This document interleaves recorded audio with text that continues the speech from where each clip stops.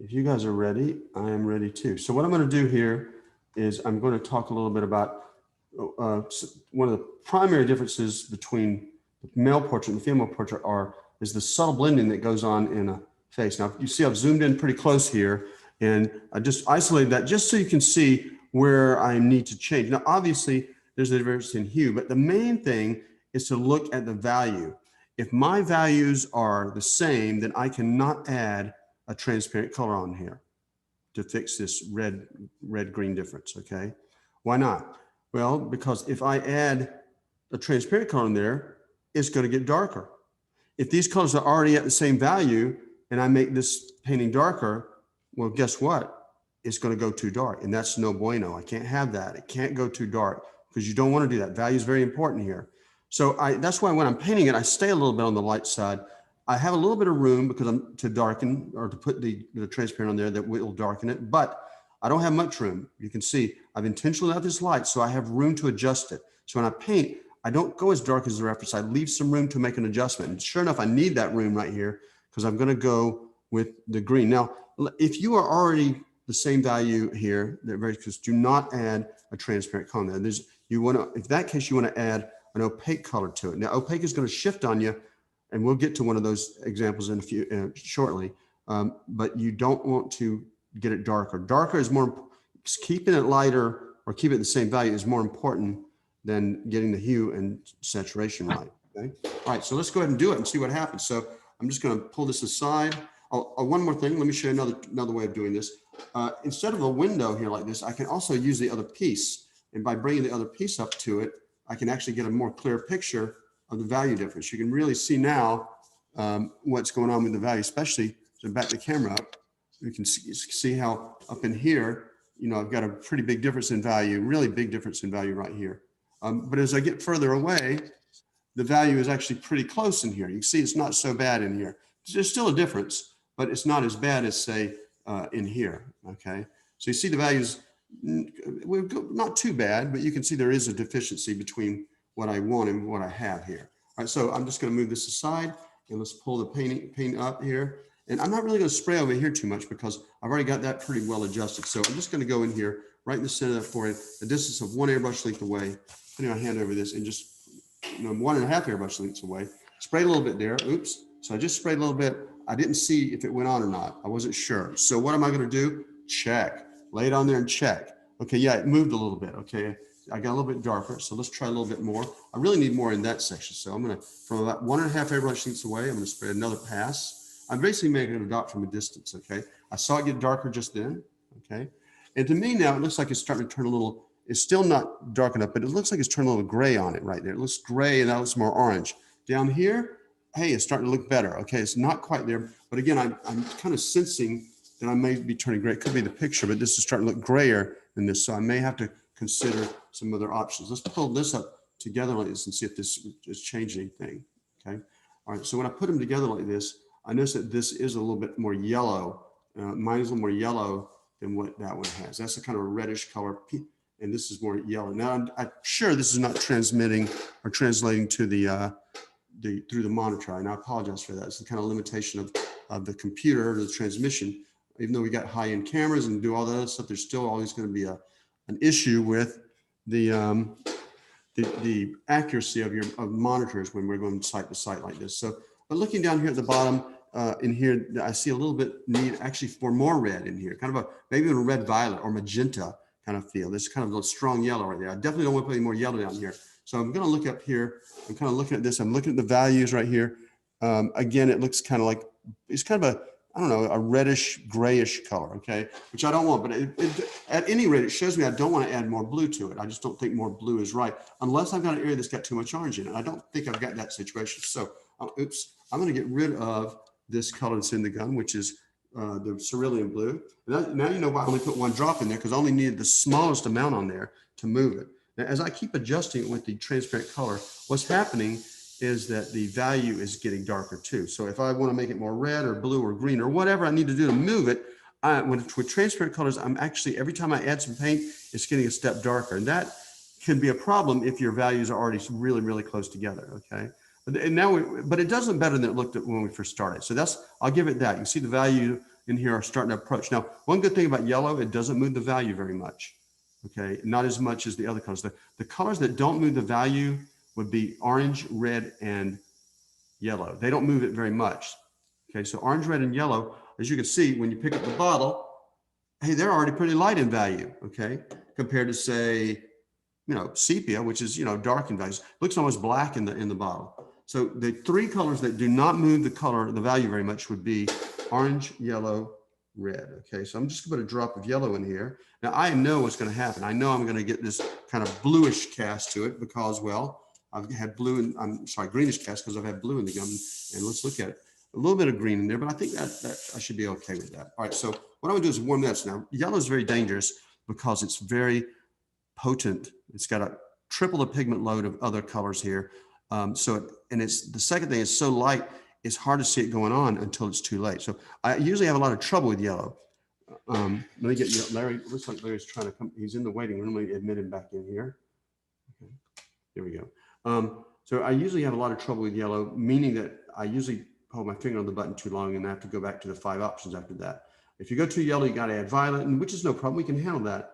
But when you add violet and yellow and you go back and forth, you're gradually darkening your image, and that's not really often what we want to do. Usually the problem with the paint is that we end up going too dark. So when you first lay the color down, don't try to go all the way to the finish line. In other words, don't go 100%. If you've got a really good buffered color and you're pretty sure of it, and you've tested it, you can go 100% there.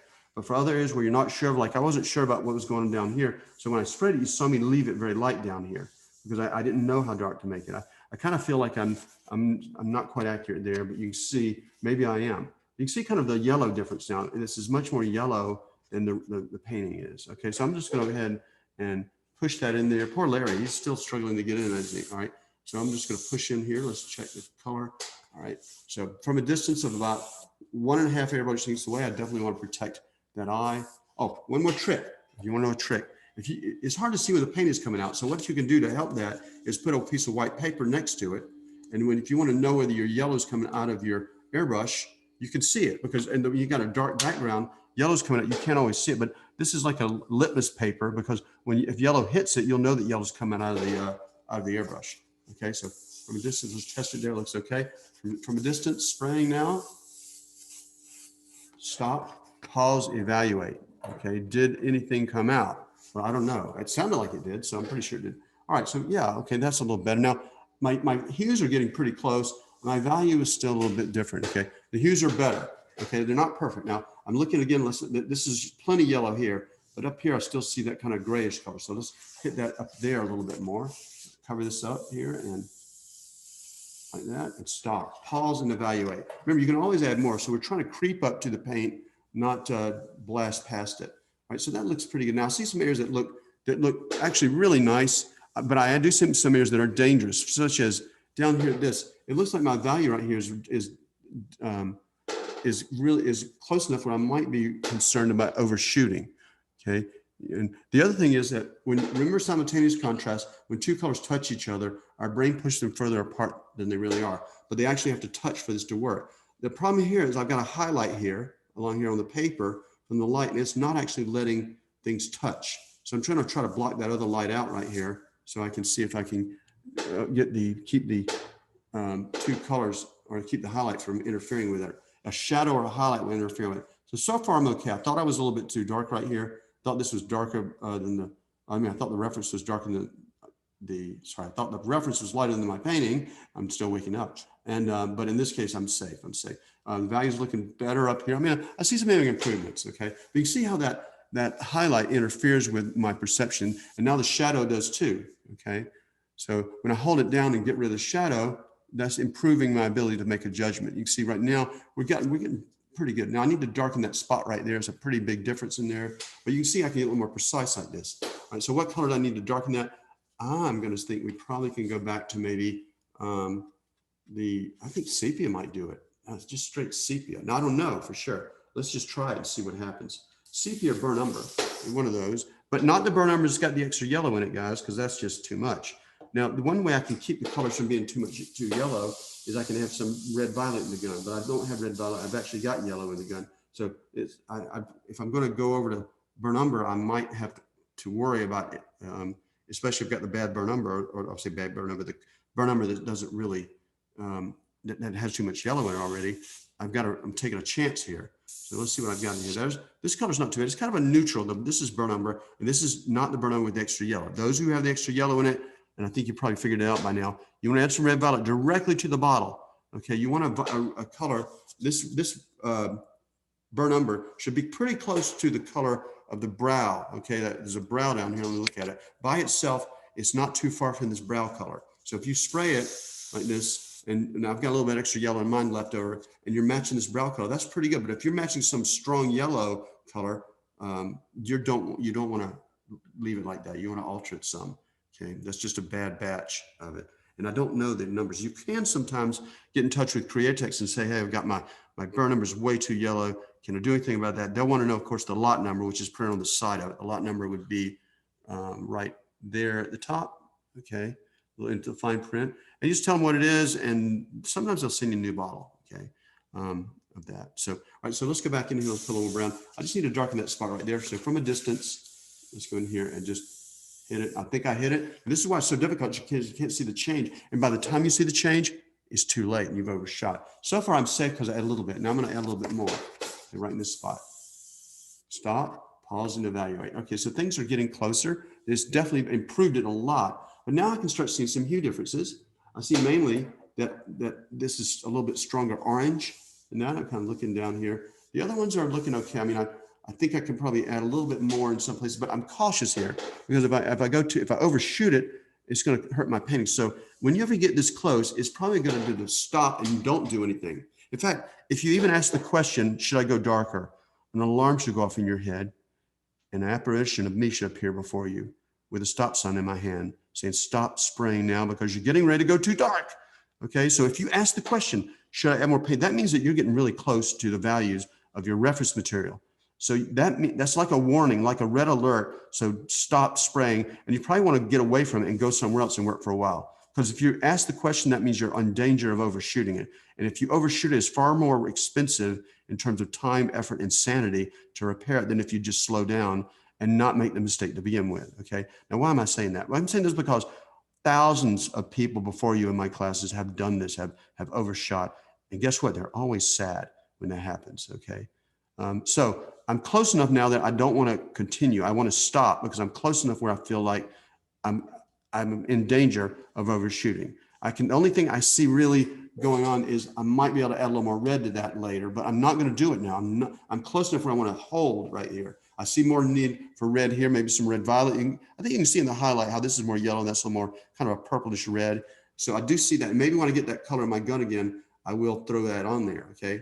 And also I want you to know that as you put more colors on here, that erasing and all that stuff we did becomes more and more subtle. It becomes less contrast. So erasing and texture we got in here has contrast. Contrast is reduced by putting in more color, any color on top of it, especially with opaque colors. Opaque colors kill contrast. They actually eliminate it because they cover everything up. All right, so I'm going to hold right there. And what I'm going to do is I'm going to make another slice across here like this. All right.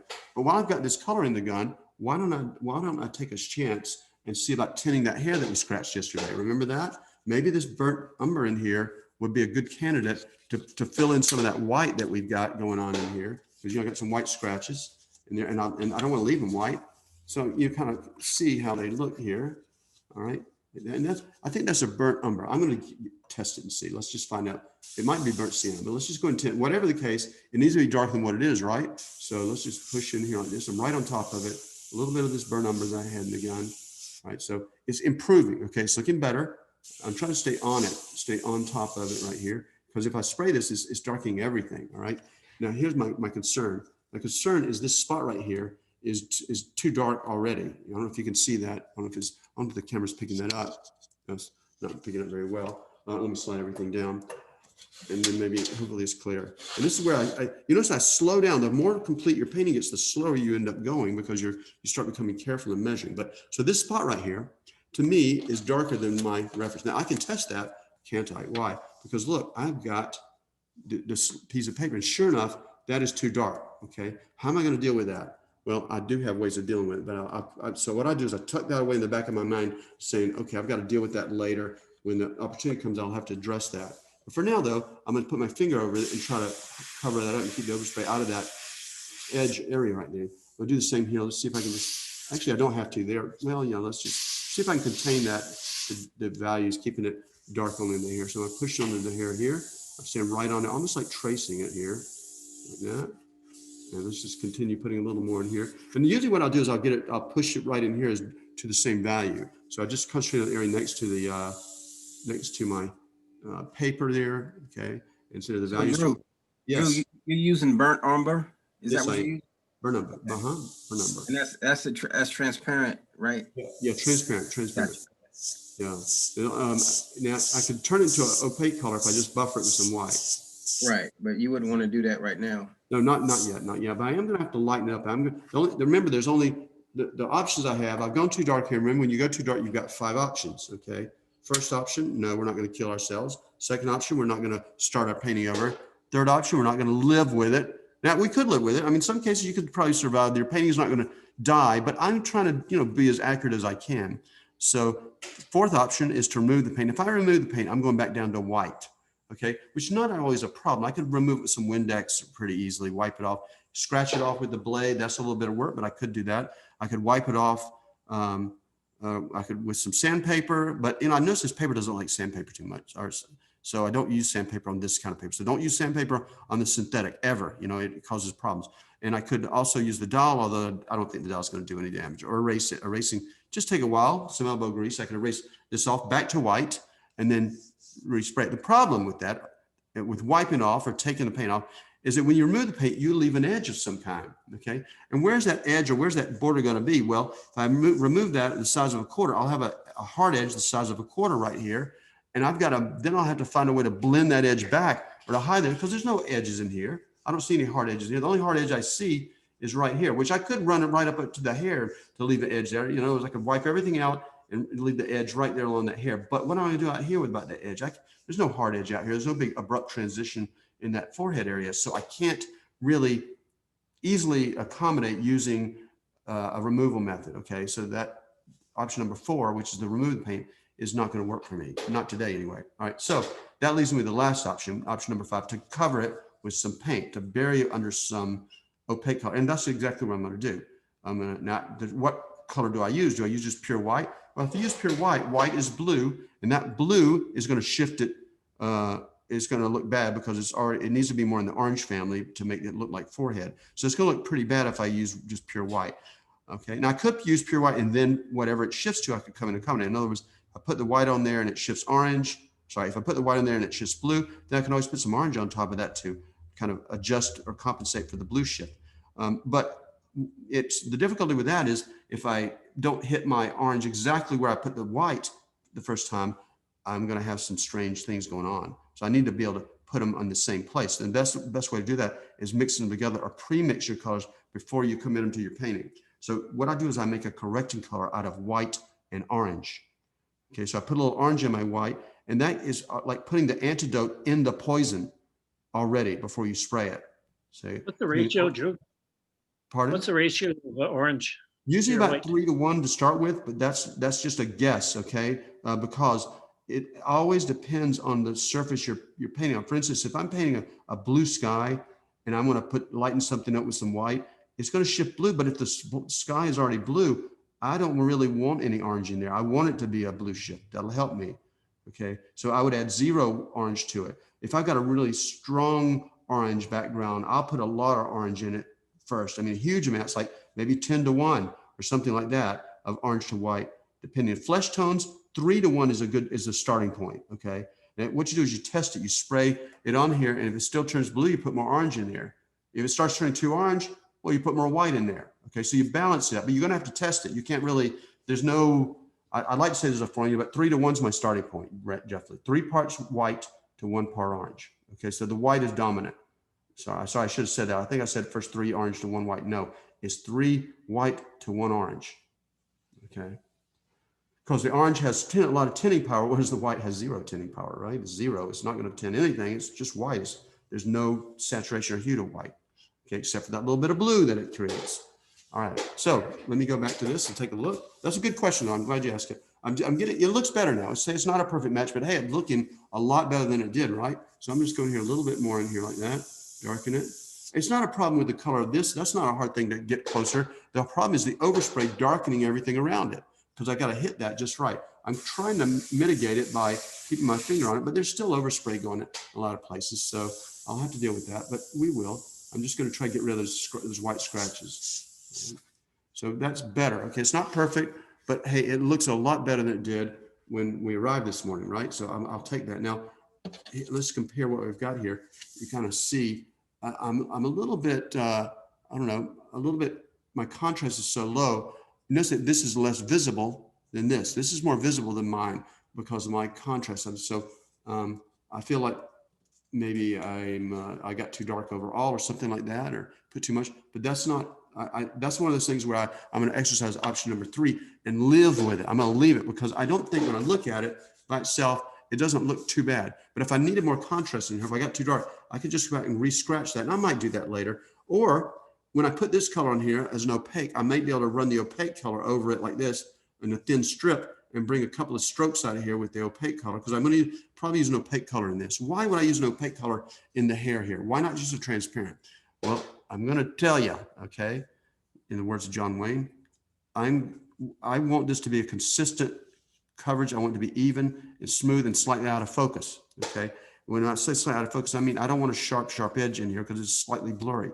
Secondly, if I have any overlap with the transparent color onto this, from going from onto this background, it's going to darken it. I'm okay now because it is dark, but let's say I want to hit this white here, okay, and darken that. But just like we have here, if that white, if the color spills over in the dark background, it'll end up doing what it did up here. I'll get dark around it. So unless I'm a super aim, I have to worry or be concerned about overspray getting into these other areas where the value is already correct. So the value is already good here. In fact, it's already, I think it's dark right here. You know, when I look at this color, I think I'm too dark already. So I cannot afford to go any darker in that spot. That's why you didn't see me go ahead and scratch all this out. If I could have scratched this out and plan to put paint up, but why would I need to do that? I can just make it darker on top of this, okay?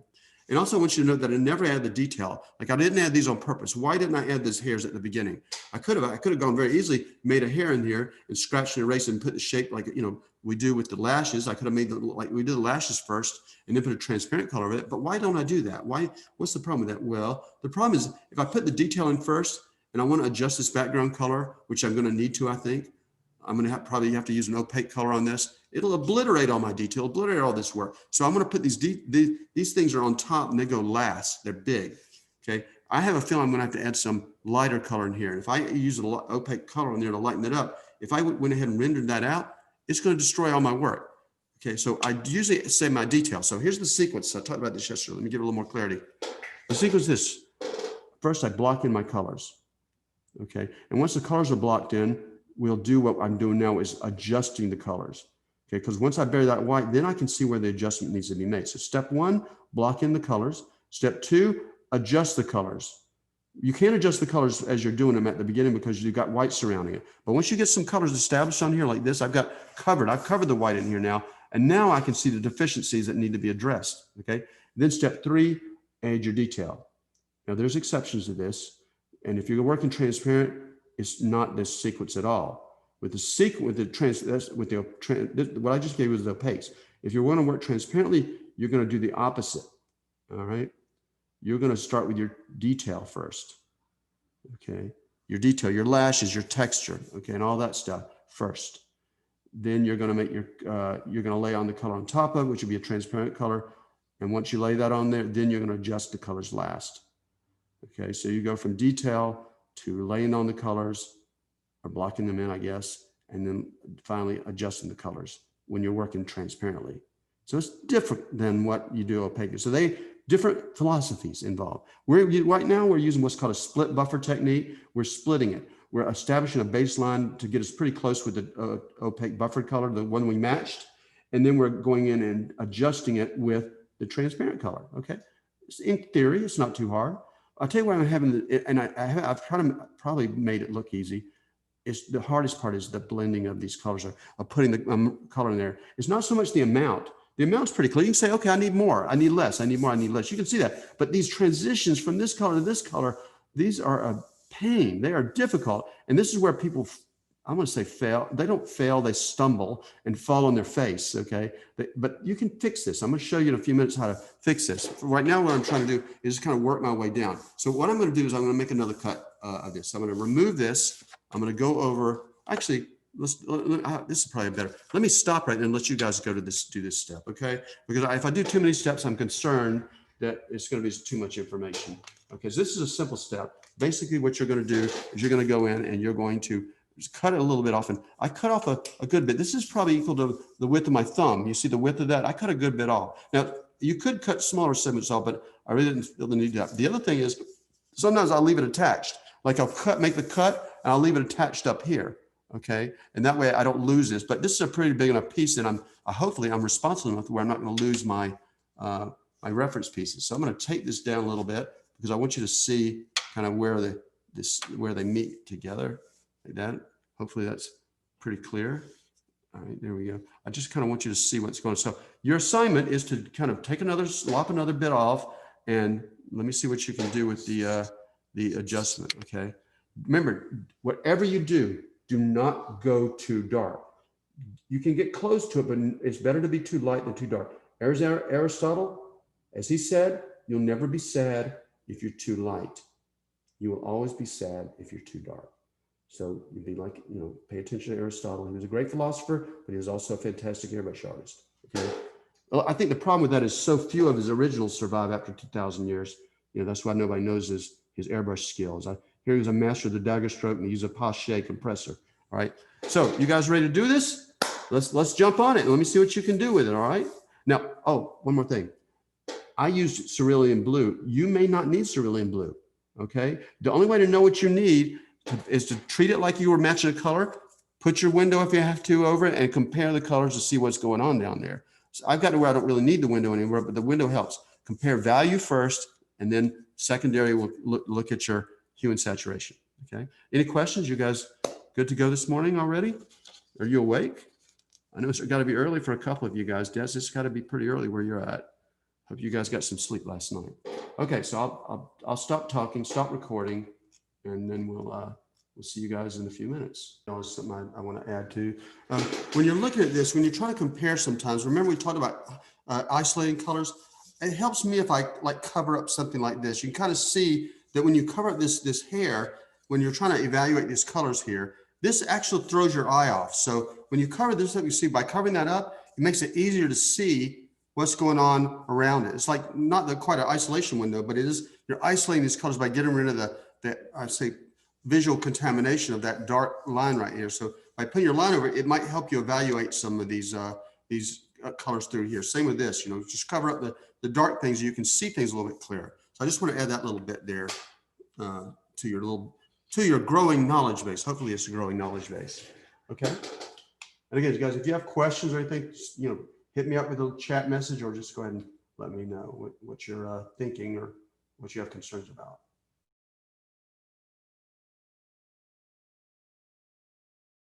There we go. Okay, so gentlemen, lady, we are now looking at moving down a little bit further. You can see obviously that we've come down a little bit further, and I've trimmed a little bit off, and I'm looking at this. This is backwards. Let's flip it back around like this. And I can kind of start seeing my deficiencies. Now, I was really concerned here that I was going really too dark down this spot, but looking at this, I think I'm okay at the moment, but I definitely need it's too much yellow, it's orange there. So I'm gonna put red violet on there, okay? I need to go a little bit more red. I'm not, than it is looking now. And I also want to say that when I add I don't always add a complementary color to something, because sometimes I need to not just get rid of or reduce the amount of something like maybe too much yellow, but I also need to move it maybe in a direction toward red or toward green or whatever. So the color is not always a complement. In other words, I'm not always trying to cancel everything out. Because if I were to add the complement of yellow, like would be violet, just straight violet, I'd end up with gray. Okay, but I need to go red or two. So I want to reduce the yellow and push it toward the red. Hence the reason I want to put some red violet in here. Okay, that's what I'm thinking I'm going to head next. I'm looking at this orange. It's still, again, more orange. We're back to orange. So this is where I want to go back to that color we had, which is probably the green, the blue green. That's which is cerulean blue. I mean, I can't think of another reason. This is kind of yellowish orange. So it's going from this too much orange in here to too much yellow, basically. All right. So looking at that, I need, so I keep thinking about that. The thing I have in common is blue with the things I want to add. So I want to add a blue with a little bit of green in it. I want to add a blue with a little red in it. Okay. Or maybe red with a little blue in it. So blue seems to be the part to get rid of the orange. But if it's too yellow, I want to add some red, some violet in there. And if it's too red, I want to add some green in there. If it's too, I pretty much add the opposite of whatever it needs. Okay. Here, if I'm too orange and I need to darken. So I'm going to add some blue in there, but I add some green in that blue to get rid of the excess red. Okay. I know it sounds kind of complicated, but one little thing that helps me is I have a color wheel on here. And remember your key colors. Now, the key colors or the 6 colors are red, orange, yellow, blue, green, and violet. Okay. But you also hear me talking in terms of red, violet, and blue, green, or cerulean blue. So there's colors in between that. So if you remember the color wheel, I basically look at my target color and look at my starting color. This is my starting color over here, right in between there. And this is my target color. I try to find them on the color wheel. And then I determine what I need to add to move from this color to that color. Okay. And that's usually how I go about thinking about it when I'm going through color. I'm going to add 1 drop of cerulean blue here. The reason we're doing cerulean blue is because I've still got way too much orange in there. Okay. Now I think I took care of it up here, but down here, I don't think I've taken care of it very well. You can kind of see it's orange. It needs to go darker and it's too much orange in it. All right. So let me just deal with that. All right. So I'm looking at this, and when I flip this, I'm noticing a border dispute right here. That edge right here is kind of wobbled. It's kind of carved in. So I make a mental note to deal with that. Do I have the color in the gun to do that right now? No, I don't. Okay. When I had that burnt umber in there, I could have done that, but I didn't. I don't have that now. So I'm going to cover this up from a distance. Hit that right there. While I hit that, I saw a big move, like I put too much on there. Okay, let's look at it. Okay, whoa, I'm safe still, but man, I could have easily overshot that. Hey, but it actually helped it. It definitely made a big difference in as far as the bringing it closer to what I need it to be. Okay, so I was lucky though. I felt like maybe I held that button down a little bit too long, but I didn't. It felt like it though when I did. So I'm going to engage a little bit more. I'm kind of yellow here, so I don't think I really want to add blue over this. So add blue over this, it's going to go green, but I really don't see it going green. I just see that being a little more reddish, a grayish, more reddish color. So I want to get rid of that yellow. It's just too much yellow in there. So I'm going to switch over to red violet. Okay. Or maybe straight violet might work there too. Let's try straight violet. Okay. So I'm going for violet next. Okay. So let's find violet. Do I have violet? I don't know if I have violet in there. Let me see what I've got. Well, I don't have violet, so I'm just going to use red violet. I think there's enough green left in the gun that'll counteract. It'll make it a little more like a violet. In other words, that green will counter out the red in the red violet, and maybe I'll end up with a violet. I don't know. But sometimes I can't find the color. I'll just use it. It does look like pretty much like a violet, doesn't it now? Because I got that contamination of the blue green in there, and that green in there is getting rid of that excess red. So it's not a red violet. It's more of a neutral violet. I hope that you're following me, okay, on all this. All right, so let's just see what I can do about adding it, okay? So I'm going to add it through there. Again, being careful about, I'm just going to keep it out of that eyes. Just dusting over from a distance, so about 2 airbrush lengths away. I'm super far away, laying it on there and looking at it, okay? I think I can add a little more. Let's go darker in value. Okay, stop, pause, and evaluate, okay? And this is obviously not working for me because that tape is totally unreliable. Let me grab some more tape at the bottom here and see if I can make this behave. So get this line back up like it needs to be, like that. Okay. And there we go. All right, so hopefully this will hold. All right, so now I'm looking at it again going, okay, it's moving in the right direction. I'm still too light right there. I'm going to hit it again out here, just trying to dead center. Yeah, but if you see it change, it probably you may be going over. In other words, you're putting such minute amounts on it. You want to put such minute amounts on there that you don't see any change in it, because if you see the change, you're probably going too far. Okay, this looks good. Starting to turn red there. I don't want to add any more to there. Anywhere it's too violet, I definitely don't want to go. I'm looking for areas that are too yellow. A little bit too yellow right in here. Still. Okay, now that's looking better. Okay, now over here, this is definitely a red-violet zone. So I'm going to get rid of this. Make sure, when I say get rid of the color, I want to get back to pure red-violet. It may be even more of a magenta color when I look at that. I don't know if that's red, violet. So sometimes what helps is you kind of spray a little bit of that color in there. And yeah, that's got too much blue. I need a little more red in there, okay, compared to the background. All right, so let's, instead of that, why don't I just go ahead and put some scarlet in here? Now, why am I putting scarlet in here? I need something that's more magenta. And there's blue contamination in my gun from this color, this violet color I've got in there. So I'm hoping that the contamination will give me a more of a magenta than a scarlet. Let's see what we got. And yeah, I think that's a little more magenta, right? So I'm gonna just take this color and just get in there and just add a little bit of color right here. All right, comparing head to head here. Okay, and that looks like I could probably use a little more in here too. Let's just kind of work our way through. Now, I've lost, I don't really have any contact with this. So let's just move this back over and kind of take a look. And you see, it's obviously more red in there than I've got. All of this needs more red. So I'll just go in here and add more red to the whole thing.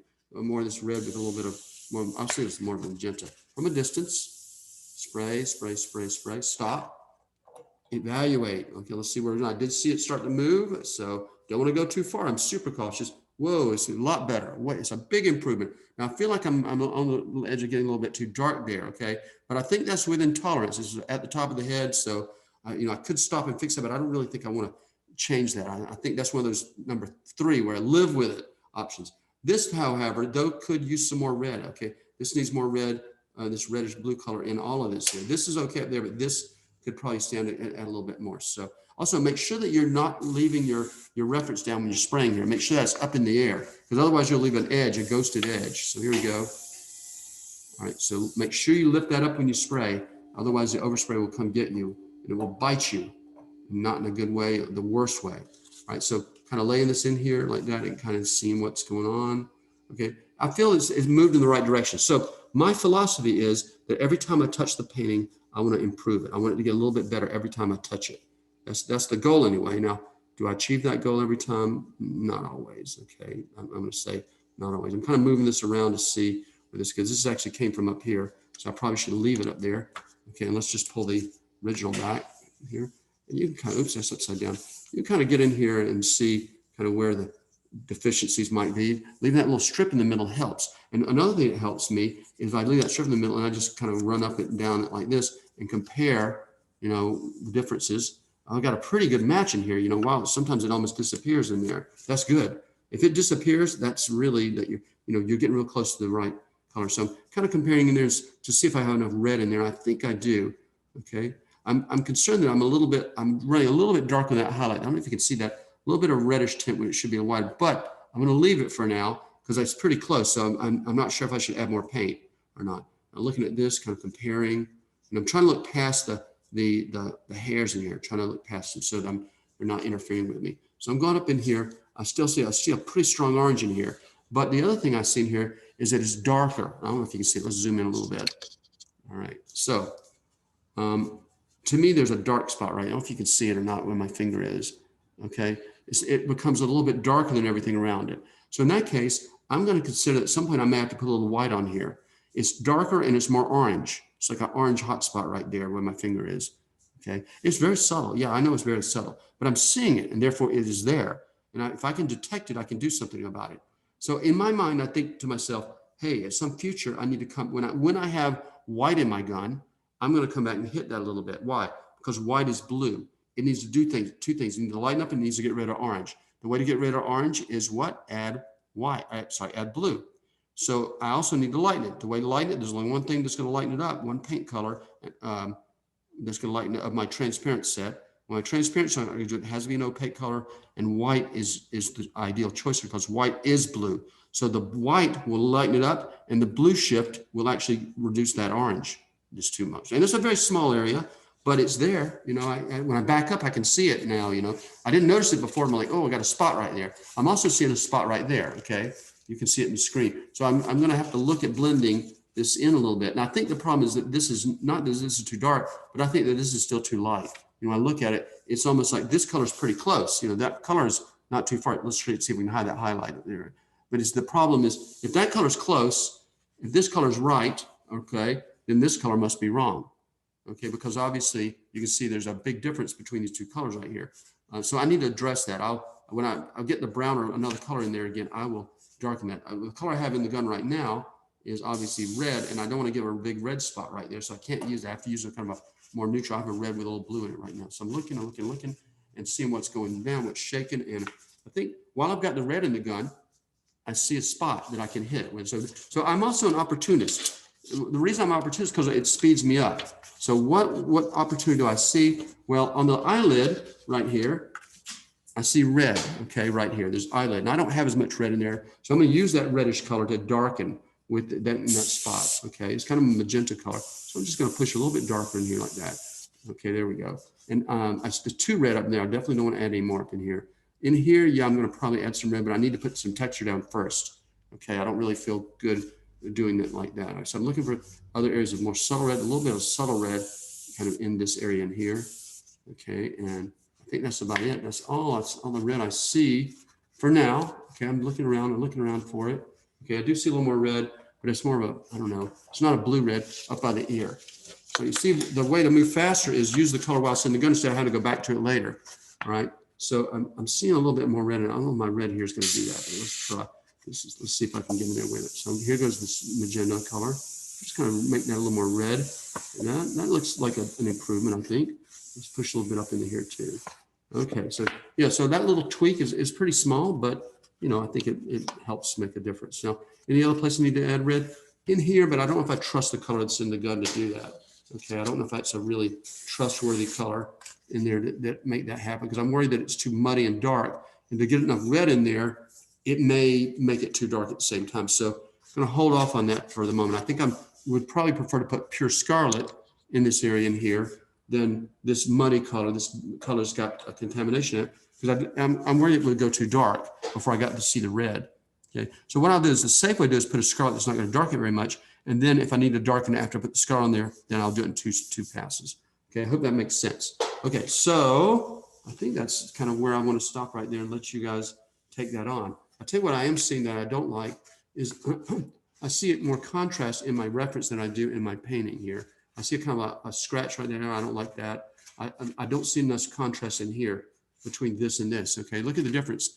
Big contrast between these two colors, less contrast in mine, which means that either this color is wrong or this color is wrong, or both of them are wrong. But as I get closer to it in just a moment, I'll be able to see it.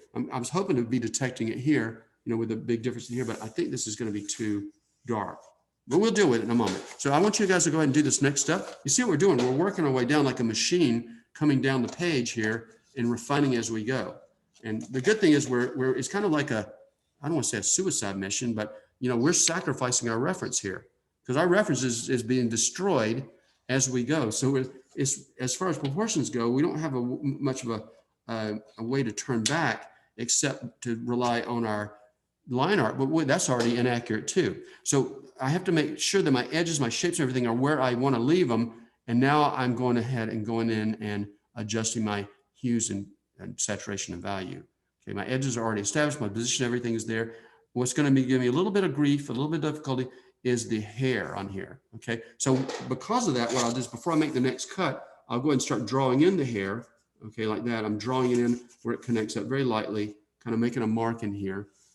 So I can at least know where these hairs are going to land. All right, so to make that happen. The reason I'm doing this is because once everything's off and I got big pieces of puzzle together, it may be more difficult to determine where that hair is. Okay, I can know how dark it is, okay, because I got the reference for it, but I don't know always the position of it. I may have to rely a little bit on the stencils we made, but the problem with those is the hair is not always complete in them. This should be okay though. I think we'll be okay there.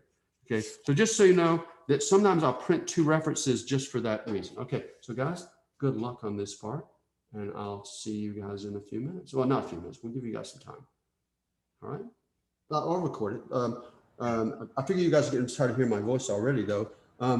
So just fast forward past this part if you're reviewing the video. But this part I was talking about was the of the painting is to me the hardest part. It's the part that makes painting females so difficult because it's such a subtle thing.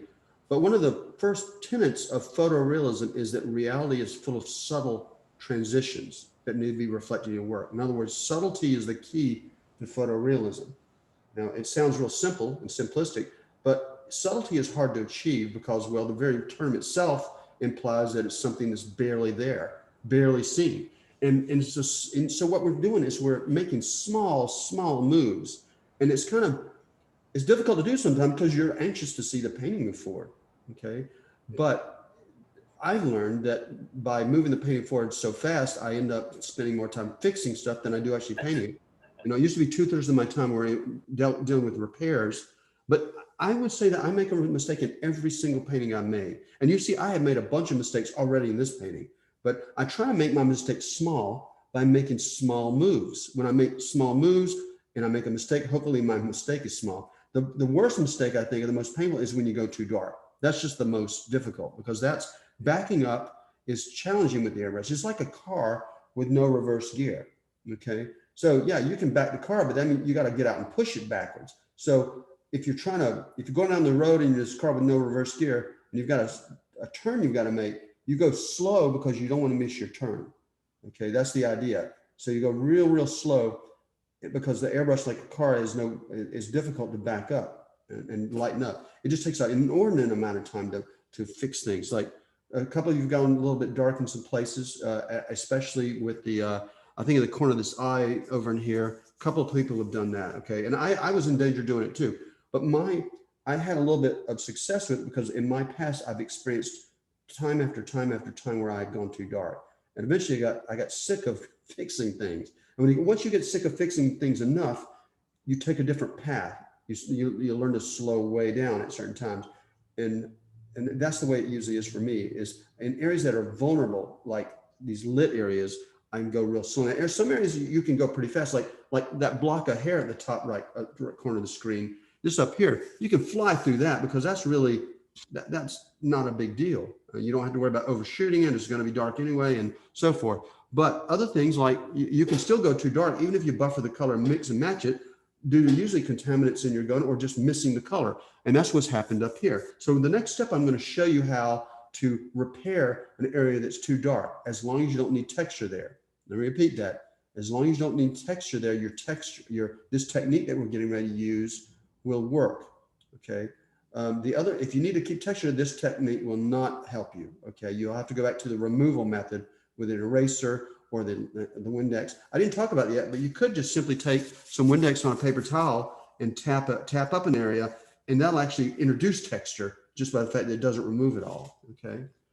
All right. So let's see what I can do about kind of helping you guys along here. So what I'm doing is I've made a color, and this color is a correcting color. Okay. So color basically designed to fix stuff.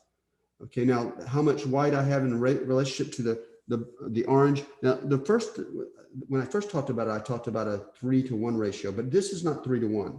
This is actually 2-to-3.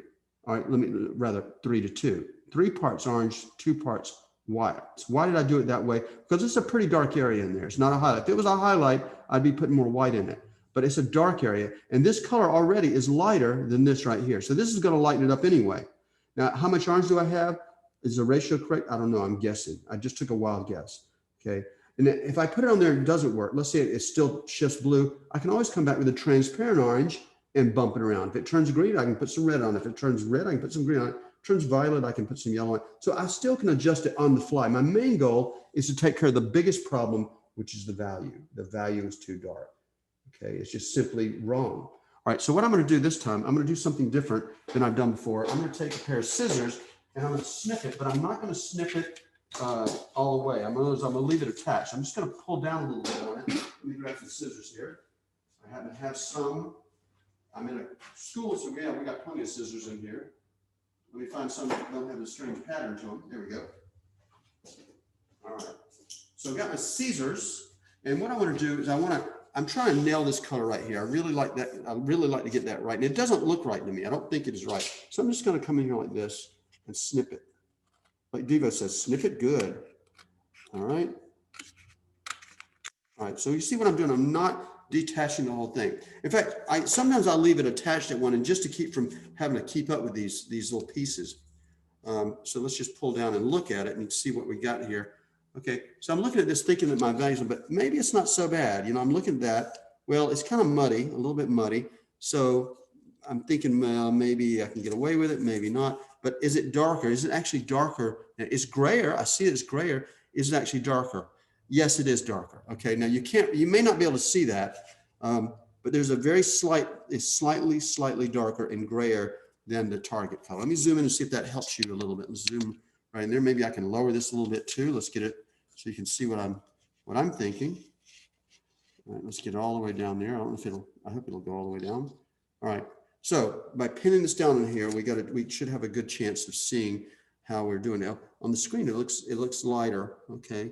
No, you can see it. Okay. See, this right here is darker. If you were to look at this in black and white, this is darker and grayer than this. Okay. I don't know if you can see that very well. All right. But so I've got to see what I can do about now. This is certainly darker than this part too. You see right here that we're right above my fingertip. The left side is lighter than the right side. Let me get rid of the highlight. Okay. Now you can clearly see that it's darker and gray. It's muddy. It got muddy. Okay? And who knows why? It doesn't matter why. It just is. So we need to deal with that. How do we say deal with that mofo, right? All right, technical term. All right. So what I'm going to do is I'm going to clean out my gun. And you know what? While I'm cleaning out my gun, why don't you guys do the same on yours? If you need to repair that, or if you've got any area that's too dark, you can now if you're not too dark over here, you don't have to do that. You don't have to clean it. You don't even have to do this step unless you've got an area that needs to be lightened up. Now, if you do have an area that needs to be lightened up, rinse out your gun and we're going to take this on. Okay. I don't know don't mix up the correcting color yet. Don't mix it up yet. Let me make sure that mine is the right ratio. Okay. Well, actually, you can mix it up if you want, because whatever I do to adjust mine, you can do the same. All right. So I'm just going to rinse it out real quick with some water. Now, it's really important to get rid of the contamination. And what is contaminating this right now? Well, folks, what's contaminating mine right now is that red magenta color. And it is a nasty contaminating color considering where we want to go with it. And where I want to go with it is I want to go to a very lighter, more saturated. So I need to take some steps and rinse this out really good. So I'm going to pause the tape real quick, so not record this part because it's so long. All right, yeah, good humor. All right, so guys, I'm just going to put a couple of drops in the airbrush here. Now, there's one more thing that I really didn't discuss yet, is the fact that when I spray this over here, I'm going to cover, it covers everything. Now, I don't have a problem, kind of manage this. If it overspray gets on that, I'll try to stay away from this. But if it does get on this dark part, I can always come back and put the dark part back on, right? I can always spray, come back to that original color. But detail, I'm going to lose detail. Now, I haven't put the hair in there. I don't have to worry about covering that up. But I do have this part in here that I like to deal with. Now, look at mine versus the reference. Mine looks okay, but I kind of feel it's rough looking around it. My shape is not the same. So what can I do about that? Well, on that other stencil, that other printout we made, there's an eyebrow. And I have gone to the other stencil. And I have cut out that eyebrow right from here. Okay. And what I'm going to do with that is I'm just going to put it on like a little mask right here. I'm going to put it back in there. Now, I'm going to try to use a light little magnet in there. And what I'm trying to do is just basically mask this off and keep the overspray. Obviously, you see that's not really the right positioning. My flip technique also helps you position these. That looks pretty bad. That's dangerous because it's not really lined up. What does it need to do? It needs to rotate a little counterclockwise, doesn't it? When you look at it, you can see it needs to rotate. So I'll take the eraser and push it. A blade also works. Okay, that's better. Okay, still, it's a little high. And I'll flip it, I see a little high. Let me just move it over like this. The tape might be better for this because it'll keep down. So let's see if that works. Okay, it's still a little bit off, I think. And the reason it might be off also is because it's elevated by this mask. Let's just rotate down. So I'm seeing a difference or a disparity between my painting and my reference. And now I'm noticing where the problems come from. My reference isn't quite lined up with my painting, okay? How did I see that? Well, I looked down at the pupils and saw the white specks in these highlights here moving when I flipped it. If it moves when I flipped it, that means that, hey, things cannot be aligned, because when I first did it, I took great pains to try to make that accurate. So flipping it back and forth a couple times reveals that, yeah, it's definitely wrong. So let's move it up a little bit. That's better. Okay, I'm gonna lock it down at the bottom of the tape and kind of see now maybe I can just detect some issues. So I'm going to rotate it here. Now, I thought this was right before, but apparently this is not right. I'm thinking I'll put some tape on it. The tape is dangerous because the tape could actually create a mess kind of situation too, but I really need that tape on there. I can't lay this down with that magnet. Okay, so looking at that, okay, it's not as bad as I thought. I'm going to get the blade, because the blade helps me be more precise about showing things around. So I'm taking the blade and I'm going to shove this around and try to get this in the position I like. Okay, it's a little bit too much to the left, and I can see that because there's the original one in there. So I'm just going to pick it up and move it a little bit to the right.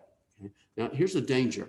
When I use this tape, there's a danger that I could actually lift up the paint. So I'm going to reduce that danger by taking this paint and this tape and shrinking it down. So in other words, I don't want as much paint, tape overhanging this. I'm trying to reduce the exposure of my paint to the sticky tape. Also, I'm going to take the sticky tape and put my finger on it and see if I can reduce the tackiness of it.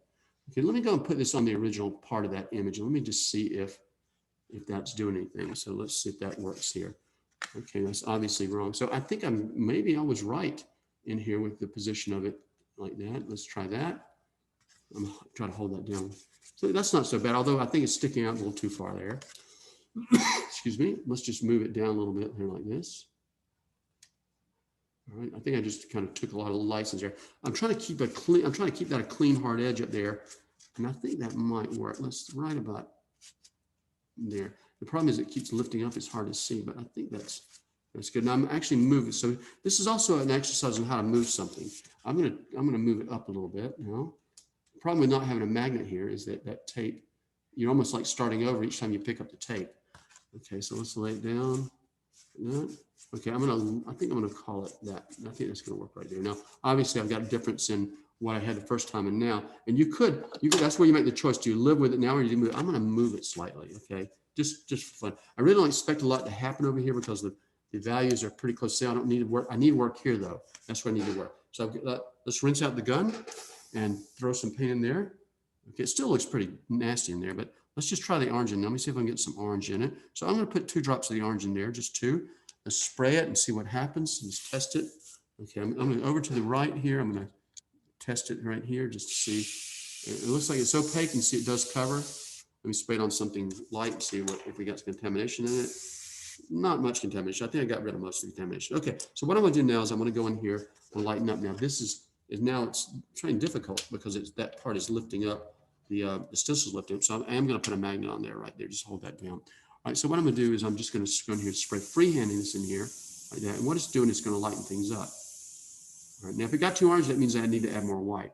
Okay, now, am I light enough? I don't know. I know the color's shifting a little bit. It's not the right hue anymore. Let's get back on camera. It's not the right hue anymore. Okay, you can see, but I am lighter now than the reference. That's good. All right, so what am I doing now? I'm gonna also push into here a little bit because remember I was losing the edge of this shape right here. This dark shape here. I was losing the sight of it. I had maybe too much overspray. Maybe it wasn't clean enough. So I'm just push over again a little bit to it. And now I may not hit this eyebrow here, or sorry, this thing, but I am going to go ahead and maybe darken lighten the area around it. See if I can kind of make it push that edge down a little bit. And I'm going to fade that, and I'm going back and look. It still looks gray and muddy here. Let's just lighten it up. I'm going to over lighten it. Now, why over lighten it? Because when I want to adjust the hue back to normal or the saturation, I am going to darken it. I don't want to darken it. I'm going to lighten it. And also in here, it looks like I need some work. I need to lighten this up here. I feel like I'm too dark because this looks pretty darn light. Now, without cutting, I'm going to guess it's lighter. So I'm going to take a chance and lighten it up while I've got it in the gun. So I'm putting my finger over that part of the eye because I want to keep that edge there. And just kind of go back. Now looks like a scratch right there. This will help that. It'll reduce the contrast. Let's kind of go in there and see if I can kind of get rid of that little scratch there like that. Okay. And there we go. Now I'm going to lighten it up again because it just looks so dark in here. So just go in here and lighten it up. Again, the color's not going to be right when you lighten up, but let it give a moment to change. Now, the other thing is I'm trying to lighten this up, but it doesn't really seem to want to lighten up right here. Okay. Not enough compared to the reference. Why not? Because I think the color was appropriate for this, but this is even lighter over here. So I don't have enough white in it to make that work. But let's go back to this and see what's happening. Okay, that looks pretty good as far as I've got lighter colors in here, okay? I do feel like I need to come down some more with it. Let's bring it into here a little more, like this. Let's just push it into here like that. Right, just push that edge out. I'll come back with a dark color and adjust that, but I'm trying to lighten this up. But to me, I'll tell you what, I don't think that this is working as far as being able to be useful down here, okay? Because obviously it's too dark. So I can't tell that. I'm looking, I can't tell. I'm gonna make another cut through with the scissors, see if I can get at it a little bit. I just wanna see, I wanna look at it and see if it's actually light enough, okay? There's the cut, all right? Let's see the results, okay? Okay, well, maybe I am light enough. Let's kind of pull that up. It's right on the edge though, isn't it? This is grayer and this is oranger. So to put more orange in there is going to darken that. So I am going to lighten it up a little bit. So that means I'm going to go and add some white to this. This color had 20 drops of white in it and 30 drops of the orange in it. So I'm going to push this up to add more. Let's go to 20 more. 1, 2, 3, 4, 5, 6, 7, 10. 1, 2, 3, 4, 5, 6, 7, 8, 9, 10. Okay, 20 drops. What I'm doing is I'm trying to lighten up. Now I'm probably in a blue shift. I'm probably overshooting it, but I don't want to have to do it twice. So I'm going to go ahead and overshoot it. I'm stirring it up there. There's the new color. Okay, it stirred it up pretty well. Just pour a couple drops in here like this. And you don't need much. Okay, it doesn't take much. We're just making a little bit of color in here. Let's check to make sure that the color's coming out.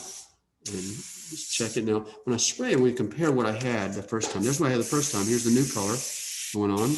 And it doesn't look too much different. Okay, it looks pretty there. Oh, sorry. Here's the old color, the first orange, and here's the new orange we had. Doesn't look too much different, does it? Until we spray across it, then you can see, yeah, it is lighter than the first one. Okay, so let's go back in here and see what we can do. I'm going to cover this up here like this, and my finger over it. I'm going to spray the left of my little finger. So what I'm trying to do is lighten up, and it's going to smooth things up a bit too. But it is lightening up. I saw that, and I think that's going to do what I need to do. Okay, I'm going to blend that down a little bit. What I'm trying to do, obviously, is just lighten it up.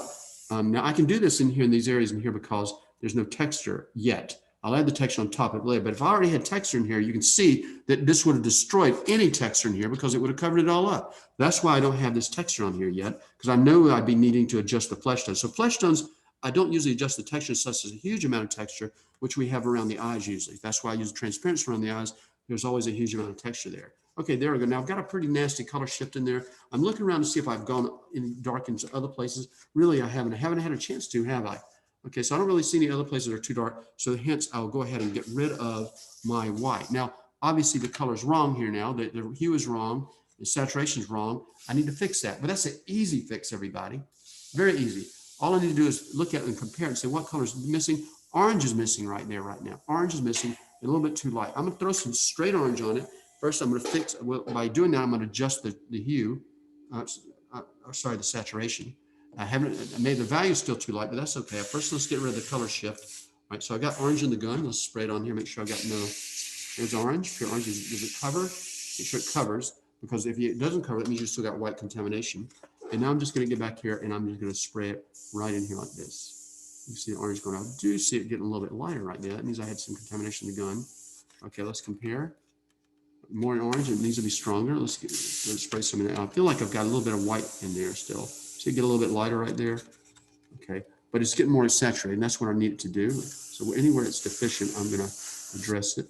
I just need stronger saturation through here. And it's still, of course, actually the value is getting better. Okay, this is helping the value. The color's stronger, more pure, that's fine. I'm going to blend it and softly blend it away.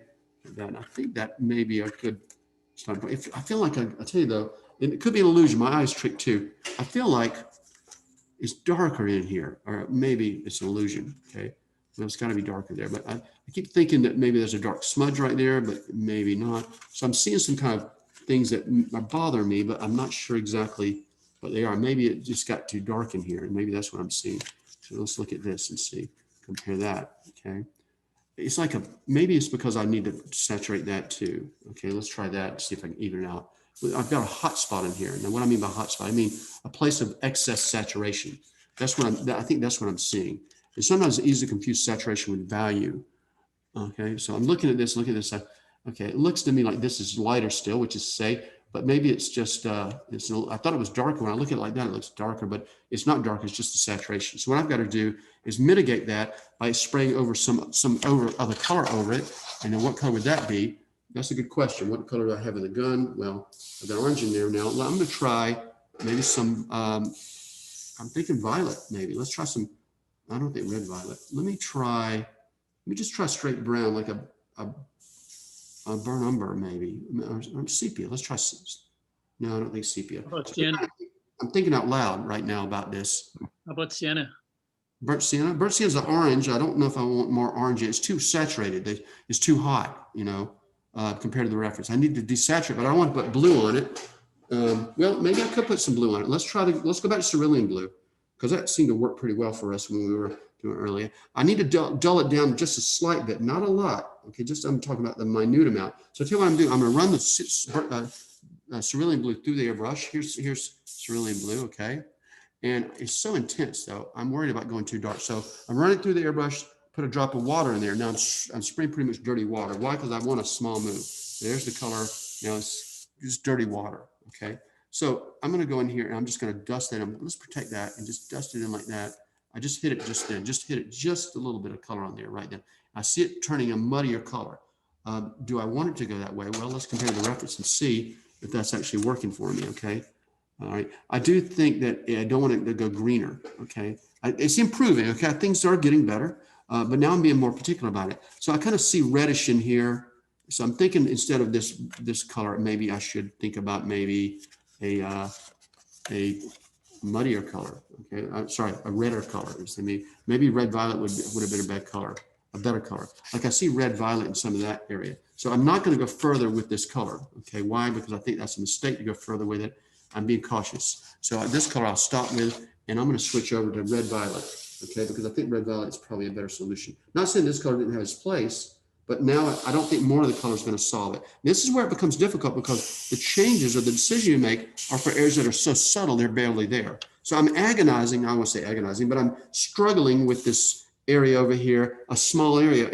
But not only that, it's a small move I've got to make. I'm trying to make a small move that at this moment may not seem to make much difference in the whole scheme of things, but it will. If you've got a hot spot of saturation, either too saturated, too gray will stand out. Not as much as the value will, but its saturation matters, So I want to make sure that I'm careful about how I deal with that.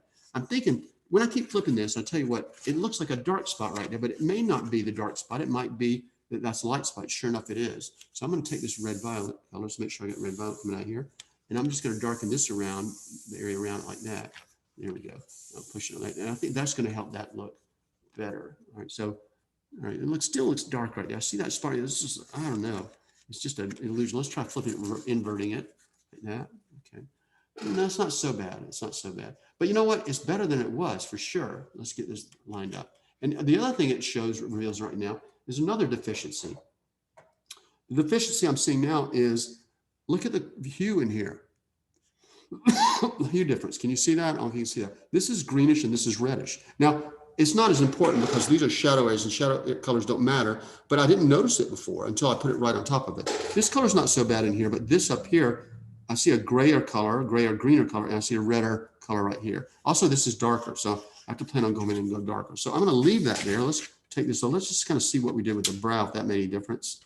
Not much difference, actually, but I'll save that just when I'm ready. Now, right now, I'm looking at a problem with this spot right there, kind of a muddy spot right there. So I'm making a mental note that when I come back to this with some orange or something in there, I will repair that. Okay. So what have I got in the gun now? No, I still got that. I think red violet. So I think, do I see red violet needing to be added anywhere else? No, not really. Not too much. I think I'm okay with that. So I don't see, I'm looking for a place that need more red violet.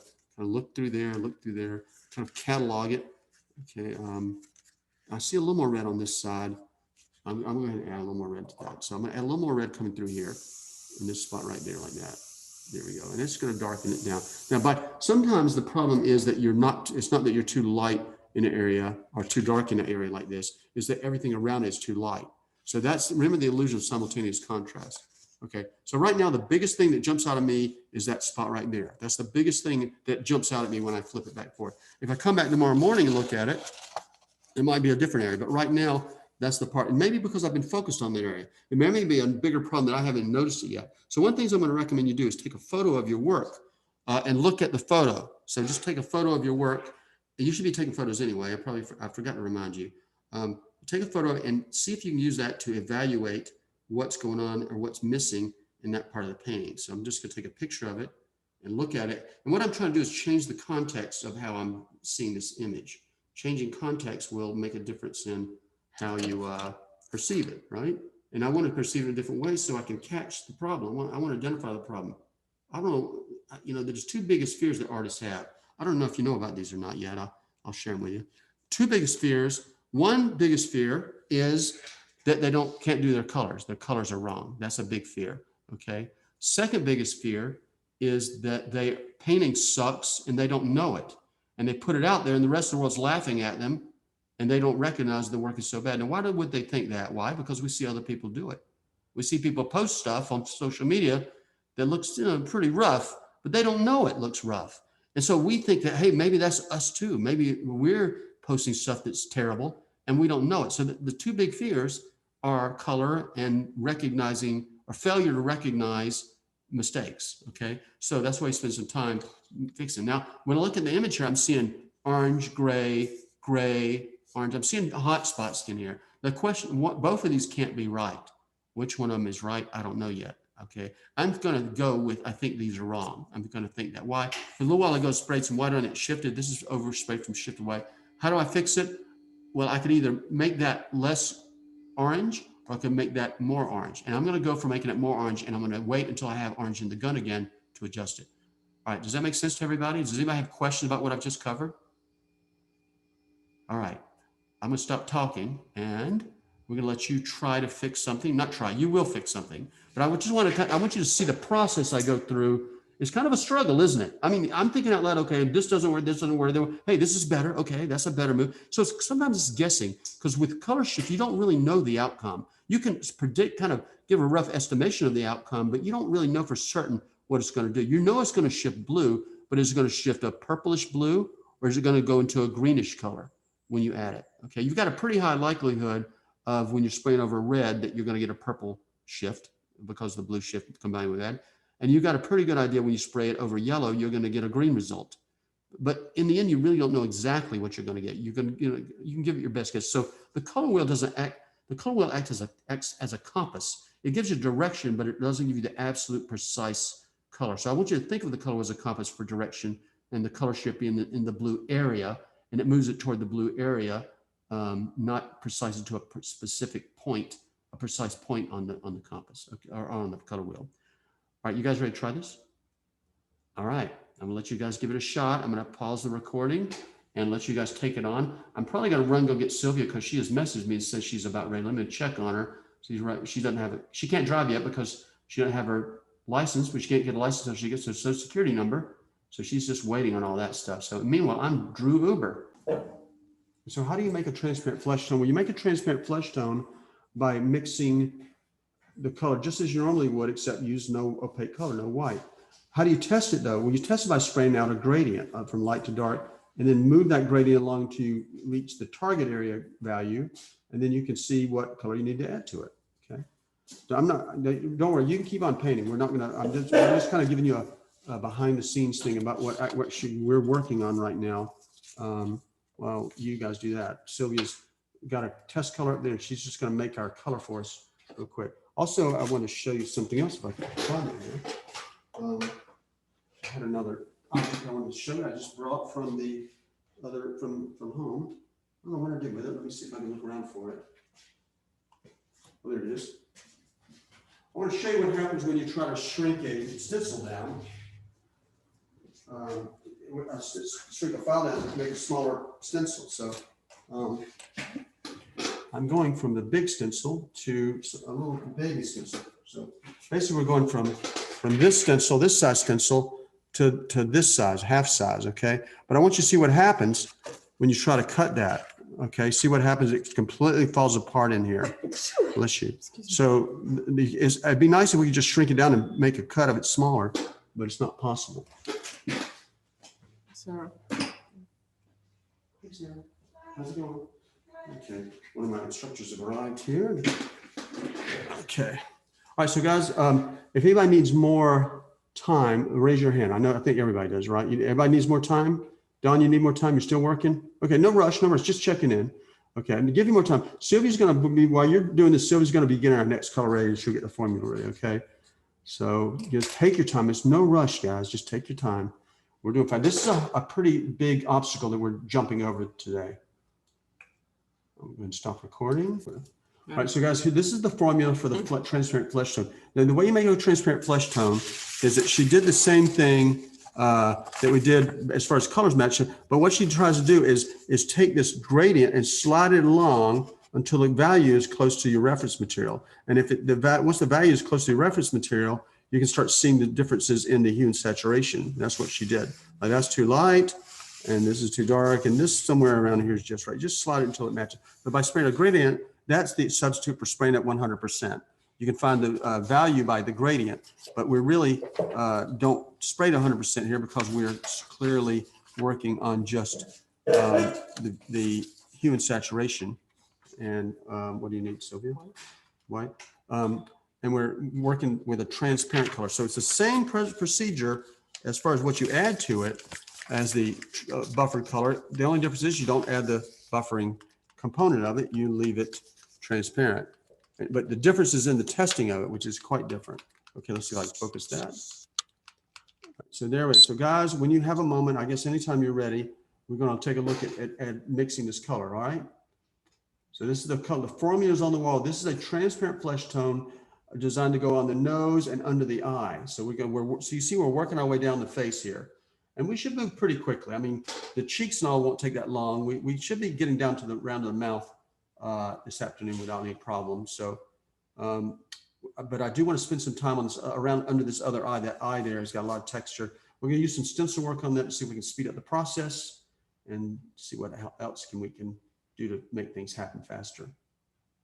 Okay, so this is burnt umber 30, red violet 3, sepia 1, yellow 12, scarlet 10, orange 25. Now you might wonder, why does she put so many colors in here when it could be done with just 3 colors? Well, the problem is with transparent colors, sometimes it's quicker for her to, well, actually with any color, it's quicker for her to move a color, say with yellow. Okay, now yellow, there's not really, if she's too violet in the long run, she could add sepia to it to get out of that, because sepia is a greenish color. I did. So she did, but she needed maybe to move faster or more intensely. She more saturation without darkening it, then yellow would be a solution for that. Same with orange. She could have used a burnt umber or burnt sienna for that, but they darkened. She really didn't want to go darker by that point. But she really didn't matter if it darkened at that point, because it's a transparent color. Okay, but she wanted to move quicker than using those other 2 colors, because orange is more saturated. So by using orange as a color to adjust the saturation of orange, she's able to add it and make it happen. Okay. All right. So you guys are going to whip that color up if you can, and then we'll jump on it. We'll see if we can start adding this before lunch. We've got lunch coming up in about 30 minutes. So let's see if we can get this color mixed and test to be sure to verify it. And then we'll go in and do a little bit of painting with it and move the process forward, move the painting forward. And we're recording. So what I'm doing now is I'm going to go in here and let's take care of this eye. Let's pull this up a little bit. Oops, pull it up in the air, and I'm going to zoom in a little closer. So what I'm trying to do is develop this area under the eye, especially this area under the eye. It's got a lot of texture in it. And I'm going to, since we're working transparently, we want to do that part first. Okay. So let's go ahead and let me make sure I'm focused. It's focused, Mr. Camera. There we go. So when I look at this, I'm kind of seeing a couple of things that need more attention. Okay. I'm seeing that the lower lid is not really as developed as I like it. I see a dark line in here, the tip of my finger, missing from that. This is a transparent color, which means I should be able to make pretty much any darkness that I want in here. All right, so let's get in here and see what we can make. First of all, I'm going to look at some texture. I'm trying to find the texture that fits this in here. It's kind of little lines, they're little short dashes, it looks like. Do I have anything like that? Kind of looking around for something like that have some dashes in here, or an approximation of it. Yeah, I do have some things like that. Okay, and they are, I don't know if you can see these on the camera. Okay, if I've got the point of this up, that shark fin up, or in this kind of blob is on the end of it, kind of right in here, there's some horizontal lines, if you can see them. Okay, and I'm going to use those. I'm going to turn this like this. Actually, yeah, they're vertical. And I'm going to go in here. I want to start putting some of these lines in here, these little lines in here like that. And they're kind of, if you look carefully, you kind of see them being right there. So I'm going to throw that in there like that. And I'm going to take my paint and I'm going to add it to it. Now we're just going to test and see how it works. I put my finger up here. I don't want to overspray in there. So let's throw some in there. Let's just see what we're getting. Okay, that's what we're getting. Yeah, and that's not too bad. Okay, that's a pretty instant texture. You know, as compared to going in and spraying this and scratching that out and everything, this is like 20 times faster, maybe more than that. Okay, so what I want to do is I like to move it over. Okay, and again, I'm looking for these little horizontal lines in there, the little short horizontal lines. I'm going to kind of push up into here a little bit. Let's see if I can. I'm going to line that one up with that one. You can see that little line right there. I'm going to line that up with my other ones. That's perfect. And put that in there like that. And I'm going to hit this with the airbrush. So let's get in there. Now I don't want to go too dark, but I definitely want to have something in there. Now I feel like I got a little, I overlapped a couple of them there, and that's no bueno. I don't want that. I got too much overlap, meaning that I accidentally put too much in there. So I've got a choice. I can take the dial in there and try to remove that. Let me try, I'll try the dial first if I can find it. Because I think the dial might serve me there if I can use it here. Let's see if I got a dial that's any good. There we go. All right, so I want to make an adjustment here because I overlapped them and you see they're a little too thick. So let's take that down and see if I can push that out a little bit. Just try to lighten them up a little bit and maintain those lines there. It's working okay. It's not great. I tell you, you see I'm also scratching through back to the white here. That's not good either. So I'm going to try the maybe the eraser instead to just lighten them up instead of that. So let's get the eraser in there. Just kind of make circles on top of it. Lighten up a little bit. I'm just pretty much trying to wear the paint off. That's not too bad. Let's see if I can lighten that up too, like this. Like that. Okay, so that's not bad. But I do have that white speck in there. This area in here that's just kind of overdone. So how do I deal with that? How do I address that issue if I've got a white speck in there and I've got a transparent color? Can I fix it with transparent color? The answer is yeah, you betcha. Okay, that's my imitation of my Minnesota accent here. Let's get it back in focus here. Okay. And what I want to do is I can take this edge of this paper here. I can go in here and I'm going to bounce this off the edge here like that and let the overspray start filling that in. And may not necessarily be eliminating this dot, but I can certainly mute it a little bit. And that's what all I really want to do is make it so it's not so conspicuous. So I'm just going to bounce some off there. Now let's go to the other side and bounce off the opposite side. Let's just get in here. Let's try that little one first. So I'm making a dot on the edge here and then come back. Let's get where I can see paint hitting it. Like that. Okay, so it's still there, but now it's not so evident. I mean, not so prevalent. So we'll do a little bit right on that one too. There we go. So it's still there, right there. I didn't eliminate that scratch, but hey, we can't see as much. So same situation as we go up a little bit, we might be able to see, you know, kind of got, I don't know, it's not on camera. I can't see that. There's another couple of dots. I'll deal with that later though. I don't want to move the whole thing. All right, so let's compare to everything and see what we got. Now, obviously the dial didn't work very well. I think it's scratching out too much. This whole thing is going to get darker. It's not bad. I think we're okay there. Now's a good chance to lighten some things up. So I think this is a little bit too dark in here. So let's just make some circles. Kind of see that light area through there, that band. I'll make some circles on top of that. You see, I'm just lighting that up. That's good. And I think that's good. I kind of need some lines through here. And I don't know if I have those in here. Let me go ahead and put those in there early. Okay. So what I do to make that? Well, the edge is kind of organic. So let's see if I've got an edge that's organic here. No, that's maybe a little bit too organic for that. So let's see, maybe, I don't know. I could probably get away with something like that. Now here's another trick. Okay, you want tricks. I know you're here for that. Tricks and techniques, right? Because that's good for you. Shorten things up. So let me tell you a technique real here that I use to handle this thing. All right, so once I get this in position, let's say I get that edge exactly in the position it needs to be to do this painting, right? I get that in there. What I do is I hold this stencil down, lift it up, and put the stencil back down where it fell, okay? And having done that, that means that my edge is exactly where it needs to be now, okay? So I'll go in here now and spray a little bit of paint around the edge here. I'm just gonna dust it in. It's barely there, like that, okay? And I've started the edge there. And I know the edge is it's a little bit thick. That's no problem. The reason I didn't go further is because it curves here. It needs a curve. Do I have an organic edge with a curve in it? Yeah, you betcha. Okay, there we go. Talking Minnesota like again, eh? All right, so hold the stencil down, lift the reference up and out of the way. Now I can check to make sure I need to know where to spray. It really ends about right here. So I'm gonna put my finger over that, giving it a termination point. Oops, bring it back, okay. And get him really close. Oops, wow, I hit that too hard, didn't I? Wow. So, you know, you saw, I told you I'd make mistakes, and there's a doozy right there, okay? But while I'm at it, I notice I need a little more curve in it. So I'm gonna clean that up anyway, so I might as well go ahead and put some more curve in it here. But I notice it curves a little back, and I didn't accommodate that curve here. Let's just get in here and make it. All right, so what I've got is I got a line that's too thick, and I get a big blob at the end, okay? And let me show you that was unintentional. So I'll just show you that I'm honest about my mistakes. That did not mean to do that, but it happens. It happens to me and it happens to you, so it's no problem. All right, so what do I do about that? Well, I just pretty much need to get rid of it with using the dowel. The dowel seems to work pretty good on that. So we get in there with the dowel and just clean it. Let's zoom in a little bit so you can see a little better. All right, and let's just kind of center it there. maybe I can zoom in a little one more time. Well, that's probably a little too close. Let's refocus. Okay, so what I'm trying to do now is I'm trying to take care of this edge. So let's just, I can use that overspray to put dots in it, and that dots kind of lends itself to making a little bit of skin texture. So now I'm going to put dots on this border here to make it thinner. It looks like it's not wanting to come off. All right, so it's trying to be a little stubborn on me. Okay, am I going to put up with that? Heck no. All right. Now this came off so easily here, but it doesn't want to come off anywhere. So taking my other friend, I got a little friend. Say hello to my little friend. The blade. Okay, I'm gonna take that blade and I'm just gonna go in here and shrink it down. Like just take carving it off. I'm just put some dots in it like this, and just come in there and make dots like that.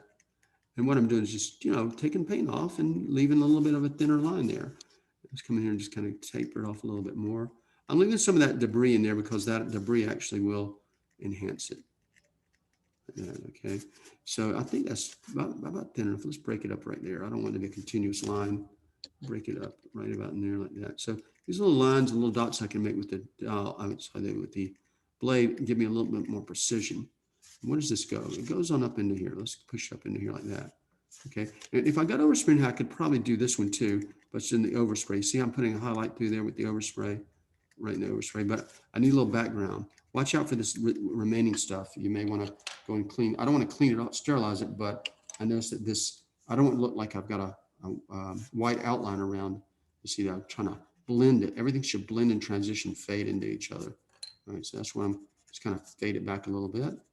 Okay, so and you do the same thing on this other one. This other one though, I'm going to do a little bit different. I'm going to bring it from the left side. In other words, I'm going to bring the mask up on the left side and utilize it that way. Okay, there's my mask.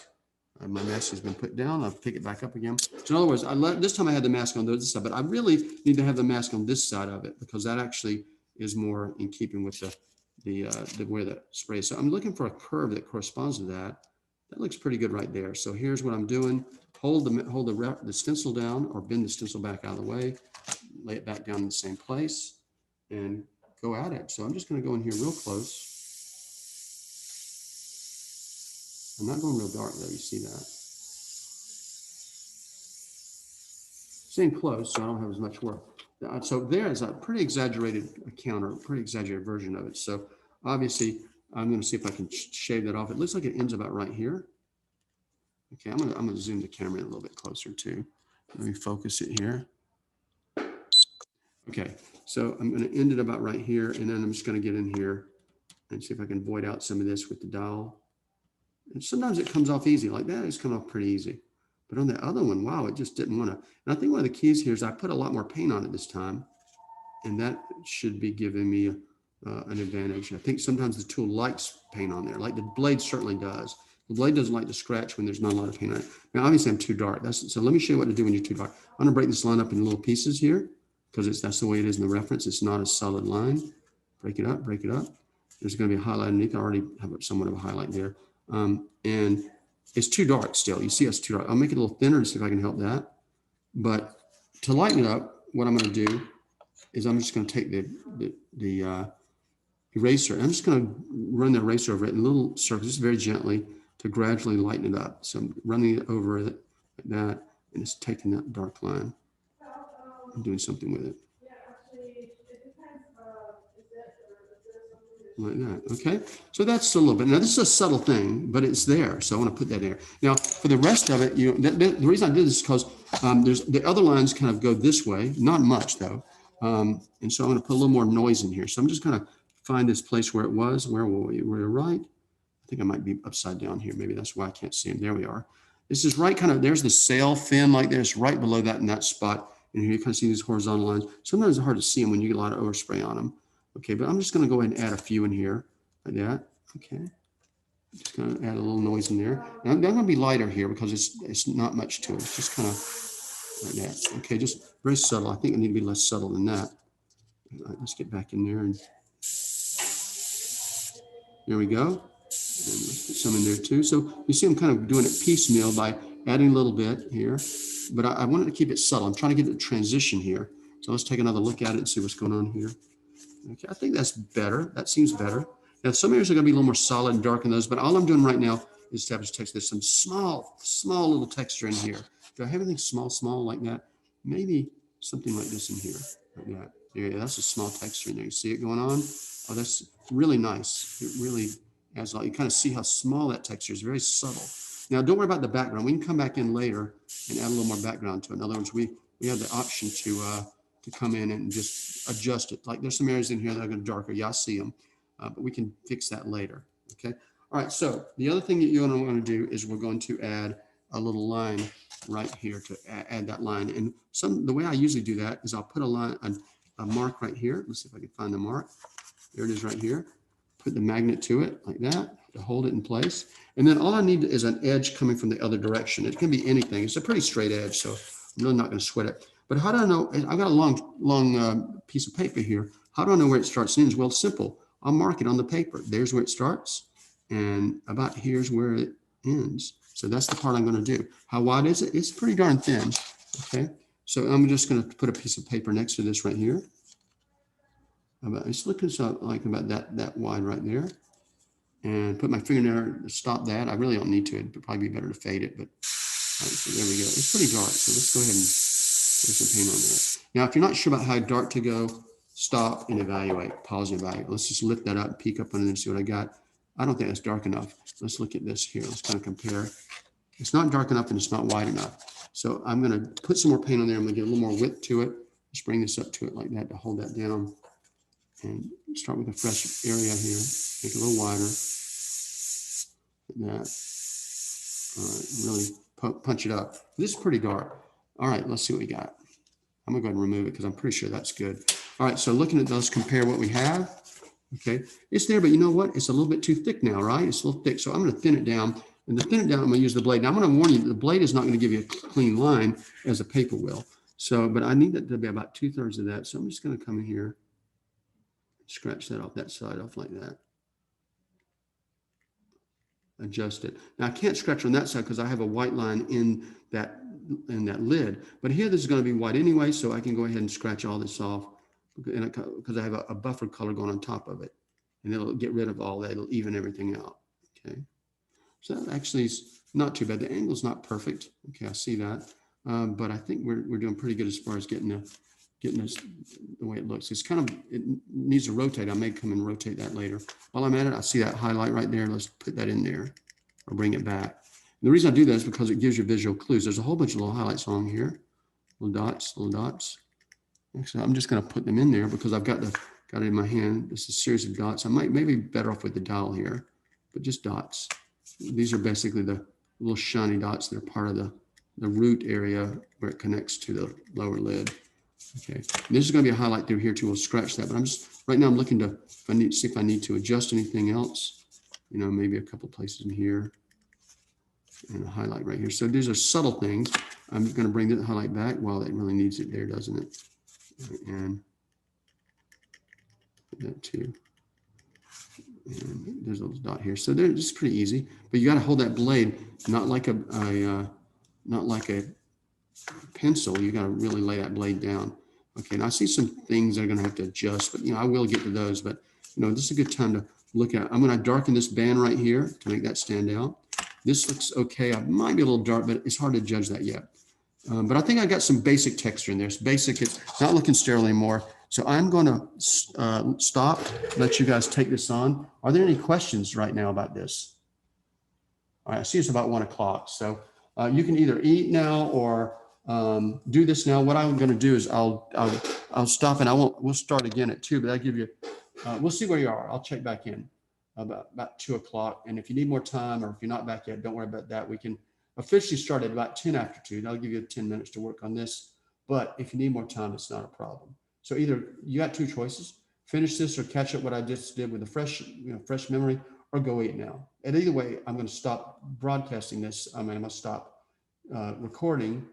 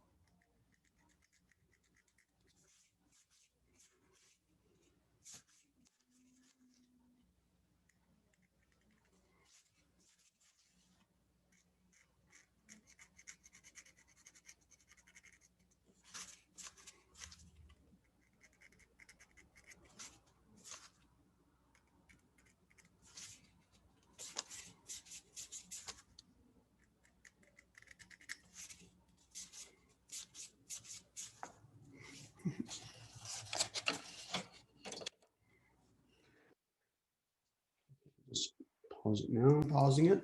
Okay, so guys, all we need to really do, there's not much more to do here. We are going to put some background, but I consider the background to be a secondary thing, almost like a 5% additional thing, even though it probably will have a bit more of a visual impact. But you can see the difference here. There's a lot more orange in the reference, and I'm just going to overspray it with the orange later. But right now, I'm just trying to get the texture. Now, you see there's very, very low contrast at the tip of my finger, but there's something there. Compared to mine, I've got nothing there. So you can see how I'm working that texture through there with low contrast. There's also a directional change here where you see the direction of these turn and go this way for these wrinkles. They kind of do that. So I'm going to rotate but it's very subtle, very subtle. I'm going to rotate my mask. I also think I've discovered some other lines in here. If you look right up here, I see some other, let's get against the black. You kind of see these lines that are horizontal in here like this. You see they're kind of moving along that way. And I thought maybe that might be a better solution for, say, these wrinkles underneath it. Like if I need more emphasis. So if I'm going to go ahead and see if I can pop this in here a little more. Let's see if I can bring that up a little bit. So I'm going to throw it right into this wrinkle right there at the tip of my finger. Okay. So it's kind of a detail area, but I think it needs some attention there. So let's just test it and spray it. Okay. Hopefully that worked. And now, if you're not sure if it was dark enough, you can hold it down. Don't move it. Hold it and lift it up and see if you're getting something. I did have something. Is that enough? Yeah, that's enough. I definitely don't want to get dark enough. It's probably a little dark as it is. And the other one too, if I need to emphasize that, I don't really need to do that one. But I might want to add a little more to this one right here. I'm going to use the flip method here, just a little bit more. Let's see if I can get it lined up. There we go. All right, so I'm looking at that other one next to it. It's actually a little subtle. And I'm going to go ahead and put it in this right there. I'm using the same stencil, the same pattern, but nobody will notice the difference like that. Barely put it in there. First one was too heavy, so I learned a lesson, went a little bit lighter. So it's there. Of course, I think I'm kind of splitting hairs here because none of this is going to be seen really. When you think about it, it's going to be too little bit of a change to notice it. But I am seeing a dot in there. It's a little bit dark. So I'm going to see if I can reduce that presence by just taking the blade. Let me get my glasses on so I can see better. I'm going to take the blade. Oh, I hit the button. It just didn't take. Okay. Yeah, I did hit the button. I said, I'm going to record this and must have missed it. All right. So what I'm looking at is I'm trying to find a spot in here that fits this. Okay. I'm looking at that maybe right there. Okay. And or maybe I'm going to put it over the black so you can see it. Maybe some of these lines that are horizontal in here. And I don't really worry if I don't have it lined up. What I'm going to do is I'm going to use the flip technique to find and locate where I've got to spray. In other words, if I put something in the wrong place and the shape doesn't fit, that doesn't matter as much as where I'm spraying, because if I don't spray it, nothing's going to show up anyway. Okay, so I could put this in the wrong place and all that, but I'm going to spray in the right place. Okay, so I'm going to spray right in here because I can see it right here. So I'm just going to go over like that and spray it. Like that, and I'm actually going to drag this down here. Even though I probably don't have the right stencil for it, at least my shadow, it will be in the right place. At least my marks are going to be in the right spot. So let's remove that and see what we're getting. Okay, so yeah, there we go. I'm not unhappy with that. I just need more of it, right? I need more of this shape. So I'm going to take it. I'm going to try to put a little more right here. I'm going to turn it and let it rotate a little bit, like the reference. I'm going to move it over like that, and I'm going to hold that. And let's just put a little bit more. I say the big challenge is knowing how much to put down. I think you're always safe if you put less than you think you need. See, so that's developing it. And I'm just going to bring some more on down here like that too. The same set of lines in here. Okay, let's just put that in like that. Now I have some other lines up in here I want to go. I'm just going to lightly adjust those in very lightly, almost like ghosting them in. You kind of see how they're barely there because I kind of see this subtle pattern going in here. And so I'm just kind of dusting them in there very lightly. Let's see if I can connect everything together here. Just barely. So you see how light I am? I'm so light. I hope you can see it in there because that's probably too dark. I need more of that down here though, more of those lines. So let's get in there and find those lines. Where are they?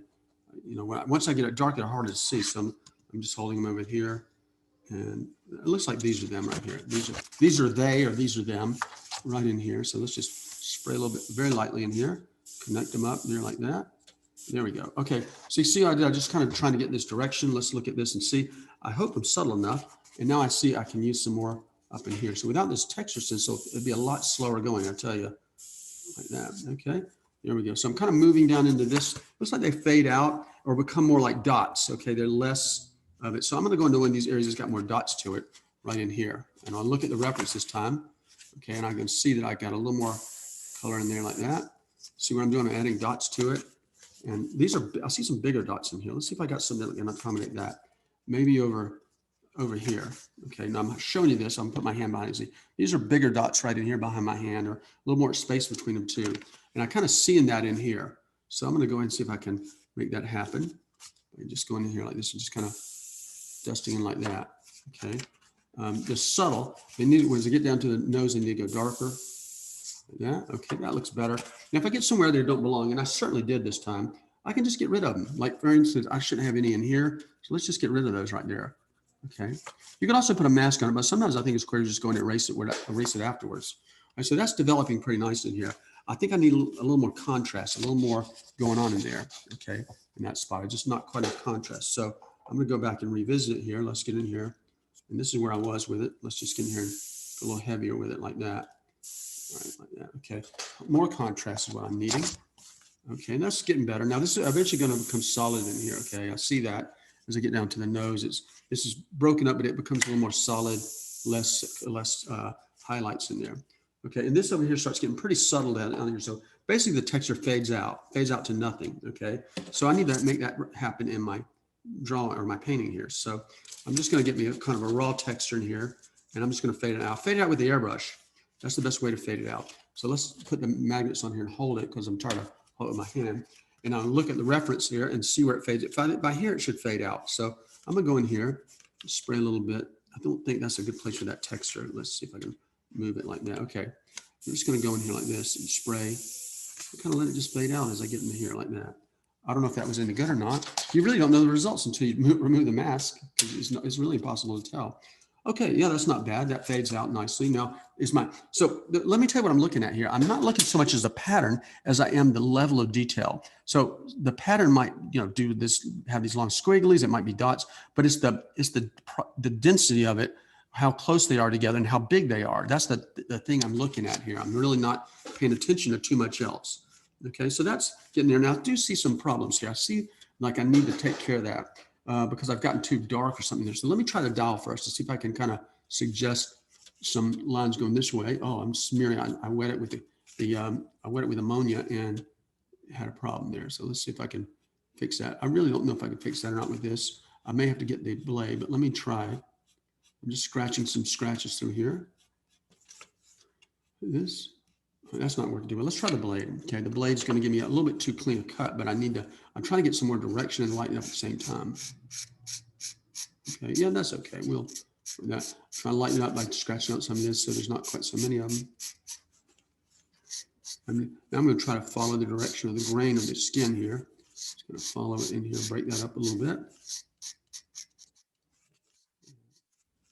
So it's getting there. It's not perfect, but it's better than it was a few minutes ago. As long as I'm moving the painting in the right direction, I feel good about it. So that's all I'm trying to do is make things move in the right direction. Try to improve the painting every time I touch it.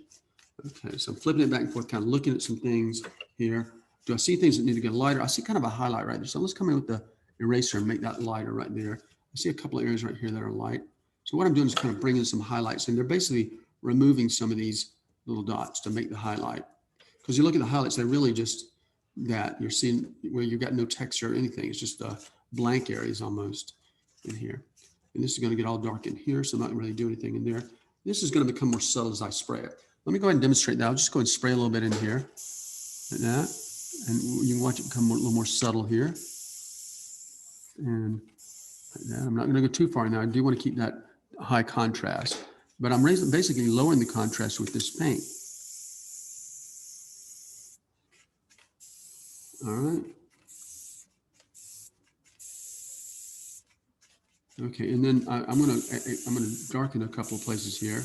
I got to be mindful that this is not going to increase the saturation. If I want saturation increase, I'm going to have to come out with some orange. But if I want to darken, I can certainly use this. I'm going to darken that band right there. That's a darker band through there. And I promised I would darken this thing here. Let's darken that. I think it's going a little bit too dark, maybe. I don't know. We'll see. It was pretty dark in the reference, so maybe getting a little too orange. Let's darken this down too. And darken that little spot in there. So basically, I'm kind of freehanding some things in here to help darken it down. And you'll see what's happening, though, is I'm losing contrast. So things are becoming more subtle now. That's what I want. So sometimes if you know that you're going to lose contrast, you don't have to sweat it if your contrast gets high when you put the texture down, because you realize that you're going to lose that contrast when it's time to overspray it with the color. All right, so I think that's getting there. I'll tell you a couple things are disturbing me, and you probably won't make this mistake, but there's some things there that don't belong. They're just not in the reference. Let's just lighten that back up and get rid of it. I'm kind of hitting that lash there, but what I'm trying to do is push this edge back toward get rid of this texture or reduce it, because when I get to here, everything is less apparent or needs to become less apparent. Circles like that. Okay, so that's getting there. I think I can probably stop right there. All right, you guys ready to try this? Okay, remember, I'm ignoring these darker dots on here. I'm ignoring those for now. I'm just thinking about what's behind them. Okay, you need to come back and lighten an area up like a little spot or something like that. Yeah, you do that. Come in with the eraser or the dollar, whatever works for you, whatever makes this work, feel free to use it.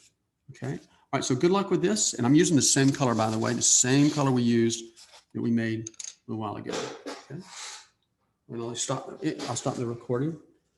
And if you have questions, though, let me know. Send me a chat message, whatever you want to do, however you want to do it. Well, it looks so different on the monitor. Okay, the nose area that we're going to work on, you cannot afford to have it be very inaccurate. So it needs to be pretty much on the money as best you can. Okay, so I'm going to be very vigilant about my application of paint, making sure that I don't go too dark. I'd rather go too light than too dark in this case. So first thing I'm going to do is look at this, make sure my structure's intact, which is maybe revisit some of these areas over here. And it just so happens we have the mask that we did that with. Remember that mask we used? Let me see if I can find mine again. Okay, so there it is, the original mask. And that mask had a nose on it. Now, for this nose, I really don't need this center part. So I'm just going to tear it off. Why don't? Because I can line it back up without it. I don't need to have it on this. I want this by itself, just torn off separate from everything else. And what I want to use it for is I'm going to use it to kind of adjust and make some changes in here to improve the way this nose looks. Okay. For instance, I'm looking over here at the shadow in here, and I'm trying to make sense of it. And it looks like that's going to be about like that. So let's kind of put some magnets on it or something to hold it down. And let's see if I can do something with that. Okay, there it is right there. Let's double check it, triple check it if we have to. Get a little closer here. Okay. And let me get some better focus here. That's not in good focus. There we go. Okay. All right. So I'm looking at that nose here, and that looks okay. I need to probably just add a little more to it. So I'm going to get it going here and just kind of push out here like that. A little more contrast. I do have some texture around it, though. I don't know if you've noticed that. A good bit of texture on that. So what I want to do is I want to get a texture that's close to what I'm seeing. I'm seeing these are more like pores and dots. And I happen to have some pores and dots probably around here somewhere. But I need some smaller and more irregular. I'm going to go down into this side of it. Okay, you can see kind of these dots in here, but these need to be bigger. So I'm going to guess the spacing, everything, maybe kind of a middle tone right here. So let's go ahead and put some in here. Let's go. I've got my finger to mark where they need to be, and I'm going to move that out of the way. The reason I leave the mask on here and do this like this is because I need to make sure those pores don't run up into the nose there. So I've added a few of them there. Okay, and I think I can go a little bit darker there with them. That's kind of a test run with it. I've kind of there they are. Right, so I'm going to get them here and hit this a little bit heavier, like that, maybe like that. Okay, and so I'm trying to just add some here. Maybe just come on down the lip with it a little more, like this. Okay. And so I'm just throwing some pores on here. Looks like they kind of fade out here. I'm going to add a few more up in here, faded light. Okay, those are kind of big, but I think I can live with them. And they get really tiny as you get near the lip. So I'm looking for these little tiny pores. Okay, let me get my bearings here and find out. Tiny pores to the left. Okay, so I'm going to put these down here near the lip. And the density is higher, so let's put them about like this. And kind of let me just spray them here and see what we get, right? There we go. Not so bad. Not so bad at all. Okay, so I could probably add some more density to them, like more of them, basically. So let's just go ahead and try that. Let me find them again. This stencil's got so much going on in it. Let me just go ahead and maybe put some in here like that. So let's hit that. All right, there we go. So a little more density, maybe a little more there too. A little more density there so that I've got more happening there. Okay, that's not bad. I will add more, but really I'm kind of working around the nose here. So look at the nose. I've cut a couple of things I need to move on it. One is this edge that was wrongly cut, okay? This edge does not belong there. This edge actually belongs a little higher. So what I'm gonna do is I'm gonna move the stencil here until it lines up exactly where I need it to be, which is about right there. I'm going to put a little paint on it, just bounce the paint off the edge like that. Okay, and hopefully that gave me the trick I needed. Okay, yeah, that's more like it. Okay, and then the tip of it's actually got a concave area here. I don't really think I've reflected that in my painting. All right, so instead I'm going to see if I can find something that bumps like that. I don't know. I don't think my stencil does that. My stencil kind of is straight across there, but this has a bump in it. I wonder if I could find another bump somewhere. That's too bumpy. That would do the trick. All right, maybe not. So maybe I have to cut this or cut another kind of piece out to make that work. Okay. So let me just kind of pull a sketch out. Let's look at it here. I'm just going to use this for it. Why not? Sylvia will kill me because I'm using her thing, but I really need this. I need this to happen. So let's put a magnet on or something to hold this in right here. Maybe double magnet to keep it from running away because it would like to do that, I'm sure. All right. Flip it up and let's just give me a quick little sketch like that. And it looks like it comes and goes this way, and this way, and this way. So that's not really great, but it's it's not quite a corner there, but it's a pretty sharp turn there. So I'm just going in and trying to. All right, that's more like it, I think. So I'll just go off the camera and I'll get my blade. I'll make a quick little cut of that. All right, just a quick little cut. I'm cutting it now. And Sylvia's going to be mad when when she realizes I've cut up her mask. But that's okay. I'll just make it disappear somehow. All right, so making that happen. All right, so off the camera, I have done this. Right, there it is right there. So it's kind of line up, hold up there. And that's not bad. I think that'll do. So I need to make sure I'm putting it on where it needs to go. It looks like it goes about right here. Lining it up like that. Okay, check it. Okay, that looks, I think, adequate. We'll put the magnets back on to hold it. And basically what I'm doing is going to go and rebuild this area here. So let's put some color underneath it like this. Right, and maybe a little bit like that. It's certainly darker right here.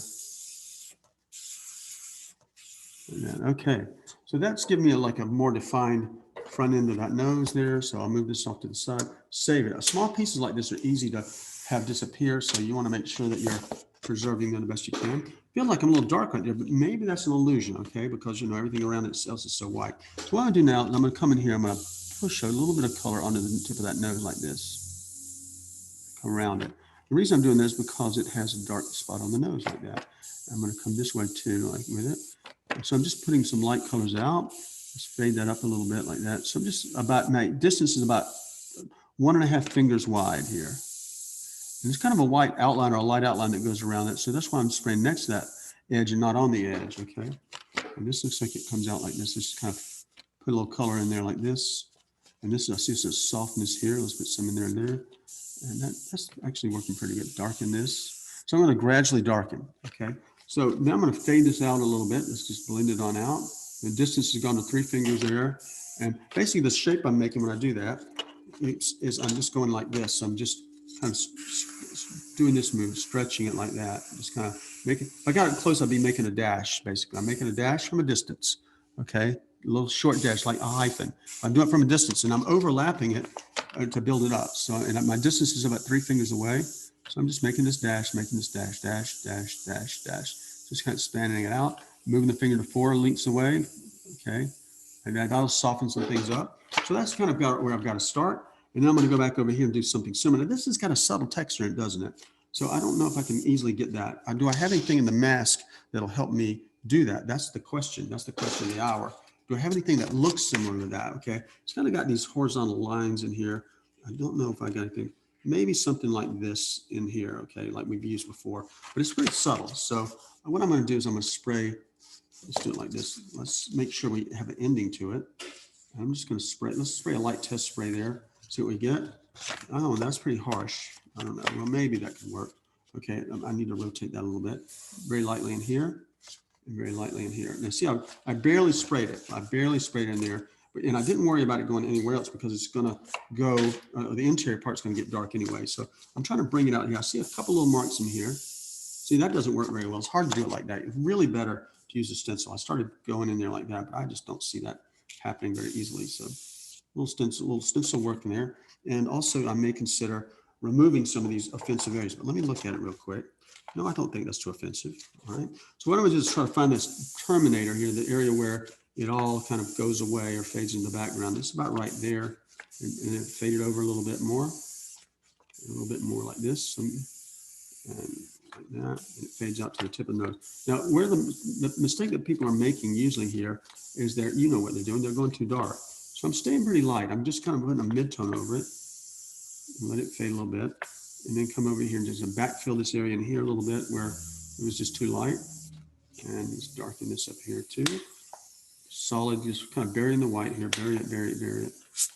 All right, there we go. So making sure that white is nice and buried. Okay, that's not too bad. Kind of come in here like that. Now, kind of pause and evaluate, pause and evaluate.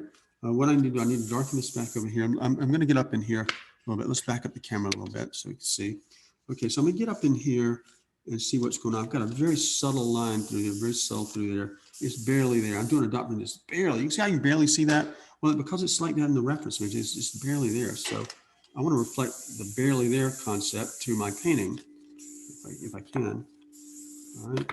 And so that's looking better. So let's go in here and put a little color in here and here, and just kind of start filling some things in here. Like this, just filling a little bit in, kind of a shape like that along the nose. All right, she's got a magnificent nose. And then I noticed that this is just too light, so let's just darken this all down here a little bit on the edge here. And then we'll soften this up too. Now, I really see I'd like to put some more texture in here like that. Just, and it's pretty fine. It's kind of random from looking at it really quick. It's not a lot of it. So I'm just going to go ahead and put some noise in there, just general noise. I'm not going to put a lot of detail, just something with some noise. So I'm going to go ahead and maybe throw some noise in here with it like this, just kind of dust in here like that. Just in here like that, come right up to the nose there. And I'm just scattering some noise in here. You kind of see, if you look real carefully, you'll be able to see it. Okay, it's subtle though, it's very subtle. I want it subtle because it's pretty subtle in my reference, but right now it's more contrasty than the reference. Why? Well, mainly because I got white background around it, but what I'm trying to do is kind of distribute it. Let's bring some out in here too. Let's get a little more. I'm just trying to create a variety of textures in there just to keep it from being sterile. Now I'm going to darken the whole thing. Okay, let's just darken it all a little bit. Just bring that darkness to it. Okay, bring some more darkness to it here. And just, that's where I'm trying to fill it in a little bit. Don't go too dark now, but just kind of fill in. We'll see what it did to that texture. The texture's still there, but it's become much more subtle, right? I needed it to be subtle. I need that to be darker right there. All right. So I'm looking at it now, looking at it, seeing what needs to change. All right, the nose is still too light right here. And I didn't notice that until I started getting more coverage on it. Down here it needs to do a little more too. So wow, you know, we made some pretty good strides in that short time. We're covering a lot more real estate very quickly. And suddenly you're thinking to yourself, well, maybe I'll finish this painting. I hope you're not thinking that. Please don't be thinking that, okay? Because we're not trying to finish this painting. You'll know how to finish that painting. And in all the classes, what people do, the students go home and they finish it after class. Because 3 or 4 days after class is over, I'll see them posting finished pieces. And that's kind of what you want to think about. Don't think about trying to finish, because you know, this, you can see that as we move faster, the finish line does start to come into view. You start saying, oh, there's the finish line. I've just got to sprint and I'll be there. But that is definitely not the way to go. Okay, you do that and you will be very sad. Okay, but I'm going to stop right there. Okay, let me give you a little self-critique here real quick of things I see going on that could become problematic. I don't know if they're problems because of haven't finished it yet, but I think they're potentially problematic. One big one is right here, this shape right here. To me, it looks like it's awkwardly done. It's not quite finished. It's got some issues, but let me flip the reference on it and see what's going on. Okay. So the reference has got some, it's definitely not in the reference. So this is the offensive spot right here. It looks too dark. I don't know though that this is the problem, that everything else might need to be light. Until I cut it or bring this cut closer, which I'll bring with the scissors right now. Until I bring that cut closer, I can't really measure. So let's get the scissors and I'm going to go ahead and just cut it here. Let's bring the camera back a little bit. Oops, can't bring it back like that. All right. And you see I'm getting ready to cut it here. So we just kind of don't cut your reference, okay? I'm just trying to get the cut so I can bring it right up to it. Okay, come on, you can do it. Oh, that was painful. All right, I did a pretty bad cut there too. Okay, so let's just compare. All right, first of all, I thought I was too light in there. I am right, I'm way too light. Let's get some focus in here. Let's get in closer. And let's see if we can focus it right there. Okay, first of all, I'm too light, and that's good news. That means I haven't screwed that up. And as far as this goes, I am not dark enough. All right, how do I know that? Well, look and see. This is darker than this. See that? So it was an illusion. Now, sometimes I might have gone back and tried to fix that by doing what? By lighting this up with some of that medicine that we put when we mix white and orange together to make the antidote for the color shift. But in this case, I'm glad I didn't. Had I gone there to adjust that, I would have adjusted the wrong thing. The adjustment needs to be everything needs to go darker around it, and then that still needs to go darker. Okay, but you don't know that by looking at it because you cannot trust your eye. This also looks a little splotch in here. Again, I'm leaving it for now, and I'll measure it later. But I'm just going to try to work around some of these things. I'm going to try to work down through this. And when I say work down, I mean I'm going to I'll make another cut across here. I'm going to kind of work down through it like that. You can compare and see that I needed to go darker in some places. I'm going to go ahead and darken this part down. Well, I think I might do it now. Let me go ahead and do it now. Let's darken this. Let's reduce the contrast right through there. I think it's going to try to get orange on me when I do that, but I can always deal with that. Okay, there it comes. It is getting too orange. So what I'm going to do with this is I'm going to come back with some other color on top of it, like, I don't know, something to gray it down, maybe some of that cerulean blue. Now you notice I stayed lighter than the reference still because I need room when that cerulean blue comes in there to knock it back, to darken it down. All right, sorry, to get rid of the orange, but it is going to darken it down at the same time. But I need room for that.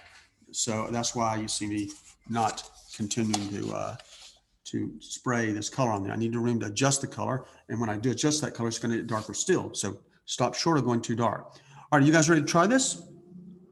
All right, so I'm going to stop recording and let you guys, a transparent flesh tone is not good for shadows. It's only good for midtones and highlights. It doesn't work well in shadows. That's why the saturation seems to go up so high in the shadow here and in here. So I got to remember to restrict it only to midtones and highlights because it's not designed for that. For shadow colors, we would be better off using some of these eyebrow colors and things like that because they're not so saturated. But we can always go over, as long as we don't go dark, we can always adjust the saturation of these shadow colors or the colors we're using for the shadows. All right, so I'm recording again. I'm pulling the airbrush out. Let's see what we can make happen here. I'm gonna have to move her. She's got some swatches and things here. I'm gonna have to, sorry, I have to wreck it, destroy her. See, there's the color area she's matching, just so you know, right down at the bottom of the screen. I'll pull that off to the side. Let's see what I can make happen here. All right, so looking at, I'm just kind of looking around right now. And what I want to go do is I want to go down here to this thing, this end down here, because I think I've got a pretty good chance of making that work. There's two places I want to get that will actually not quite finish this, but really kind of at least fill this in. Down in here, this section right here, there's a little bit of place. I think if I spray really lightly down here, and I'm going to do that right now, I'm just spraying the same color on very lightly. I don't see much in the way of texture, maybe a little texture, but I'm spraying super light, super light in here. And I'm just going to go down the side up to it's very, very light. And my distance is one airbrush length away. So what I'm trying to do is kind of fill that in a little bit. Okay, now I can see that I can go a little bit darker, but I made a streak right. That means I'm too close. Let's back up to an airbrush and a half away. Okay. You're out of frame, Drew. Oh, sorry. Yes, I see I am. Let's pull on up a little bit. Okay, so there's a difficult area down here, and that is this area right here because it needs to remain white. And so I don't really have white here. So, I mean, I don't have a mask for that. I can kind of see where it was supposed to be, but I can also see the bad edge I made. I don't know if you guys can see it, but the edge that I made was here, and it should have been out here. It's probably a 1/4 inch away. And that's, in terms of portraits, a pretty significant distance. Okay, that's probably outside the range of our tolerance. So what I need to, before I get this overspray on here, I need to remove some of that. Okay, remember there's different ways to remove it. I'm going to let use a little bit of Windex, but there's a dangerous point here, and you probably can see it from where you're sitting, that my line in here actually collides with that spray I just made. So let me just demonstrate how that works. Okay, I'm going to push into this like this, and when I'm wiping it up, look what's going to happen. When I stop, I get a hard edge. That's the part I was talking about. When you clean up something with Windex, you end up creating a hard edge. And how am I going to get rid of that hard edge? Because now that hard edge is not on the outside, but it's in the body or in that section of the face. How am I going to cope with that? Because guys and girls, I can't have a hard edge in the side of her face like that. That's not going to work. So this is the part where people get into trouble because they don't know what to do. We got a transparent color, so we really can't spray more transparent color on there and hope to hide that. Okay, because that's just not going to happen. All right, so but fortunately in this case, we happen to be lucky because this area right here is going to go darker, and looks like it's got, maybe we can use a buffer color to cover that up. A buffer color would get rid of this completely. And we just happen to have a buffer color nearby, which is going to be this color down on the neck. Okay, that's a buffer color that's pretty close, not even close to it, but at least it's a flesh tone.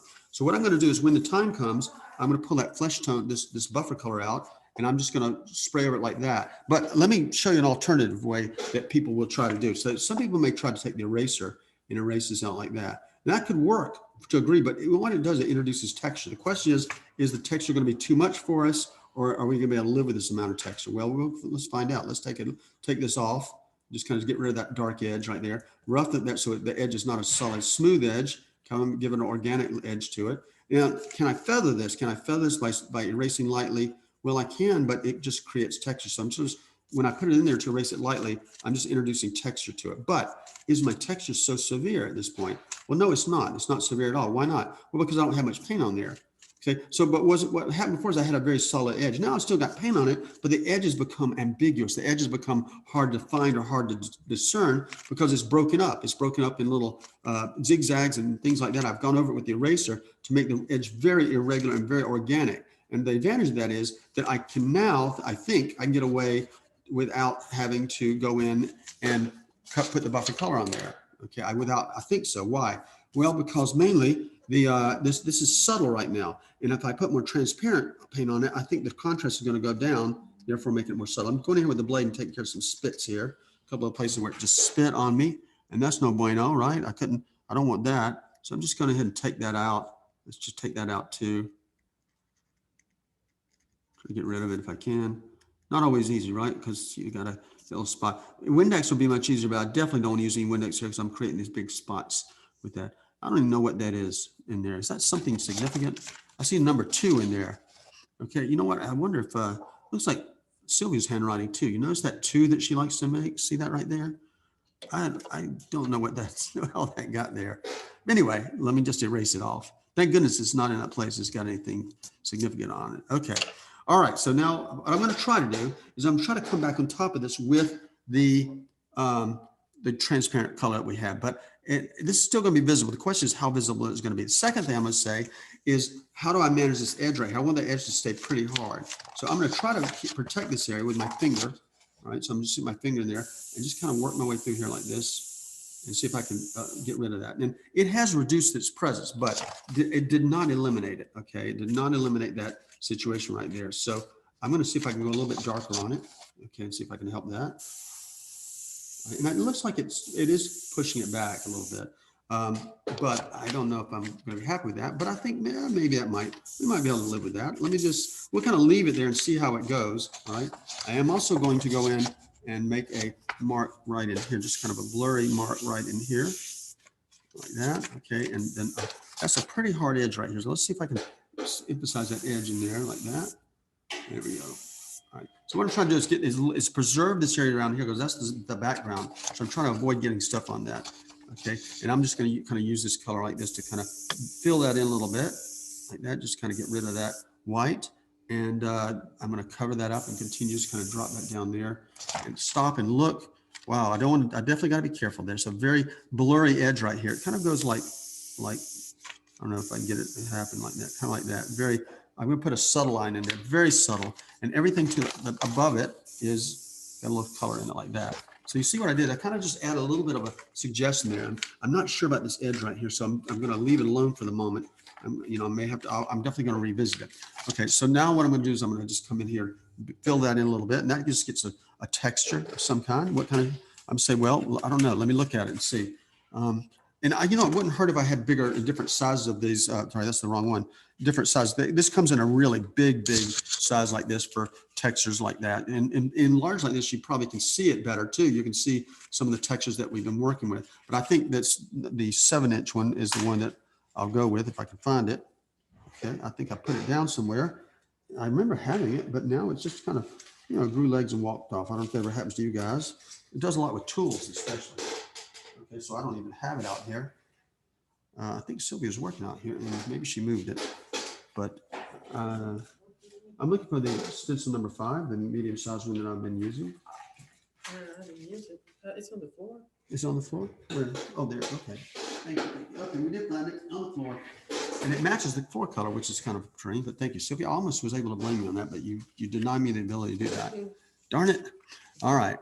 So guys, I'm going to try to just put some, these dots kind of disperse out. So I see these dots are more dispersed here. So I'm going to go for it right in here like this and just spray a little bit in there like very lightly. There we go, like that. And the way you clean the stencil is you put lay some Windex down and then lay the stencil on top of the Windex. Then after that, you want to go back in and put a paper towel on top of it with Windex on it. Okay, and that's kind of sandwich in between Windex, and that pretty much cleans them up pretty nicely. It dissolves all the stuff on them. Okay, so got that in there, and now what I'm doing is go down and deal with this spot right here. Okay, I'm gonna see if I can zoom in a little better for you. Okay, let's zoom in there like that. Okay, let's focus. Okay, so right in here, I've noticed there's a softer edge. Now this is not gonna allow me to get dark, but it will let me get the edges around that orange. It's too dark for it's too orange for the shadows, but it's great for the areas that are not quite shadows. Let's go a little bit right in here and maybe a little bit in here too. So I'm going to start pushing up against the edge. I'm just going to let it touch the lip there a little bit because it's very light. I'm just going to come in here like this too, very lightly, freehanding that in. My distance is 1.5 airbrush length away. Now, I know some of you are new to the airbrush, and this is probably pretty terrifying to be freehanding on here, but that's the way you learn, is just by doing. Also, I've got some weird stuff going on in here, some weird lines going in there. I like to put those in there, but I don't know if I can with the stencil. Let me take a look at it and see what my needs are with the stencil, and maybe I can make that happen. So the stencil's on the ground again. That's where I need to be looking for it. And so let's see what I've got here. I've got some of these strange lines. Let me zoom in a little bit closer. All right. See what we can see. Let's back out a little bit there. Okay. Oh, darn it. Hit the, sorry, I didn't mean to hit that. Let me get back. Let me restore the camera. Whenever I hit that cord, the camera says, I'm going to die. So let's restore the video. Come on, there we go. All right, and let's get the focus again. Hit the focus button and lock that focus. Okay. All right, so what I'm doing here is I'm trying to get this liner in here, and then I'm thinking I saw some lines in here that may kind of suit it. I think I used one a little while ago. I'm holding up to the light now to see where I can see. This stencil's got a lot going on in it, and sometimes it's tricky to even find out what we need. I did have some lines in here. Remember, we used those. Okay, so maybe I could work with that. I can kind of do this. Here's what I'm going to do. I'm going to put some lines in here, and then I'm going to erase out the ones I don't like. That's basically what I end up doing. So let's see if I can get them in the right position. All right, and I got to be subtle about this because these are not real heavy lines. Okay, pretty subtle, but they need to be visible. So let's just make a line here like that. Okay, there we go. I just threw that in just like that. It's quick and easy and dirty. And I've got some lines started. Now, I've also got some other lines that I don't want in there, but I think I've got something I can work with here, maybe. Okay, maybe I'll put another line right here. Now, if you need a straight line, I wouldn't recommend doing this from here. The reason that you don't want to do that, and I'll show you, is because the line it creates a little bit too clean. So I'll just go ahead and throw a line in there like this. Let's just put one in here like this. Yeah, it's in there, but it's too straight. Okay, it's almost like this would be better for a hair than it would be for a wrinkle. So don't plan on using those for wrinkles. Use them for hairs and short hairs and things like that. All right. So what I want to do now, I'm going to see if I can break up this area in here, get rid of some of these dots in the center with the dial. The dial is not going to serve me tonight. Okay. Try the eraser. Eraser's not as precise, but it should be able to get in between these other lines and remove those unwanted. You see, I'm creating a little bit of a line through there, and let's do that through there like that. Okay. Now that is unwanted when I do this, when I have this. So I'm going to move in circles so it doesn't look like a scratch. All right, like this. And what I'm doing is just pushing the edges up close to each other. And let's put a little highlight in there. So I'm kind of dragging these highlights up into the painted areas like that. And kind of see how it does. It gives a slight lightening to it. Okay, and I'm going to do the same thing in here. I can add a slight lightening area or lightened area in here. It's blurry, which is what I need. And let's run right up against it here. So I'm adding some noise in here with this. Okay, I'm trying to find some places where this belongs.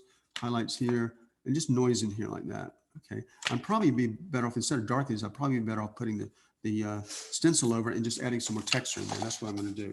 It just because I'll spend, if I don't do that, I'm just going to spend more time erasing. So let me do it the quicker way. I'm going to find an open area. Let's just go right in here and try this part in here. Like that. Okay, a little more. Like this. All right, so there we go. All right, so I just add a little noise in there. And I know it's going to get darker still. This color right here is probably the eyebrow color. You see that? It's a different color. So I'm not going to try to get to that color with this, but I can see a big improvement just from using that stencil. Go over this and tint this back so I don't have the white showing around it. This is a very light area, so I don't want to put much paint on it. Very, very light. Okay. And what's going on here? Look, just bring it on his. I see more red in here later. Just kind of come in there like that. Just kind of filling that in and over like this. Kind of looking around. I'm going back to the nose now. Put a little color on the bottom of the nose there, like that. Okay. A little bit of a mustache here. Reminds me of Eddie Murphy. She got a mustache. Who was that? Aunt Bunny. Okay. All right, and then just barely putting some color on here. Just barely. Okay, barely. All right, and a little more in there too. Now, I don't know if I'm staying light because I don't know how dark I should make it. All right, so now next thing I did say I'm going to go over to the other side too. Let's do a quick hit on that cheek over there. Let's bring this down right into here, that cheek area, because it needs it, okay? Because in mind, well, maybe it doesn't need it. Let me look at it again, okay? I'm looking at what needs to go darker, all right? I'm concerned about using this color in here to darken it because I need it to go more orange, but the problem is if it goes more orange, it's really going to go a lot darker here too. So I'm not going to use that. Same here. I need to go darker here, but I don't need it to go more orange. And if I put more orange in it, that's just no bueno. All right. So I don't want to do that. I'm just looking to see what I could do here. Okay. Maybe add a little, I'm going to hesitate to add a little more. So I'm going to just come down the nose and darken a little bit. Okay. Because I'm going about as almost not quite as far as I can go with this, but going pretty far. Oh, I do see a problem.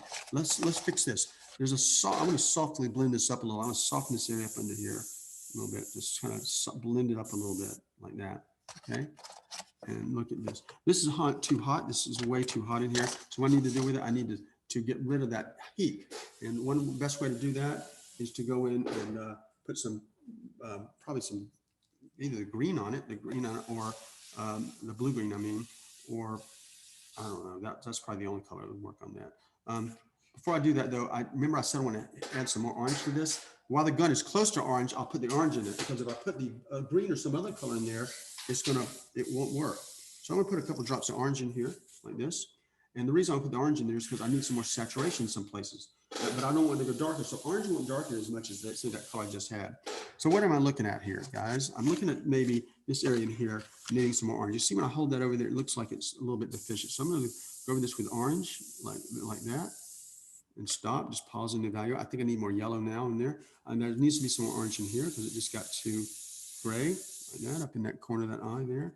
I'm looking at it and looking at it. Let's try it reverse. Let's look at it like this. Okay, definitely more yellow. I need way more yellow in there. Okay, so while I'm in the yellow family, okay, I'm going to hit that with more yellow.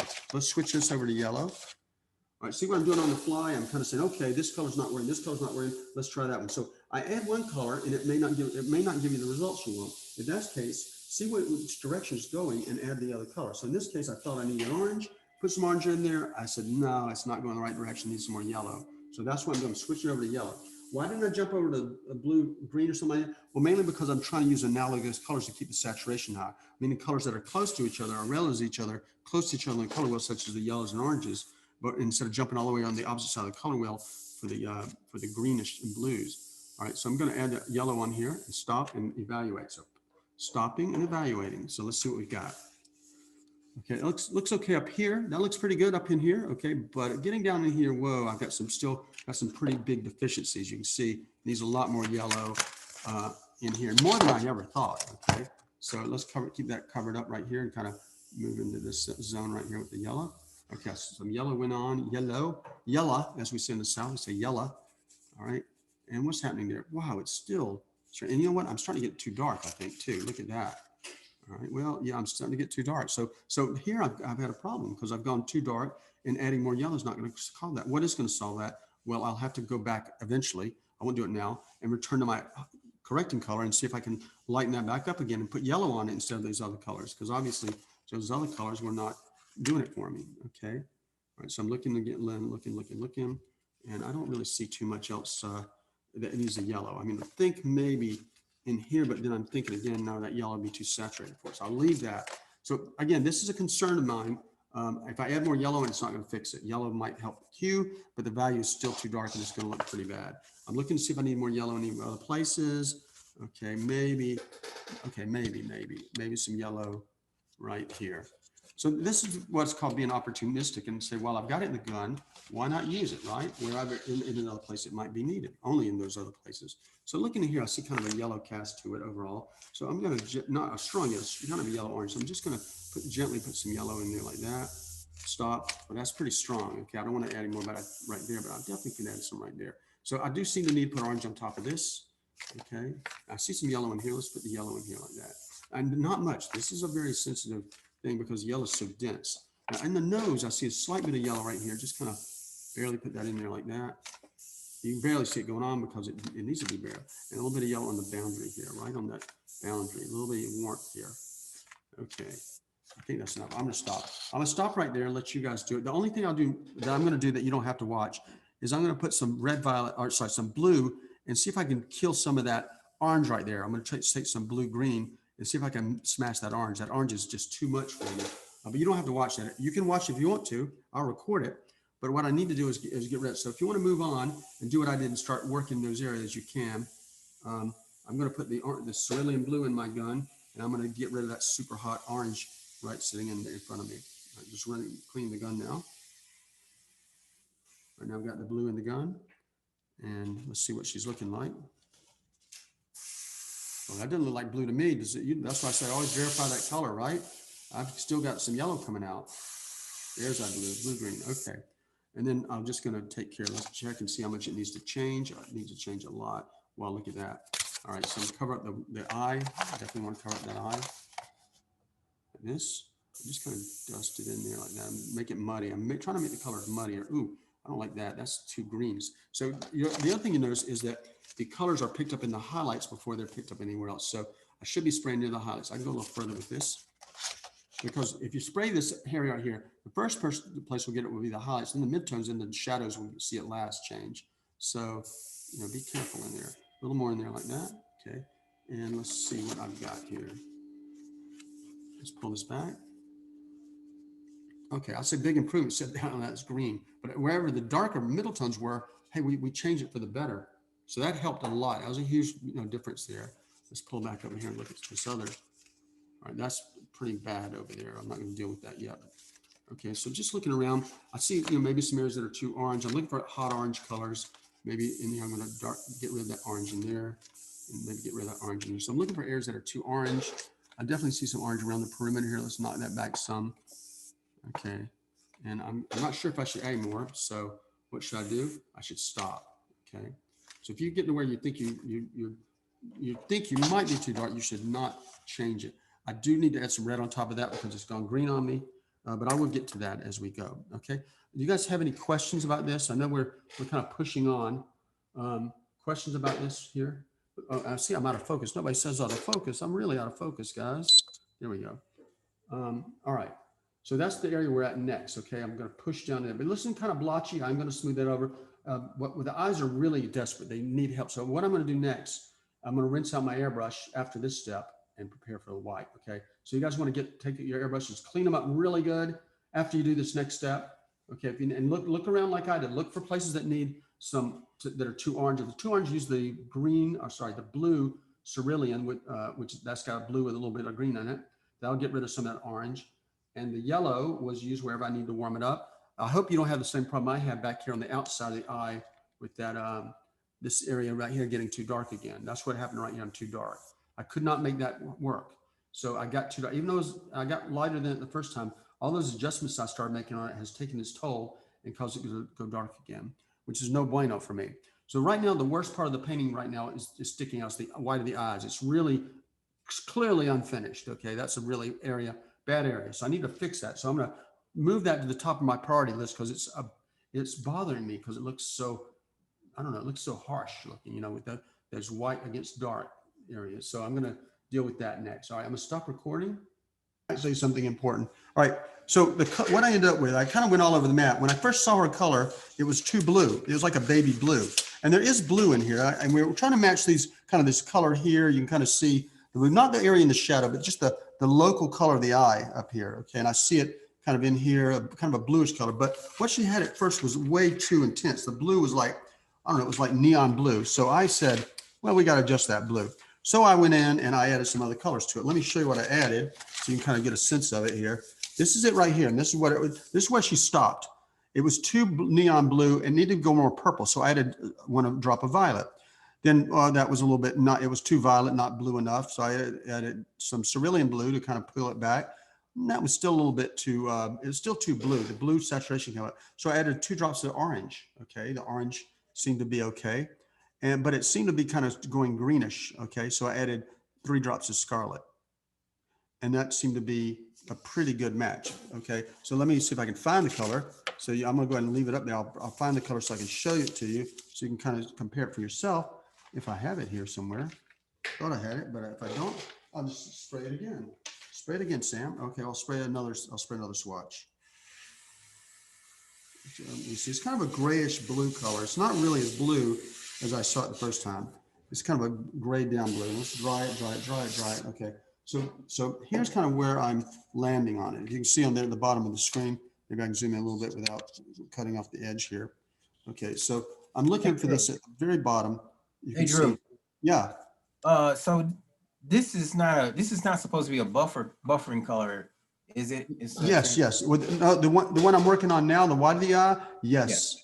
Because it's hard to match the color. So that's why I had the 130 drops of white in it up there. You can't see it on the screen right now, but yeah, I saw it. I was just a little confused. yeah, the reason it's buffered is because I don't want to go too dark. I'm basically making a base color for it, but I need an opaque color because it needs to be smooth. There's no texture in the eye, save a few little blood vessels, but it's really usually very smooth. So you see what I'm trying to match? I'm not trying to match the shadows. I'm trying to match the base color of the eye, which is kind of that main color in there. Okay. So that's why, that's why you see me going in, and it's this kind of grayish blue color. Now I'm going to come in and darken it some more afterwards, but I need to lay a base color in there. And to lay that base color in there, I'm going to probably need the stencil, which I just happen to have. I'll go ahead and do it, show it to you. I won't spray it yet, but I'll lay the stencil in so you can see it. How about this? How about you? Well, I was going to say, why don't you guys write the formula down? I'll read it to you. I'll leave it on the screen too. But because when I move this to go put the stencil on, I'm going to lose sight of you won't be able to see this anymore. Well, actually you will. You know how? Because I'll just put it on the painting right here, like that. Okay. If I can get it to stay there. There we go. So we'll leave it right there. There's the white of the eye color. I'll put a magnet on it to hold it. Hopefully it will. And what I want to do also is deal with this. I'm gonna tear up my other stencil a little bit. And what I want to do is kind of get this ready for the white of the eye. So I'm going to cover up everything except the white of the eye by going in here like this and just kind of position this stencil in there the way it's supposed to be. And then I'll deal with that in just a moment. All right. So I'm going to do one section at a time. So what I'm going to do is just position. I know that, remember, the stencil doesn't quite fit like it should. So what I'm going to do with this stencil, I'm going to position this in little parts like here, this corner of the eye, and get that. And then I'm going to go over to the other side of the eye. So I'm just going to work my way through it like that. But in the meantime, if you want to go ahead and mix your color, but your gun's got to be super clean, guys. It definitely won't tolerate any contamination in it.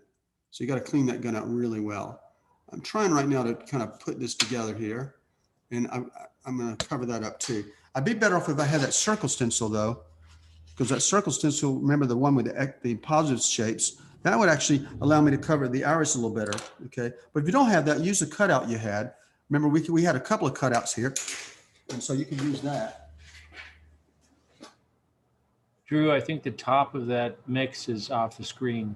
I can see red, violet, and nothing above that. Oh yeah. Okay, let me fix that for you. Gosh, yeah, missing colors. That'll change the outcome, doesn't it? A little bit. Yeah, let me drag this down. Sorry about that. I didn't realize it was off screen. There we go. So 130 of white.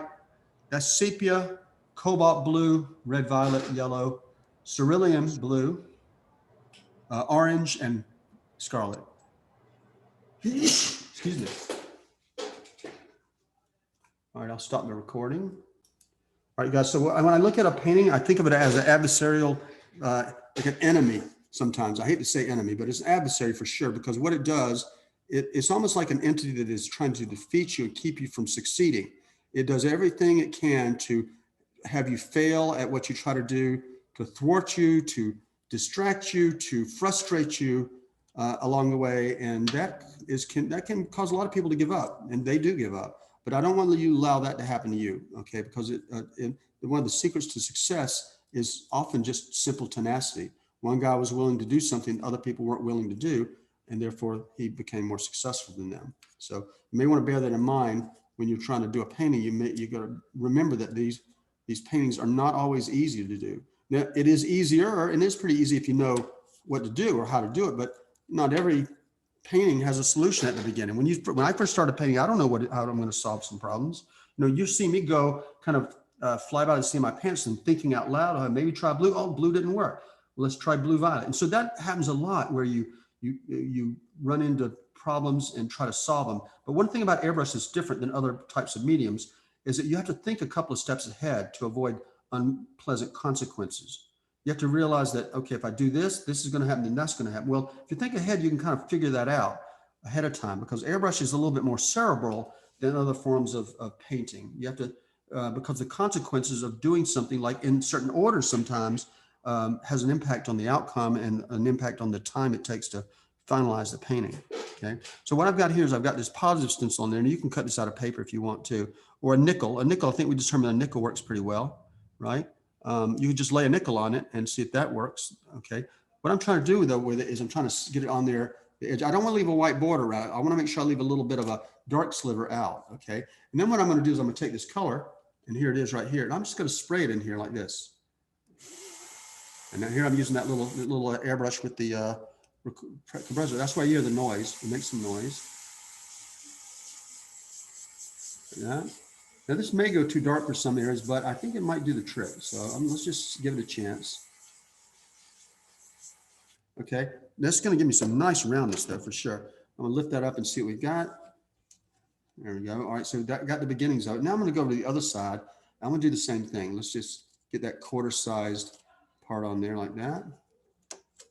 Do I have some other things going on there? Let me see. I got to make sure my position is good. Let's position that on there as it should be.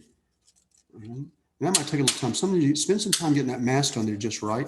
Let me take it off this so you can see what I've got. There's the beginnings of it. You can see that bluish cast to it. I need some shadow on it, but that's just the blue itself only. And I'm going to line this up here at the bottom like this. Just get all that lined up. And that right up to that point. Okay, lock that down. Oh, that didn't lock down very well, did it? Let's just go back to it and see if I can make that happen. There. Lock it in there. Okay, and then I'm going to make sure this is looking right. Put this back on it. And I think I've got a problem right here. Just check it. It's when you get all the stencil stuff on there, it's really hard to see what you're doing sometimes. So there we go. I think hopefully that's better. All right, so now what I'm gonna do is put this mask on it here like this. Up there. Maybe if I had an extra magnet, I'd throw it on there and let that be held down by the magnet. There we go, thankfully. And then pick up the airbrush again and fill this in, okay? I'm gonna block that with my finger.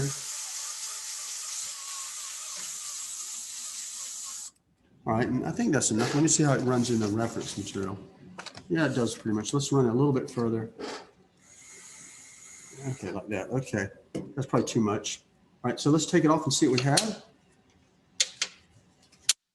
There we go. Okay, so I don't have shadows on it yet, but how you can see the difference between the two eyes already is starting to become apparent, okay? The difference between the upper and lower eye. And this is also clean. If you got smudges or something, this cleans it up. All right, so I'm gonna go ahead and do this. I think what I'll do first is put this in. I'm gonna do this side first with this curve. This curve obviously is too small for this eye, but at least I can get it started in there like that. I'll put that on there like that. And I'll lay this under here, and then I'll just lay the mask on top of it. Okay. All right, so let's get this going. I'm just gonna tear this off. Where's the color? I fixed it. Sylvia's just now come to the room, and I had to fix the color. Okay. She was, It was not finished. oh, I know it wasn't finished.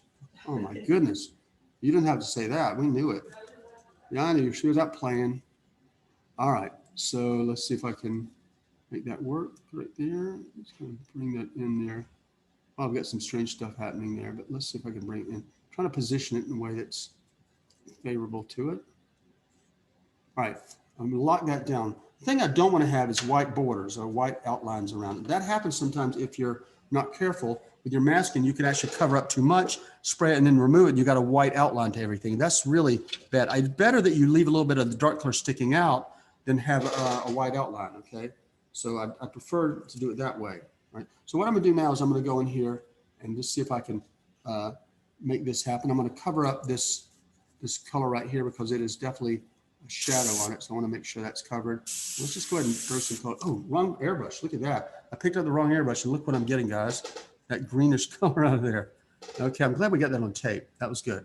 All right, so the airbrush out color I wanted was this. Now this is opaque color. We're going to see how well this color can salvage a mistake like that.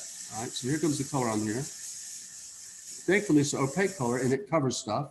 Thank goodness, huh? I'm trying to look at this reference and see if what it does. You know, I see a mistake in here. The reference actually, I mean, this edge should come a little higher. So I'm going to bring it up a little higher. Like that, all right.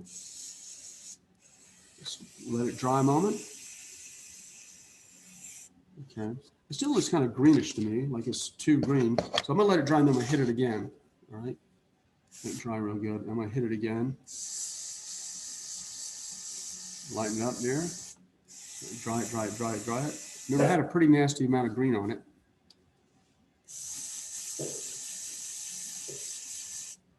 I'm just trying to cover up that spot. See, it's pretty difficult to cover up a spot like that, but let's take a look and see how we did. It might be okay. I'll revisit if we need to. So now what I'm going to do is I'm going to go in here to this other side of it, and I'm going to blast away at that. Okay. So let's just get in here really close and just cover it. Oops. You know what? I made a mistake. I need to move this mask over, right? I don't want to leave that exposed. So see, I leave a little sliver of dark around it because that assures me that I won't have a white outline around or a white halo. So I leave a little bit of that iris exposed underneath that mask. I got to be careful because I don't want to get up into that spot.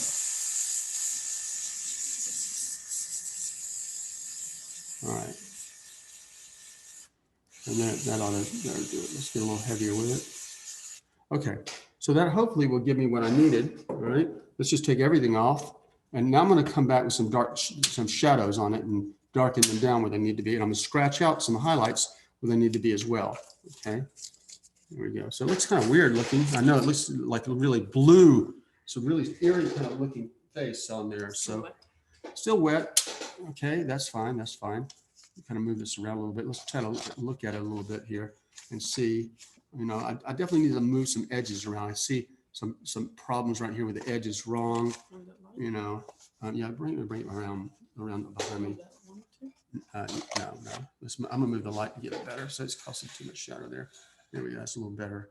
Okay, so you guys can see this shape is I'm missing this tear duct shape. I'll fix that, but that's basically just establishing things. I'm gonna look at the shadows I need to add. I'm probably gonna add it looks like a little brown in the shadow, or I could even add some black in it. I've got to figure out what shadow to put in there on both sides.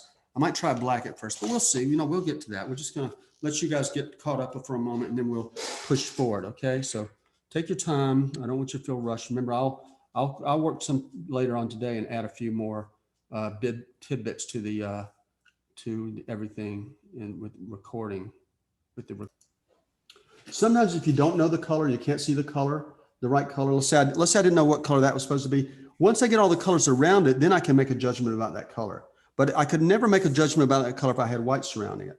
So sometimes I put all the right colors around it, and I don't even have to mix the next color. I can freehand that with transparent because I'm able to judge it because I've got the right colors around it, and it gives me a much more accurate assessment of the color to compare when I'm comparing it to the original reference photo. Okay. Because remember, the right color is going to look wrong when it's surrounded by the white. And I'm sure there's a correlation to the wrong color is going to look wrong when it's surrounded by the right colors. But anyway, I won't even use that. That's not even worth mentioning. But I just am saying we're profoundly affected or impacted by the color surrounding it. And so because I knew that, I kind of waited until we had all the colors in there before I started addressing the eye. That's the shortest answer I can give. Okay. All right. And then let's pull the paint out. I happen to have it right here. Finger over this right here and just come in here and just gently lighten that up a little bit. There we go. Okay. Much better. Okay. I see it getting light. That's much better. Feel better about things. Okay. Feel better about my life and all that. My rash is going away. So good things are happening. Now, what I also want to do is I want to go in and soften some things. Okay. While I've got this color in here, I noticed that it's kind of strange. It's kind of an abrupt change right here. Look at that transition. Compared to this, this looks a little bit softer here. So I want to soften it up. So I'm going to also go ahead and push out down here, just kind of widen that up a little bit, blur that a little bit by bringing that color out onto that transitional area. Kind of let it come on down. So you see what I'm doing? I'm kind of pushing that highlight out into there. Now I'm going to come back later and push it the other way, but the whole effect is going to be to soften that abrupt edge right there, okay? Because I just don't want it to be that bad. Kind of looking at it. I might need to go ahead and add a little bit of color right in here, lighten that up too. I kind of see a highlight running along in there. Now, obviously this is too light when I put it on there, but you'll see later I'll just darken it back down. Okay, looking for more opportunity to darken. I see some more areas that are looking a little bit like it needs some attention. Let's just see if we can lighten that up too, like that. There we go. So I'm trying to blend things around. This is too light, probably. Yeah, maybe. Oh, you know, I think the problem is that I need something white in here. So let me just go and put pure white in here. Now that's going to have an impact on it. The reason is I think I can't get this light enough with this orange in there.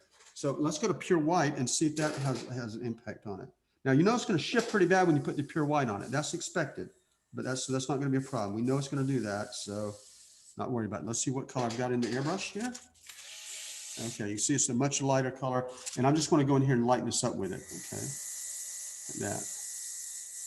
Because I see a need for it, okay. Now I know that my colors aren't right, my everything's still wrong, but this is helping in a way that's kind of getting the value right. Now I've got to work on my transitions, how it's fading into it. And you can also see that had I done this texture first, all these dots and freckles in there first, I would right now be obliterating them. So therefore you must add those on later, not now, okay. So looking at, checking it out. Let's kind of work it through here. Again, this is the third time I've dealt with this right here. You see, sometimes it becomes stubborn. You have to kind of, well, you got to deal with it.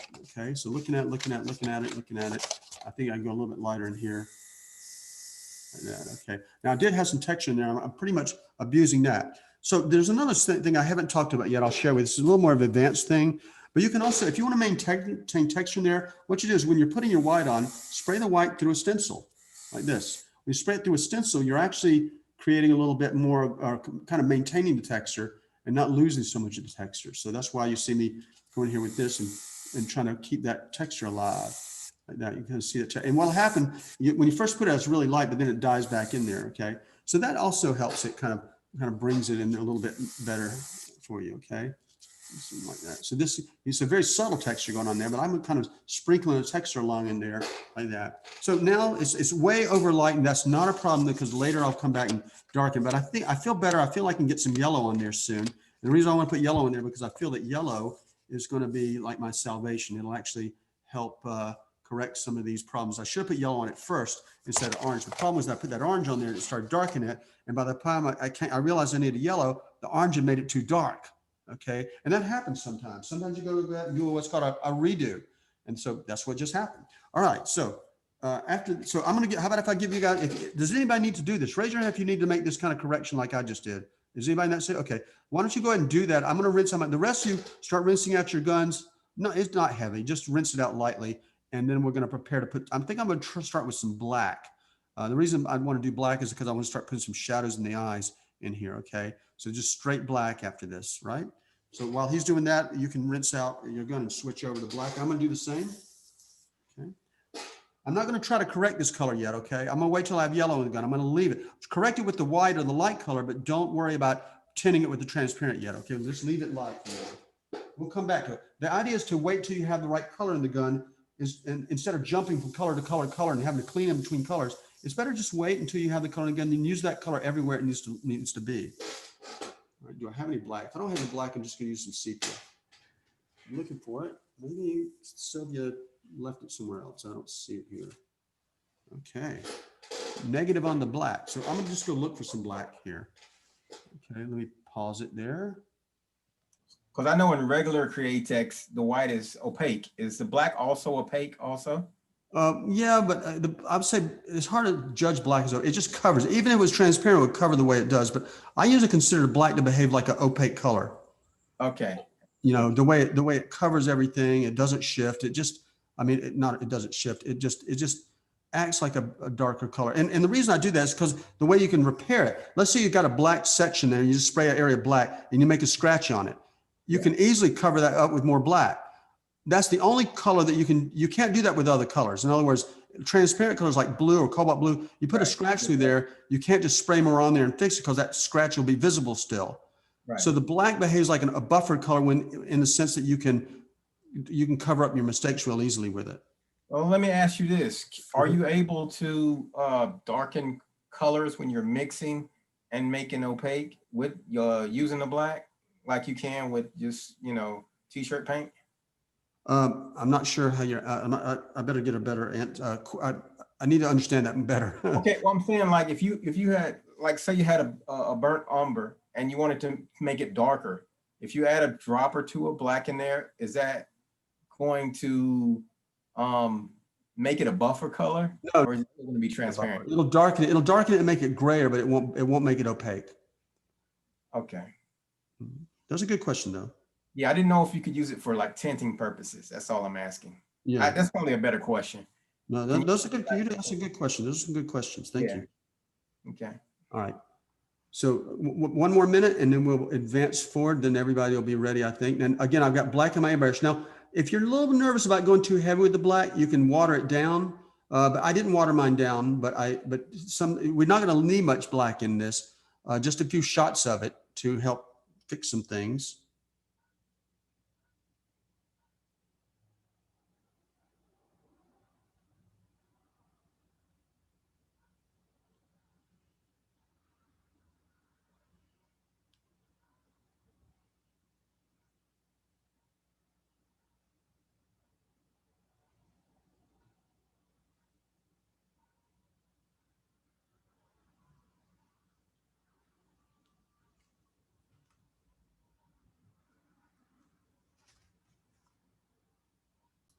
All right, we're recording.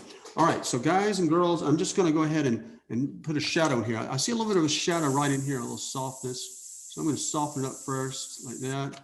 Okay, just kind of, I'm going around it and soften. Now let me show you how I'm softening it.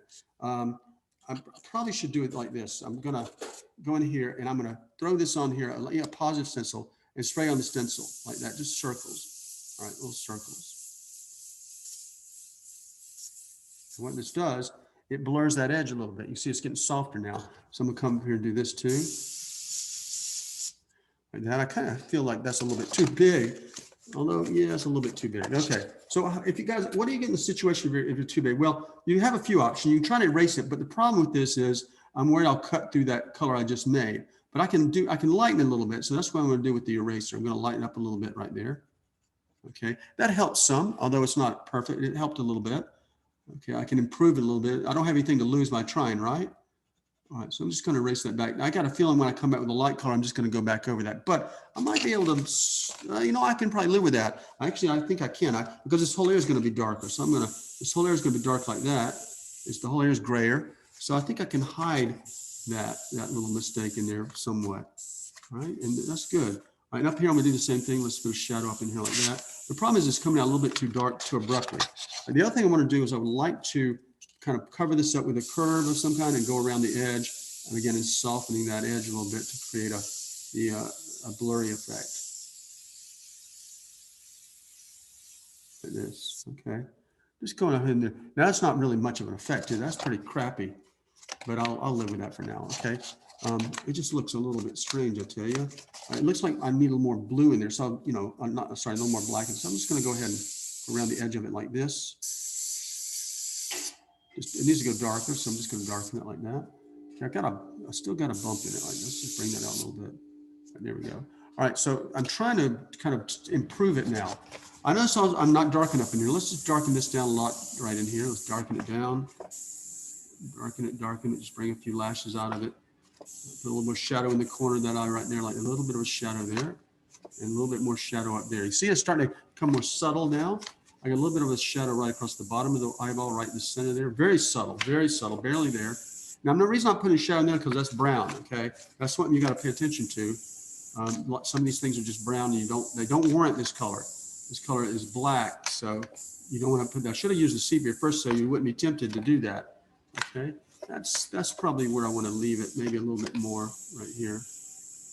All right, there we go. Okay, so you could freehand a couple in here, but that's kind of dangerous. But hey, I like the danger, right? Let's throw through freehand some lashes in there like that. All right, so that's one eye, and the reason I didn't go further is because I need to think about the brown in there. This is more of a brown shadow right in here, so that's why I left it. All right, so let's go up to the other part of it. Let's just lift up, go up high, get in there like this, okay? And we're going to do the same thing here. And this is going to bring the eyes to life. This will really change the nature of the painting because this will have a big impact on. Now, shadows here, I see some brown, but I see a little bit of black in here too. A little bit in here too. So let's go ahead and put a little bit in there, at least get it going. All right. And I might put this on here just to protect it so I can see what's going on. But a little bit of a shadow right here and a little bit of a shadow right here. Notice I expose the lid here because I want to darken that down. I expose it when I tint it because I want to put a little more darkness on that. Didn't want to protect it. In fact, I need to go darker with it anyway. So let's just freehand some on there like this. That needs to go dark. Okay. This is darker here. Let's just freehand that. And this is dark in here like that. Let's just freehand that. Coming around here like that. Just kind of work my way through it. Let's put that shadow a little bit darker like that. Okay, and there's a shadow right across the bottom here too. This is dangerous. Okay, so maybe I should do this with it. Find a curve. I saw organic. I need a smooth one. Okay, right here, and just kind of tint that in there like that. To keep that lower lid cleaner. Don't want a lot of paint on it. Okay, unless it needs to go darker. Yeah, maybe it could use to go a little bit darker. Let's darken it. Okay, and then I see a little more in here. And this is certainly going to go darker right up in here, a little bit darker in the corner. So you see, I'm just trying to hit these places where they need to be hit. Let's darken that some more. Okay, so maybe a little more. Now I see kind of a grayer color right along in here, like that. So now I'm going to take advantage of the fact that I have black in here and gray up some things that need to go grayer. And here I see a grayer shadow. So let's make it grayer. So I'm just taking advantage while it's in the gun, right? Where it's in the gun. Putting the gray in there, and it's very light. I don't have a lot of paint in here. Let's put a little more color right in here like that. Now I need to put some brown in there. I definitely see that. Okay, looking around. Okay, I think that's okay. Now I'm going to soften that edge maybe a little bit. Soften the edge by going in here with the round stencil. So if you have any kind of curve shape, that's what'll work. Just work it like this. Just kind of let it down soft into that background there. Like that, and come over here. Same thing. That'll soften it up a little bit, and that'll actually add a little more realism to it, And let's flip again and let's see what's going on in here. Okay. All right. I see I need to go darker right here, like that, and darker right here, like that. Okay, and darker in here, like this. All right. That's okay. That's not bad here. I need to make sure things line. I do have some overspray on highlights. I have to deal with that. I'm not worried about that. Just kind of checking back and forth, check. Okay, and that looks good. Now let's deal. Well, I've got black in the gun. Hey, I'm an opportunist, right? I remember way back making a mental note that there was an issue with this when I did this. There's an issue with that because that is not dark enough right here. So I'm going to take the black here and go ahead and fill that in, make that dark shape that likes in the reference. Okay, darken that a good bit. Okay, and I think that's about as far as it goes. Maybe a little bit further down here like this. So grayer color. Now my airbrush stopped working. It stopped working for one reason only. I'm out of paint. Instead of refilling, I put a drop of water in there because I don't need much on here. Drop of water to extend the life of this black. And just kind of drift it down here like this. Here we go. And all right, that's the difference now. That feels better. Looking more like the reference, a little more impact on it. And I think I'm going to stop right there and switch over to the brown. But why don't you guys go ahead and do the black here? I'm going to back the camera up and while I prepare the brown, okay? That way you guys aren't going to have to remember what I did. So go ahead and take your black in your airbrush and try what I just did, and then we'll visit with the brown up there. I think the brown's just going to be a straight burnt umber instead of sepia. Okay, so I'm switching now. You guys go ahead. I'm not going to paint yet.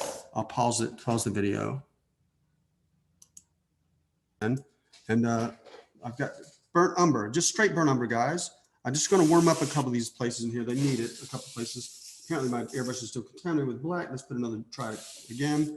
All right, so let's try the burnt umber. That's a pretty good. Now the burnt umber is just a straight brown. Okay, like that. It's kind of not a very intense brown, but it's a good substitute for the black. It warms things up. So let me put this in here like this, and let's take a look at it and see what we can do. I'm going to bring this brown on down into here like this. Put more brown in the corner of the eye like this. Oh, can you see it? Yes, you can. Okay, and I see a pretty bad thing going on here. There should be an outline here. I don't have an outline right then. That's a little bit concerning. You see that? What do I do about that? Well, I'll tell you what would be a better idea. If I try to use this stencil right here, it looks pretty bad because it's just, not much of it. But let me see if I can make it work. So I'm going to put the stencil right there, like that, lay it on the edge right there and see if I can make this happen. All right. And then let's put a magnet on it to hold that in place because it's definitely going to want to fly around. All right. So then I'm going to see if I can position this with leaving a little gap in. And this is where the blade helps you. The blade is really good for this because the blade is good for putting things, pushing things around or shoving things into position here like this. So what I'm trying to do, let me take a look at it. It looks like it's thick at the back side of it and thin at the front side. Now there's a zigzag here that does not belong in there. So I'm going to stop it by the time it gets there. So I'm going to put it in there like that. Let's put a magnet on top of it like this. And there I go. So let's just, I'm stopping with my fingernail because I don't want to go to testing right here. Put it in there like that. Okay. Let's see what I've got here. Hopefully it's in the right place. You're kind of working blindly. If you don't position everything right, it can be bad. That's good. That's what I need. So let me see if it's enough. That's almost enough. Okay. I'm have to come back to that, but let me look at it more closely. I need a continuous line, but the line I have is way off. Okay. It's not nearly where it needs to be. So let me see what I can do about that. One thing I'm gonna do is I got to find out where this boundary starts, meaning I like to know where this, the edge of this needs to live. Okay, one way I can do that, let's get in that position, is I can hold this piece of paper up to it like this. Okay, hold the paper down, and then let's just lift this up and out of the way.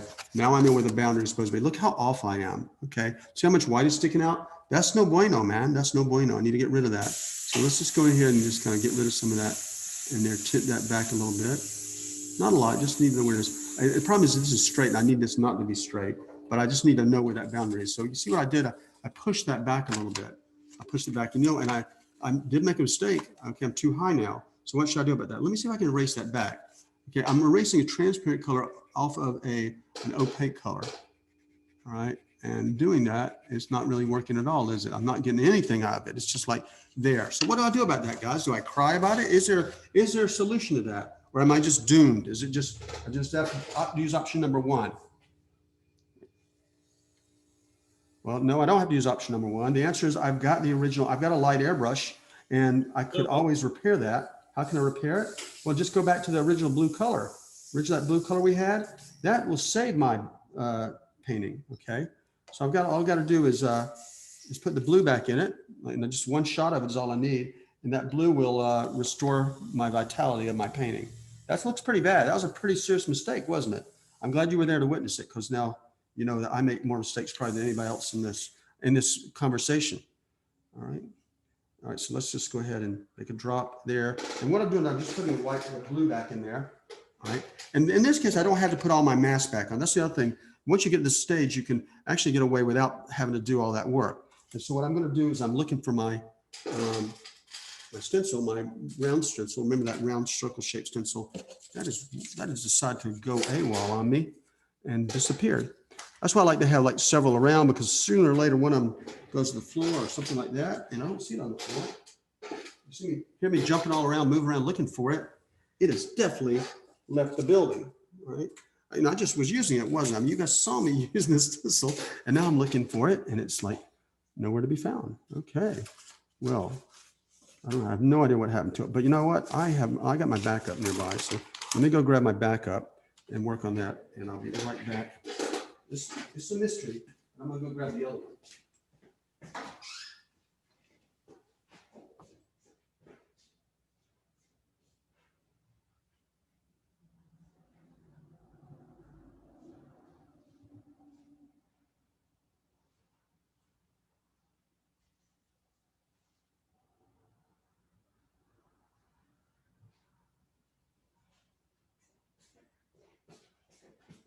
Okay, I brought two back.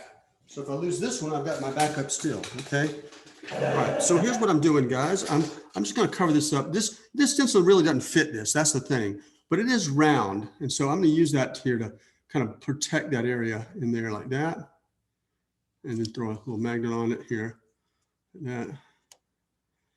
And what I'm trying to do is reshape this. I'm trying to get the shape of this to behave. Now, one thing I can also do is I can come back in with my pencil, if I got any kind of a dark line there, okay, and to kind of figure out what happened here. I see this line should have come in here like this.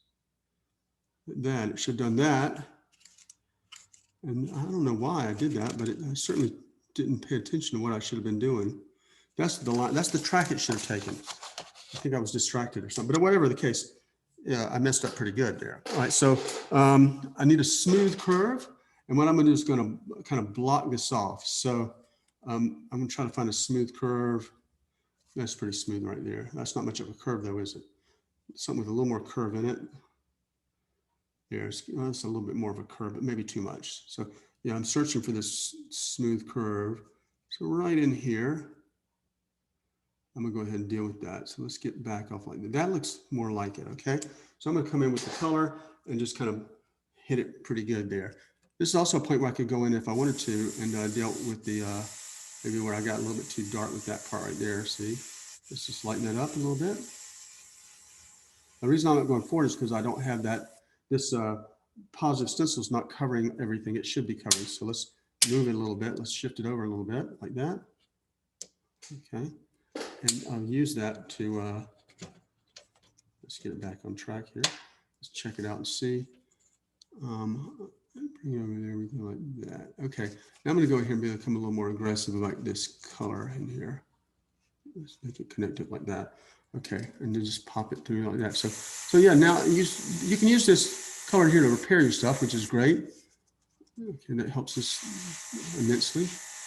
All right, but the thing is, I still feel like I'm getting the wrong color coming out of there. I should be getting that blue, and I'm getting a kind of an orange color. I detected that. Although value is important, but still you want to try to get the right hue.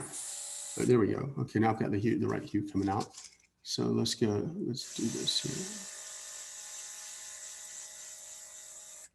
All right, so that's light, okay?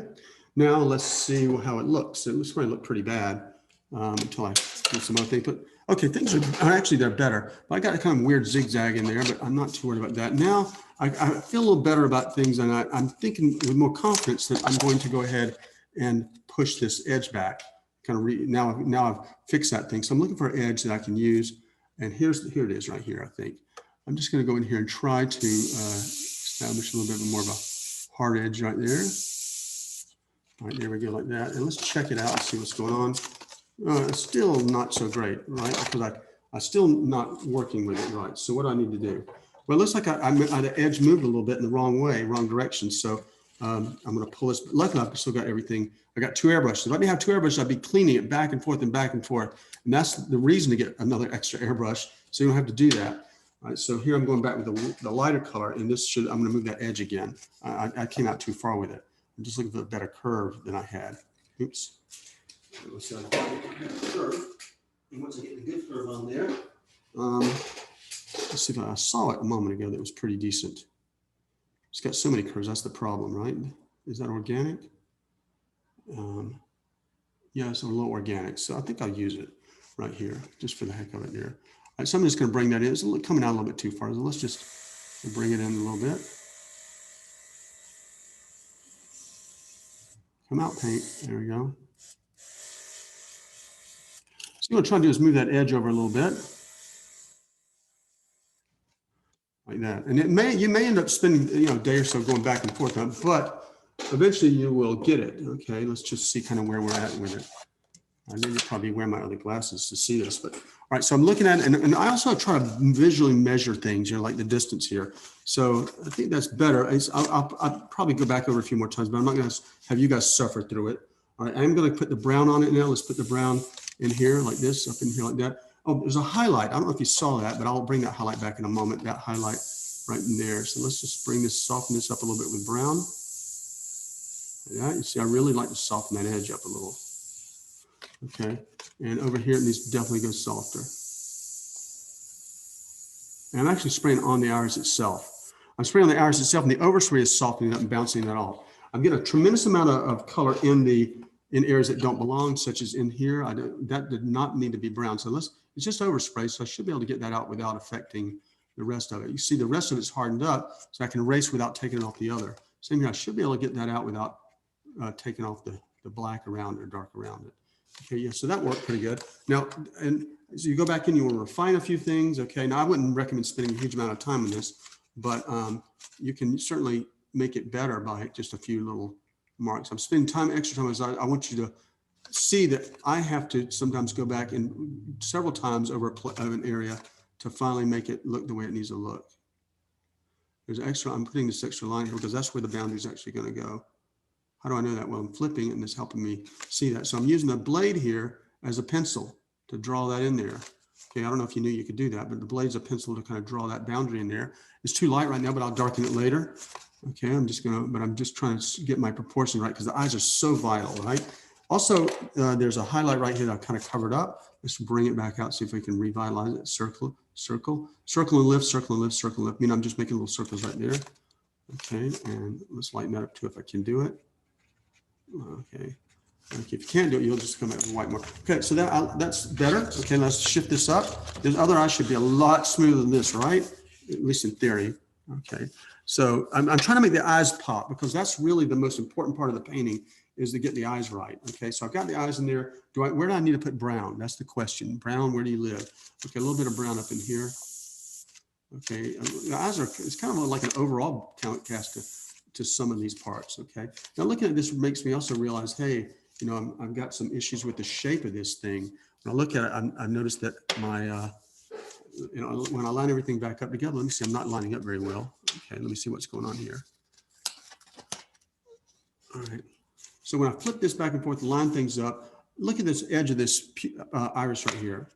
Remember, I messed that up earlier. And so I'm going to bring it out a little more. And it was originally black, but I'm just going to use this color. I'm just going to freehand it on there like that. Living dangerously, guys. Soften up a little bit.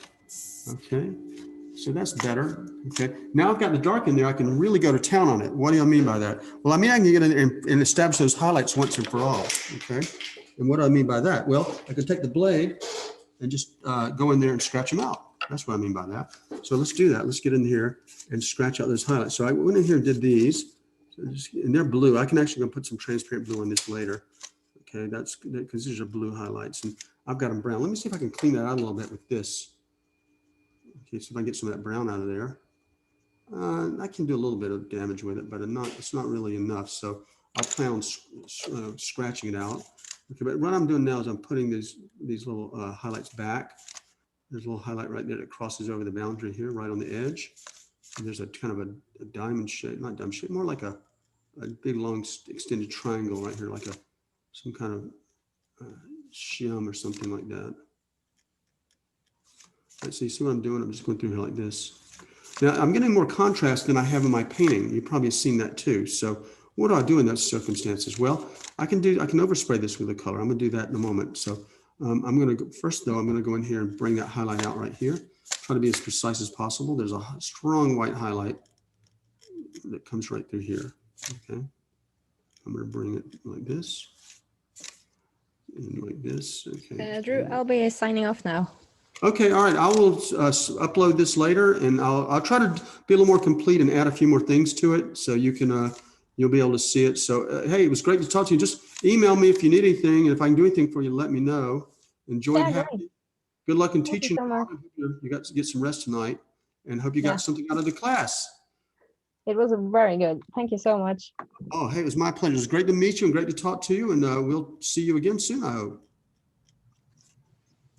Okay, bye guys. See you later. Bye-bye. Nice meeting you. All right, so gentlemen, what I'm doing now is purely gentlemen, right? So I'm just going back in here and pulling these highlights out, just kind of where I got some blue on them like that. And it's helping a lot. Now, I feel like I've got too much contrast in there. Now, I may want to do something, maybe not, I don't know. But if I did want to fix that, I tell you the easiest fix for this would be to just put white on it. Why? Well, white will lighten up this part right here, but it won't do anything to these highlights. These highlights are already white, right? So if I put white over this, it would only affect the background. All right, that's there's a name for that. I think it's reverse contrast reduction or something like that. There's a name, I forgot the technical name for it, but anyway. So if I need to lighten that up, I will. But for now, I'll leave it set. I know I'm going to come in later and do it, but I want you guys to suffer through watching me make all these small moves. All right, but what I would like for you guys to do is go ahead and do this. Come in and take care of these highlights too with the blade and kind of rebuild them and build this whole section out with some careful work here. Okay, you guys ready to try it? All right, good. All right, so I'm going to slide this down so you can see both eyes. Get those both in the screen like that. All right, and let me get my glasses off so I can see what you can see. Just pull this back up here like that. All right. Okay, so yeah, I see some mistakes in here, but hey, what an improvement over the other way it looked before. You know, before it was pretty empty looking, but now it's okay. And her eyes are a little bit dark in the white of the eyes, and yeah, so we're going to need to adjust it. That is not a problem. We will take care of that. I'm just kind of look at the reference and see the difference between what I have versus what I want. Definitely add some more white over here, and what I'll probably do is while you guys are doing that, while you guys are working, I'll probably clean out this gun a little bit better. And I'll go ahead and add some white into that. Okay. I'll record it when it's time to do it though. So don't worry.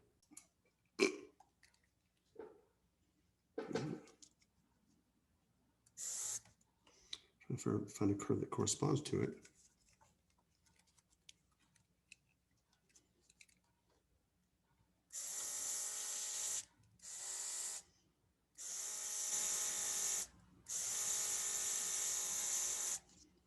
Okay.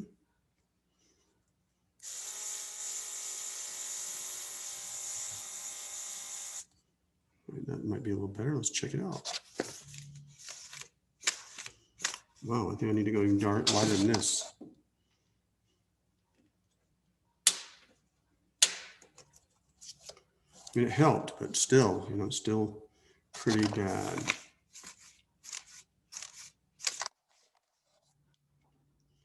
Let's come on here.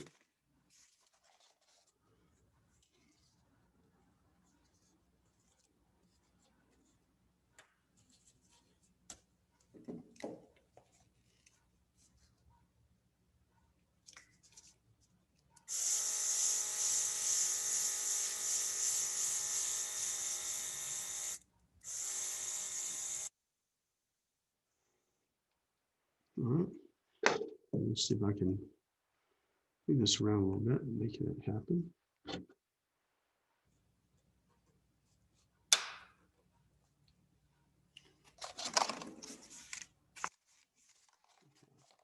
I just need a strong presence of this color right here.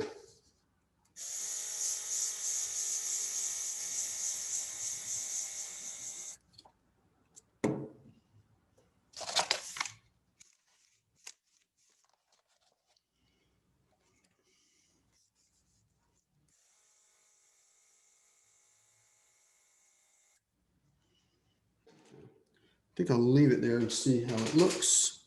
Maybe I'll revisit it another time, but I'll kind of get it to, okay, that's way better than it was for sure. Now, is this too dark? That's the other question. Yeah, a little bit on the dark side. I don't know if, I think it might move in range. See what I'm going to do. I'll lighten up the bottom of it, meaning I'm going to lighten up this just right next to that, next to the lid there. I'm just going to put a little bit lighter color in there. Let's run it a little bit lighter. Fix the lid. Gotta find a curve I like.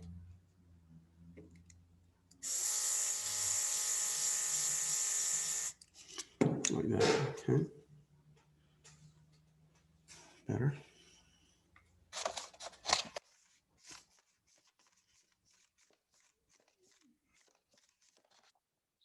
That too.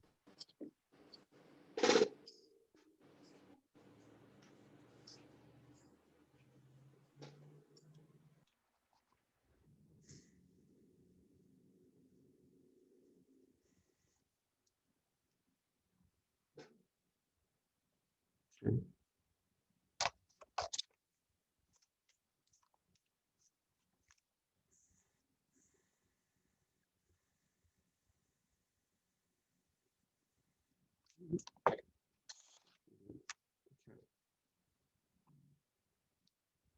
Brown in the gun, and I'm going to go ahead and get rid of it. I got a real strong highlight. It's just too strong.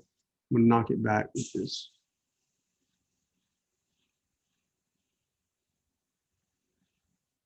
There we go. Okay, yes. All right, yeah, now we're making some progress. Okay, I'll kind of pause right there and let everybody catch up to where I am at, and then we'll see what next we can do.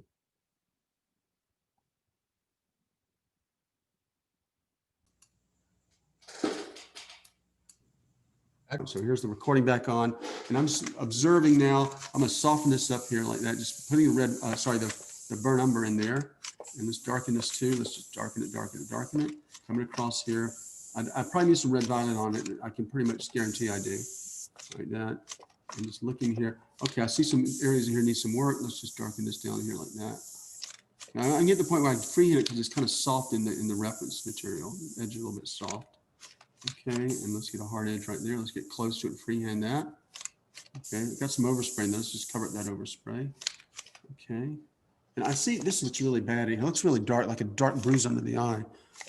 So I might have to go after that and repair that with the white.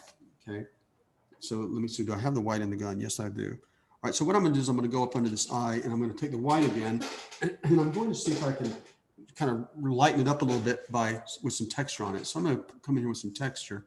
I'm just kind of lighten. I'm gonna use this edge right here to block it off from that. I'm just gonna hit it like that, okay? Now it's lightening up. It also is shifting it blue, but that's okay. I don't care about that blue shift. I can deal with that. So see what I'm doing? I'm lightening up that area under there. Let's go ahead and lighten this up a little more.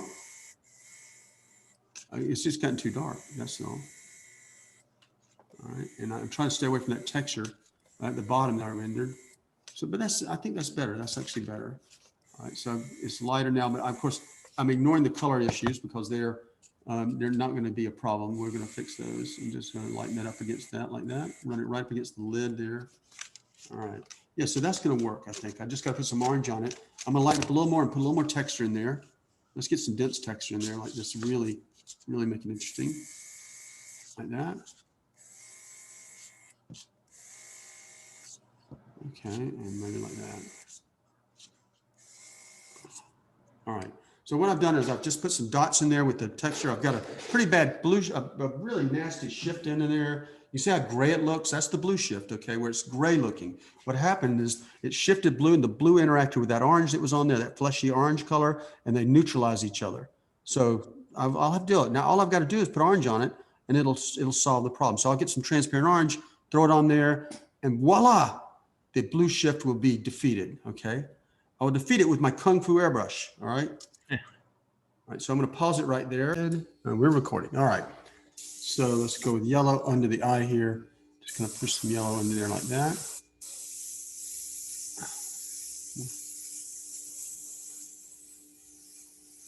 All right. Let's check it out and see where we're going with it. Okay. Let's get in there a little more yellow in here. Okay. Just strengthen that yellow up, give it a little more intensity. My goal is to try to get it from going so dark this time. Where else do I need yellow? Let's kind of look around for it. But I don't really see too many places that warrant yellow. It looks like it's pretty much done. All right, so now I'm going to put some orange in there and let's deal with the color shift issues. I got some color shift issues. We'll fix those too next. Pretty easy. We're just going to march through yellow to orange to red. Okay, the red will take care of that tear duct section. I think you're spraying off screen. Oh, no, right now I'm just clearing the airbrush. That's why you're not hearing it. Yeah, I probably did spray off screen. You're right about that. Let me pull it back a little bit and see if we can. What I was doing, I was spraying in here through there with that yellow, trying to get rid of that color. Next, I'm gonna put some orange in here and deal with that too. That's my next thing. Yeah, we'll deal with that. But thanks for letting me know. All right, so here we go. We'll just add a little more, a couple drops of orange in here, and hopefully I won't go too dark this time. Just kind of measure. Luckily, I can measure it here. Okay, see what's happening here. I'm kind of looking to check this. This looks okay in here. I really don't think I need to do too much more in there. But I would like to finish this so I can clip that off, you know, that's because that's interfering with me being able to see some of these other areas. So I'm just going to push some orange onto this. Yeah, okay.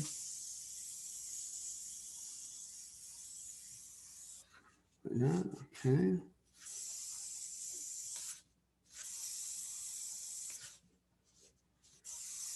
Okay, you see I'm trying to put the orange to it there. That's a pretty good match right there. It's not bad at all. And we're see right across here. It's not bad. So let's see what I need to do here. Maybe a little more in here like this. Okay. A little fade up there like that.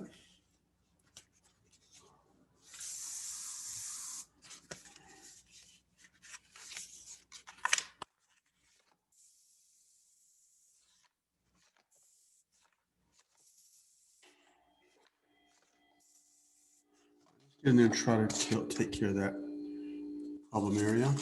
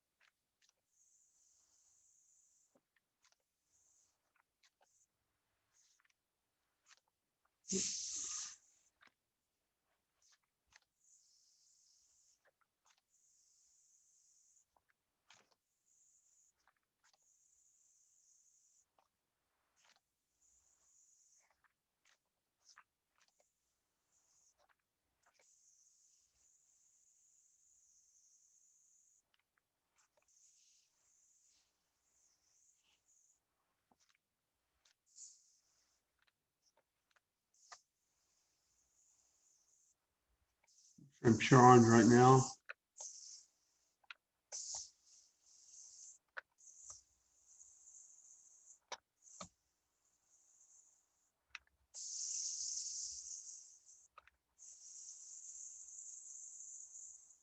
A little bit saturated, but that's all right. We can deal with that in a moment. Hot color there. All right, so I'm going to switch to scarlet to deal with that area inside the eye. I don't know if I determined that was a problem or not in there.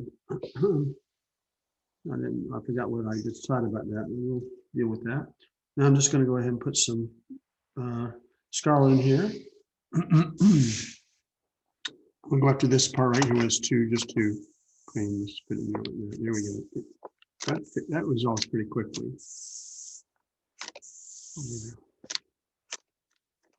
Some hotter red areas.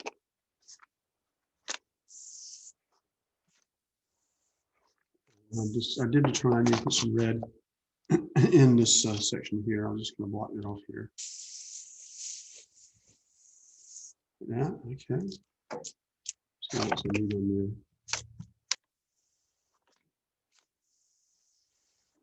Okay, a little bit intense. I might need to put some violet or something there. Let's put a little red in the cheeks here.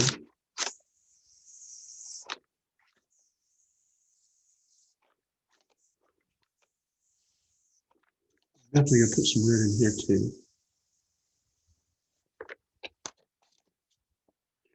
I have that mask, that other part of the mask to help me. I keep that from getting out of control. Let's just put that in there like this.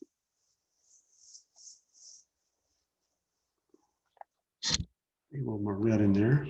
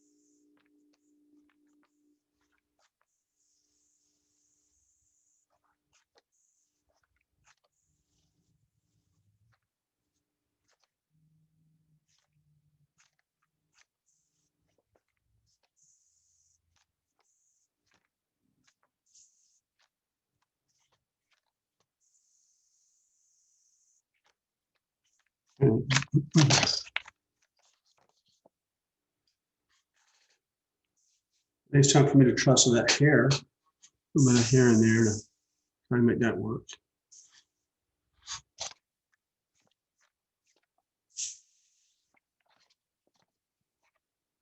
Oh, close that hair, I wonder.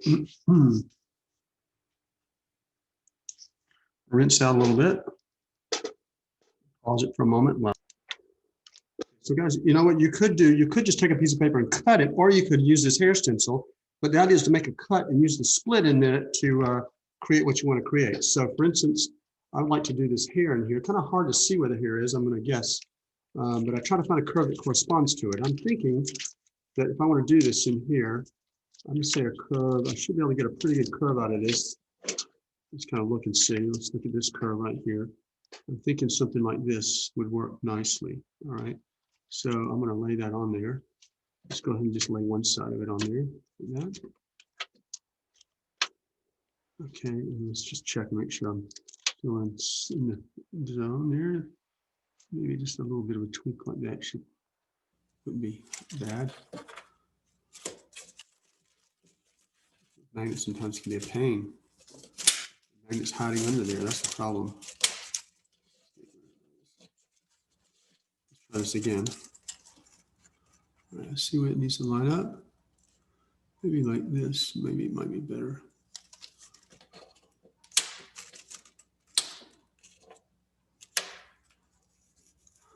Okay, let's see what I can do about this now. I'm gonna hold that down, lock it down the best I can. All right, so I'm gonna lift this up now and lift it out. All right, so the idea here, and the concept here, is to spread it a little bit. So spread it out a little bit. You can either hold that down and spread that, or hold the other one down and spread it. But the idea is let's take a peek and see where the line is drawn. All right. And let's just go and lay it in there and see how it's looking. Looks like I'm going to take the upper part and move that. Okay. So I'm going to take the upper part and move that over. And the way I do it is just take it, lift it up like this, spread it out like that. And when I spread it, of course, I'm going to get a nice gap in there. I'm not going to use the whole line of it, but I'm going to spread it like that. And that's going to give me a gap to get started. So let's open that gap up about like that. Okay. Maybe put another magnet or two in there to hold it. The reason I'm holding this down because the underspray is going to lift that up. I don't want to lift it up from the underspray. Paper's even worse. Okay. I'm using right now. I'm just using this here, but the paper's worse. So let's see what we've got here. Paper lifts up really easy. All right, so I'm just going to go ahead and spread a little bit like this. Okay, let's take a look and see. It's pretty light, so I really don't want to go heavy with it. Just kind of stop right there and see what it's doing. Okay, so let's pick it up and see if I'm wide enough, thick enough, and all that good stuff. Just kind of move it out of the way. Oops, moving too much. Okay, yeah, it's nice and smooth. That's one thing I do like about this technique is it gives you a very smooth hair. Now, I don't know how wide, if I'm wide enough. So what I really need to do is locate those other pieces, those long strips that I have, and superimpose that on there and see if I can figure out if I'm in the right zone or not. Okay. All right. So guys, what I'm now setting a gap in here. I'm going to set that gap of spread it out like that. I'm trying to figure out the same gap as the reference material. I need a pretty strong magnet on that. I don't know if I got anything strong enough to hold that. Actually, that's up to. Okay, I don't think I've got anything. But hey, I'm just going to go ahead and spray in the gap. I'm going to stop and I'm going to evaluate. I spray very lightly, probably 20%, something like that. This is saying this is the eyebrow color, one we use for the eyebrows. Okay, so let's lift that off.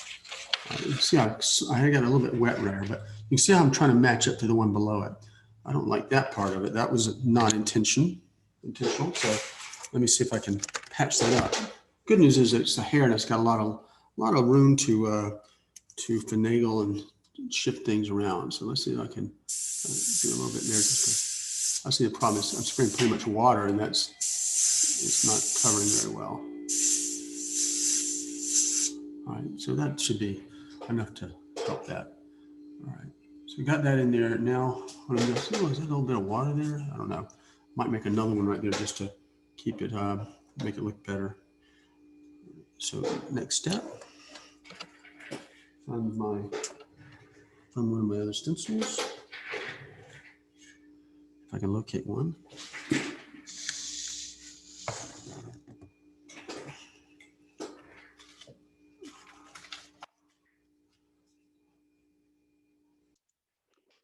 also put two stencils together and make something. So I could take a stencil maybe in here like this.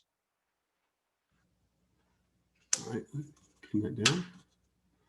And I can take another stencil, the positive part of it, leaving there, and there's a little gap I'm leaving right here.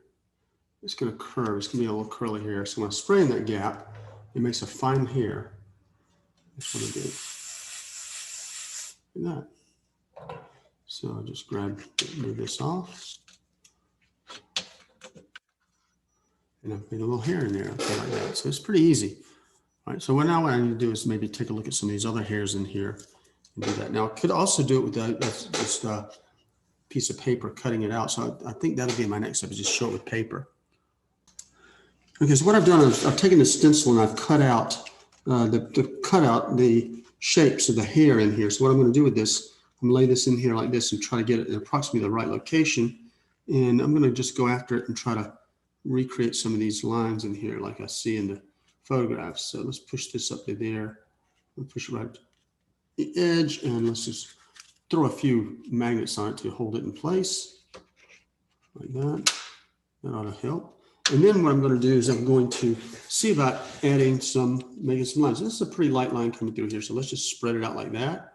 I'm just going to dust in there really lightly, just a little line like that. Like that. Let's take a look at it and see what it looks like. Let's lift it up, see if it's enough on there. I think I can go a little darker. Let's go ahead and hit that again with a little bit more darkness. Make it thinner this time. Let's try that again. And yeah, it's starting to get there. Okay, I think I'm going to leave that light like that. I see another kind of line like this, like a shadow, soft shadow. So I'm going to put that shadow right there. Okay, and so I've got some more shapes over here. I'm going to add these to it too. Let's kind of, I might have to adjust the mask here to fit that because I've already got it started. So let's drag it up here like this and see if I can make that work. So right, I feel like it's stuck there. I am. It's a piece of tape. Okay. So let's get in here. Let's put that about right there. And let's rotate a little bit. That. Okay. I'm going to lock that down with a magnet or two. And then what I'm going to do is just spread this out a little bit, give a little gap in there. You can see there's a gap. And I'm going to go ahead and commit some paint to it. Let's get in here and hang it in there like that. And it's pretty dark. So let's get in there and make it dark in a couple places. Right through here like this. All right. And then while I'm at it, let's just go ahead and get this other one in here. All right. And a little bit there too. Let's just see what we've got here. Okay. So yes, developing there. I think we could probably go a little bit darker right here. So I'm going to revisit that with this stencil and lay it back in there like that. Let's get it and just make it nice and dark here. I'm going to push them close together and just pop it, color in there like that. Yeah, because it's darker and it needs to be reflected that way in the rest of it. Okay. So what else do I have here? Okay. Let's pop it down in here and see what's going on. Okay, I got another line that comes down here. I started doing that right here with this, although I didn't finish cutting it out. I'm trying to see if I can actually use another part of this to make that happen. That'd be wonderful. Let's just do that. Let's pop this out like that. Flip it upside down. Let me see if I can get this to fit here. I think it's gonna go like this. Maybe like this. Let's just get a little curve going like that. Maybe. Like that. Okay. Let's put a magnet on it. And now let's just kind of extend this. I don't know how thick this is. Guess we're gonna find out. This might be pretty light too. So let's just, it was pretty dark. I can see it in the reference, so it's dark.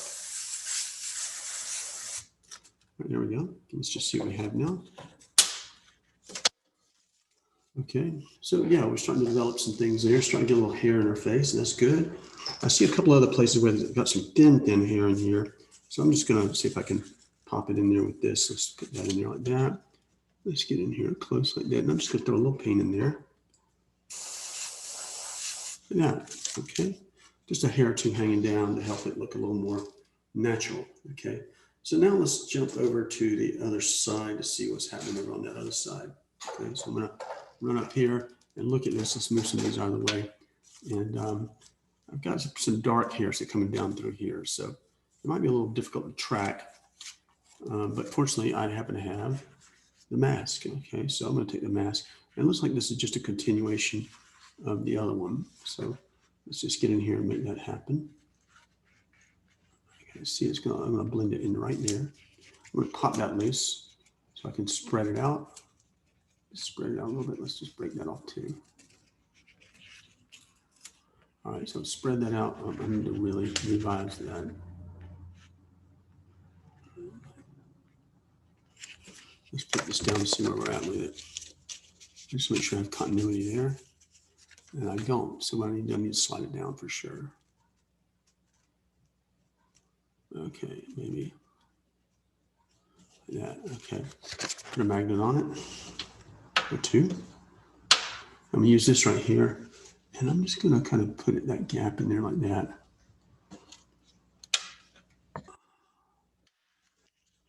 Okay, got a torn edge down the two. Let's bring that back. See, it's torn there. Let's see if I can pull it back with the tool here.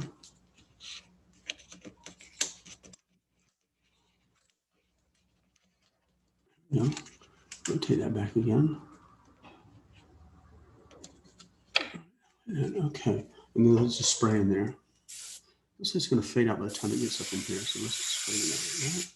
Hold that down. Good gosh. And I've got another one right here. And looks like another one right here. Let's see if I can get that all lined up. Okay. So starting some things here. Let's just pull this off and see what we're getting here. So building the hair up. All right. All right, now there's the damage right there. You see that little bit of damage there. What did that was the tape. You see the tape actually pulled that off right there. Okay, so that's no bueno, right? Got to deal with that. How are we going to deal with it? Well, easily. Okay, it's just not hard to fix that at all. So one way you can attempt to do is go in there and spray in there like this and try to bounce them off and just fill it in, reduce its presence. But that's not going to be so accurate. Okay, it'll help, but it won't cure it. The only way to cure this is to come with a buffer color and take care of it like that. Okay, I'm going to try to push it a little further, but you know, there's only so far you can do it with this transparent color. Transparent colors are limited, therefore you can't really repair everything, but you can improve it. So let's, we've got to try. Here we go. And maybe one for the road here. Okay. And what's happening though, the problem is avoiding the paint to getting on the back of this. Okay. What we'll do, it tries to go into the back of the around the surrounding background of this, and that's the problem. Now, see, obviously we got some problems right there. Let's fix that right there while I'm at it. Let's see what problem fix here. It's a little bit dark now. Let me get back in a little more. Okay. Take a look at this and see where we're at with it. Definitely need to go darker down here. So I'm going to push it darker in here. Do I have some tools for that? Well, I think it works better if I use the stencil here. So let's see what I can do with that. It's just, it looks like I just got to spread it out a little bit. So let's see if I can come in here like this. Spread it out. So I'm going to put that right in there like that. Let's get that one out of the way. That was definitely being a pain. Up again. See, there's no tape on this, so it's going to be a lot more friendly to the painting. So I'm just going to hold that down. I'm just going to add a section of it right here. That little section of it right there, and voila, I have that working for me. Okay, a little thick right there, but I think I can live with that. I think while I'm at it, I'm going to darken some of this up in here too. Let's just push this a little bit darker. All right.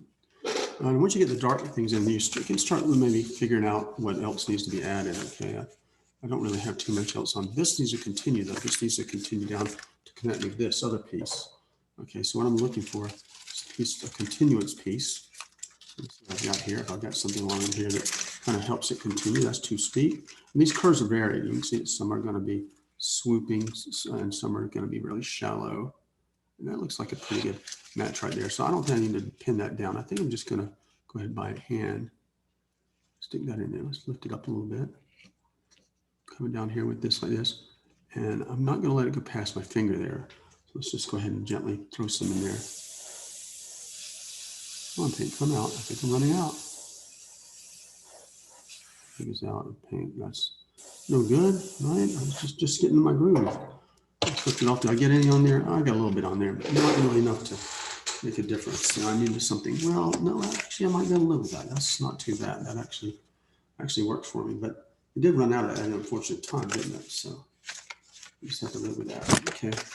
I do want to see about maybe adding some more darkness in places here. I might go ahead and see if I can just put some straight burn umber in here now. Straight burn umber. And see if I can, it's going to let me darken this down a little bit. I don't know if it will, but it needs to go darker in there. I don't want to use black. Sepia is an option though. And there's some kind of a shadow that comes across in here. Let's just add that in there like that on both sides.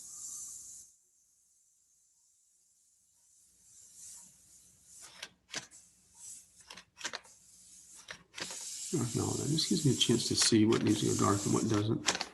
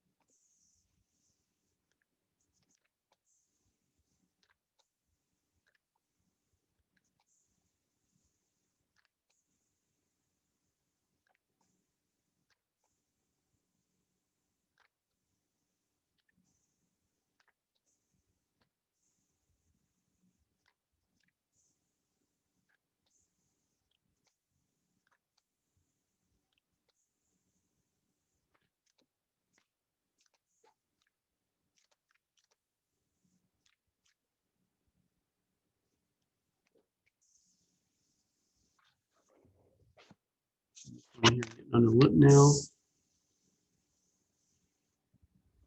It wouldn't be a bad idea to just cover that bottom lip a little bit. Let's cover that up a little bit.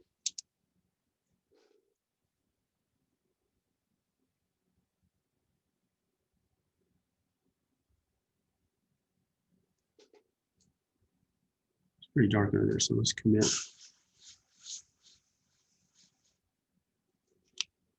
Oh, I got a white line. Don't like that. Let's lift it up a little bit. Respray. There we go. Okay, and then what does this do? It comes out here like this. This one goes down like that. And let's come to the side here.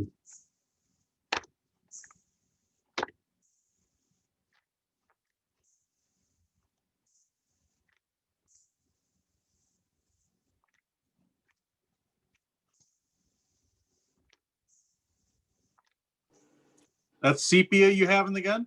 No, no, no, I'm not using sepia. This is burnt umber. It does look like sepia. Burnt umber. I was Okay. This is just a burnt umber. Just gonna go in here and looking at it, trying to find some place to improve it. There's some kind of artifacts like shadows on the face, and that's caused by the hair over here. You're gonna see some of that.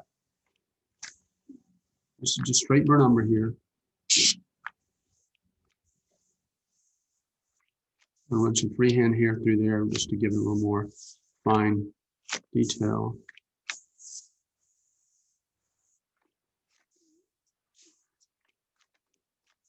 Okay. There. Oh, I got some really strong hairs in here. I need to put in there.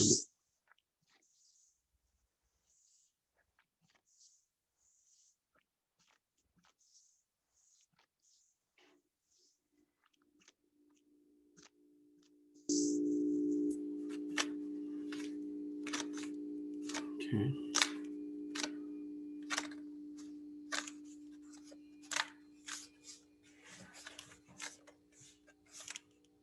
She definitely has some texture on her face, so I might put those in there. But she's got this.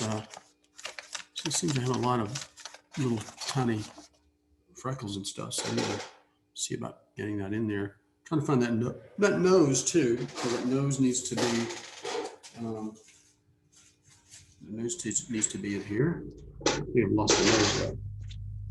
The nose is running over here somewhere, but I don't see it. Okay. Well, if I don't have the nose, I can improvise with something else here. Let's see if I can just get that to darken a little bit right there. Yeah, okay. This whole thing is going to darken, doesn't it? Let's get in there and darken it down.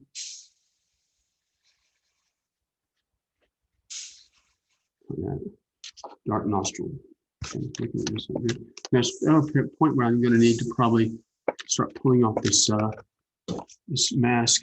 I mean, pulling this apart a little more. You know, this reference material.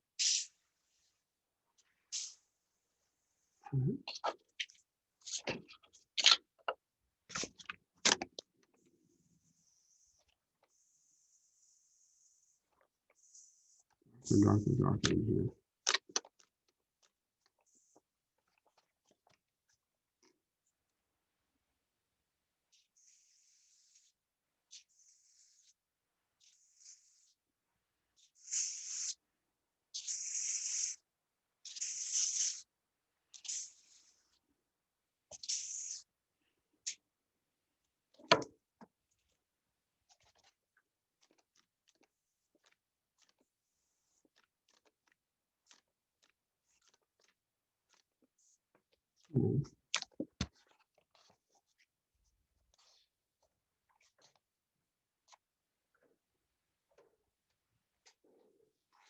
Now take pictures and pictures and pictures, guys.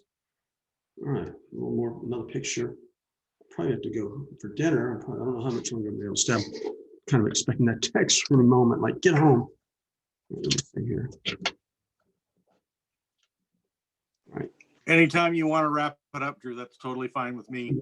I'll probably come back and paint some late or tomorrow. You know, I've got a class tomorrow, but probably going to be coming in early. So if I get a chance to, I'm going to try to lay in some more. I'm going to take a picture, but that's so much glare in here. I don't know what to do about that. We're going to turn that light up so you can get a better picture. I'll be chatting again with you on Wednesday. Oh yeah, that's right. That's right. That'll be great. I don't know how, I didn't look at the list of who else is in there. I don't know if there's anybody we know or it's going to be in there or not. Okay. All right. So I've got a picture of it. Oh, I forgot to pause the video. I'm trying to avoid superfluous.